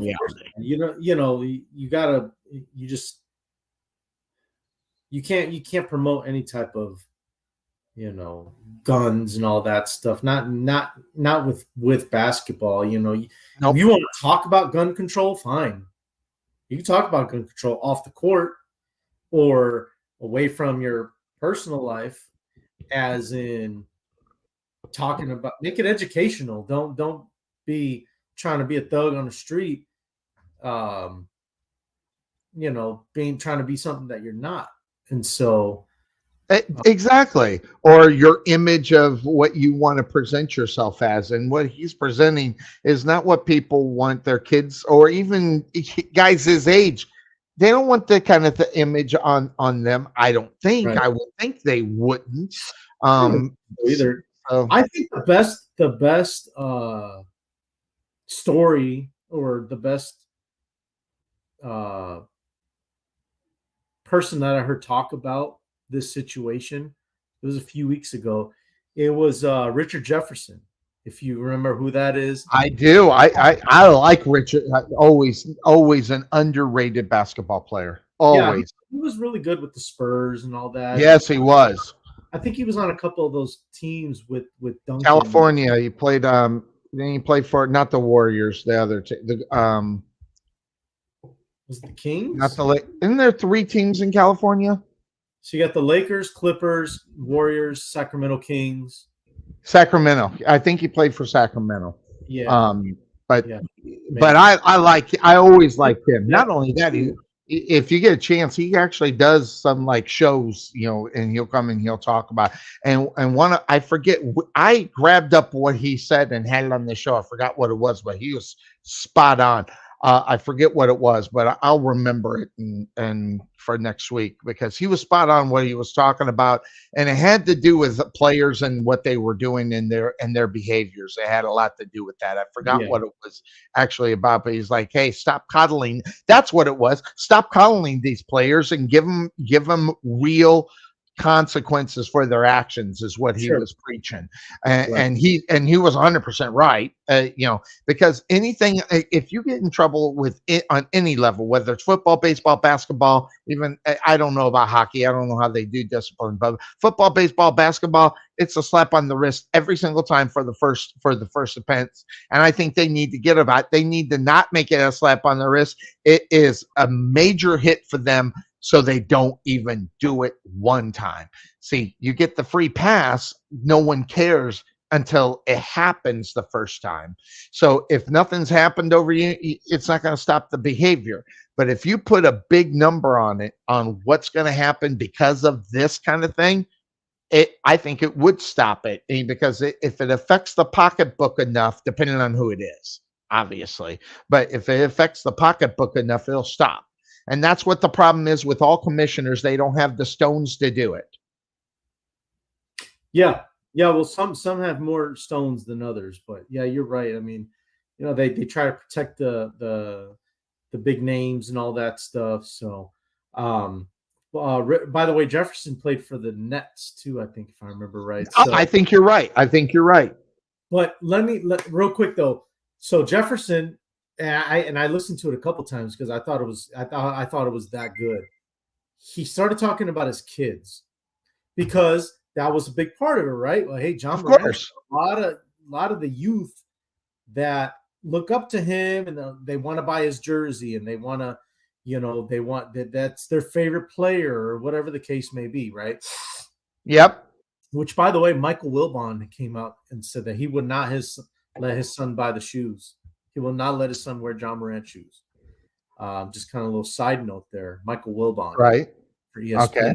So Jefferson started talking about his kids, and they were like, "Dad, John Morant? You mean the basketball player? Yeah, son, the basketball. He's got 2 boys." He goes, "Man, he's a really good player, Dad. Why was he doing that?" And Richard tells his son, I don't know. I don't know why he did that. He goes, "Daddy, why was he playing with a gun?" I don't know, son. Aren't guns dangerous? Yes, they are, son. And both of them were kind of asking him questions. But the point of all that was his boys are, I think he said like 7 and 5. And even they, at their age, recognize playing with guns is not a good thing. Yeah. Got him at 22, 23 years old thinking there's nothing wrong with it. Look, and I don't want to, God forbid, please don't email Sonny. Don't message Sonny. Well, he didn't break any laws. That's not what this is about. It is not about. It's not. is not. It has nothing to do with that. It is about the rules that his employer gave him, specific instruction. Don't do it again. Do not get caught messing with guns again. And he went in and did it anyways. And here's something that we didn't bring up last time.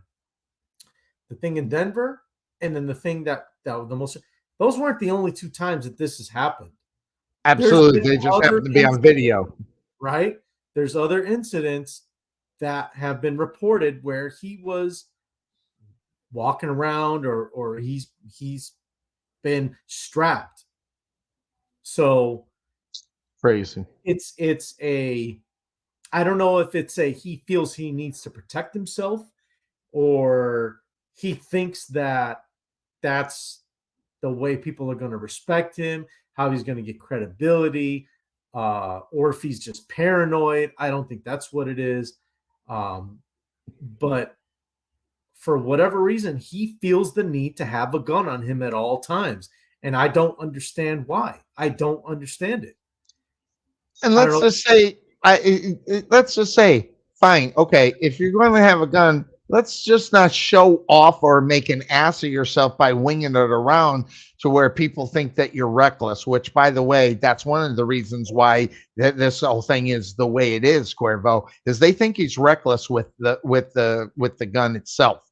And that is, you know, and really that makes sense too. Waving it around and stuff like that, it's incredibly dangerous.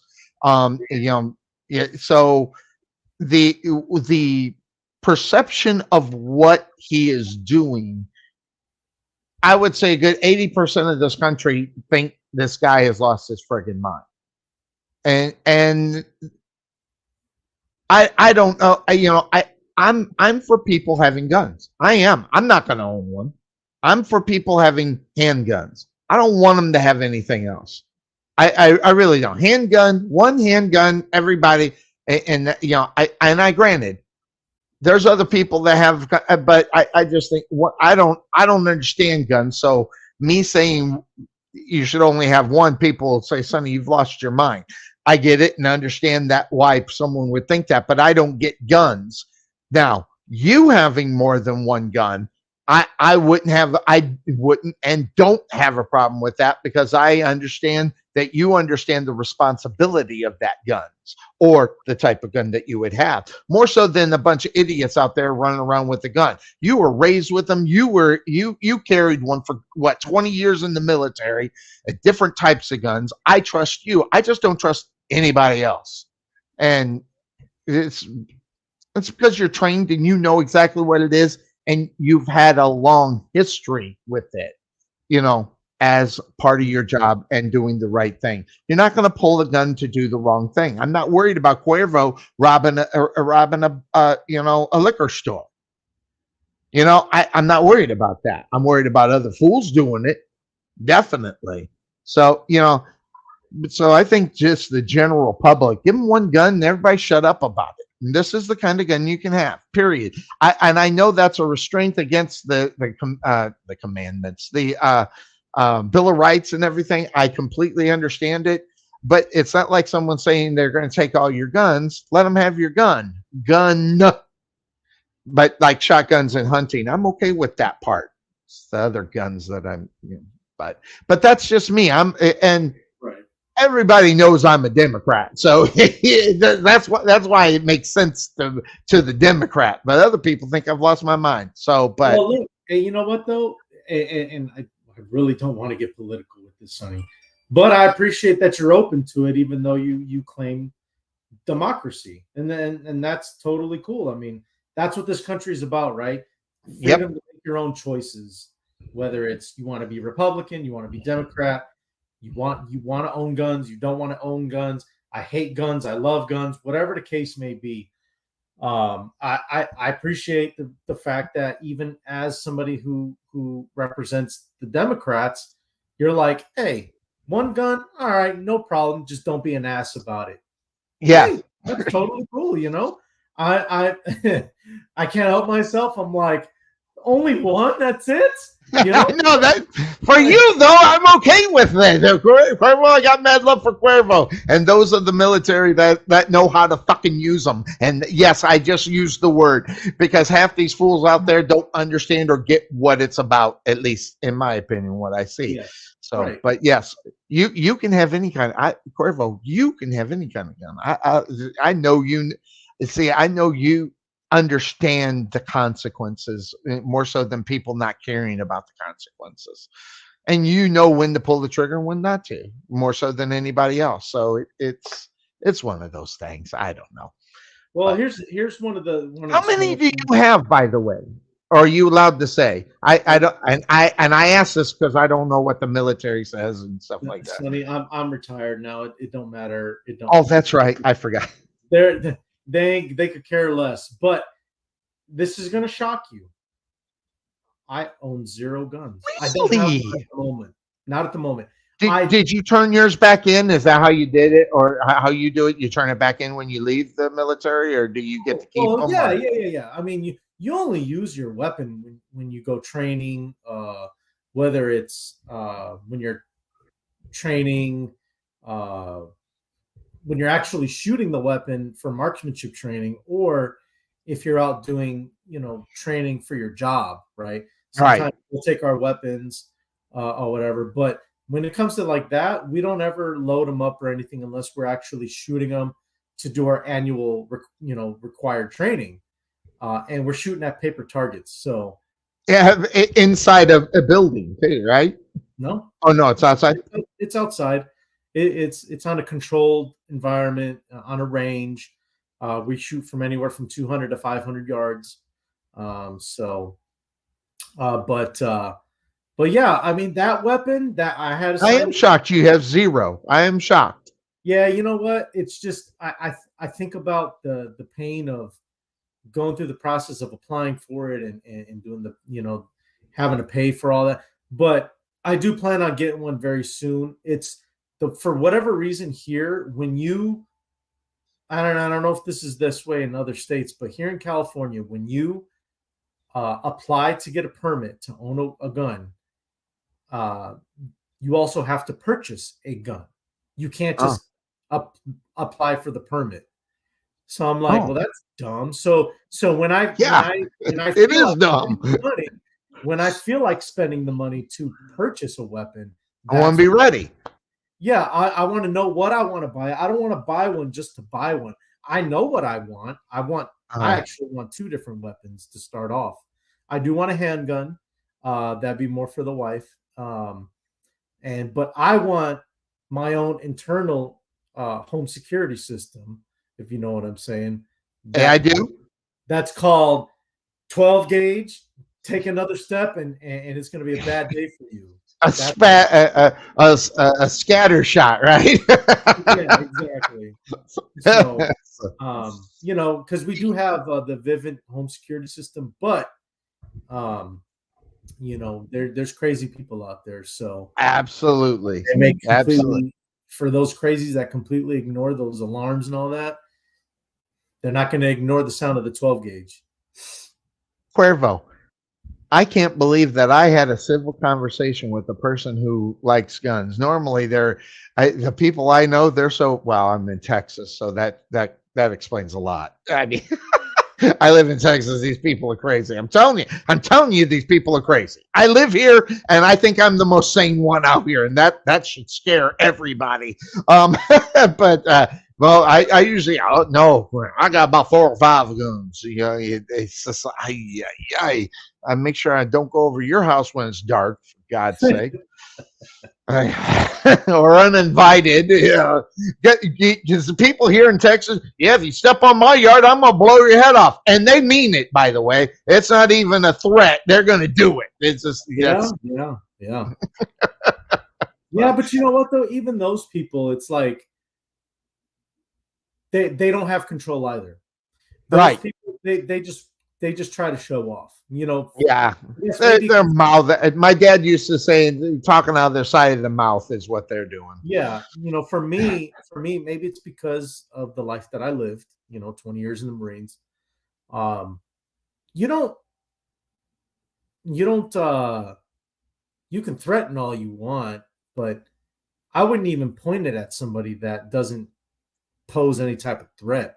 Now you come running towards my front door, and it's dark out, and I can't identify you. Well, you might get your kneecap blown off. That's the warning. Knee. You aim for the knee. You don't take the. I don't see that. Well, that's another story about cops and why they're deemed to shoot. Just shoot the knee. Take the knee out from them. You'll stop them fast enough. But then again, what do I know? I've never had a conversation with a person like you. You know, your experience with guns. You're very rational about it. Most people I talk about are very irrational. But yeah, just want to blow people's heads off. See, that shows you may know how to use the gun, but you know how to use it as in aiming and pointing at somebody, but you don't know how to use it as in how do I stop somebody from or when to do it. Right. When are you going to make that ultimate decision to pull that trigger? I can't trust myself in thinking that or how to do it. I'll figure out another way. But with a gun, they're so deadly. So that's it's when it's reactive, when it's the right thing to do. So I don't even want to think about it. I'm just going to go ahead and figure it out a different way. So and you know what? And sometimes for some people, all it takes is you pointing it at somebody and they back off. Yeah. But it's weird. And I never want to be in that position where I have to. Right. And so you just got to be smart, Sonny. Some people get trigger happy and they just want to, blow somebody's chest out. So yeah, it's like, to me, that's irresponsible too. I don't care if you've been handling guns for 20 years. If you're just trigger happy, then you haven't learned how to use a weapon. You just have. Yeah. Go shoot at a deer. I mean, we got thousands and thousands of deer. Go shoot a deer. Jeez Louise. Yeah. But hey. A hunt squirrel or something.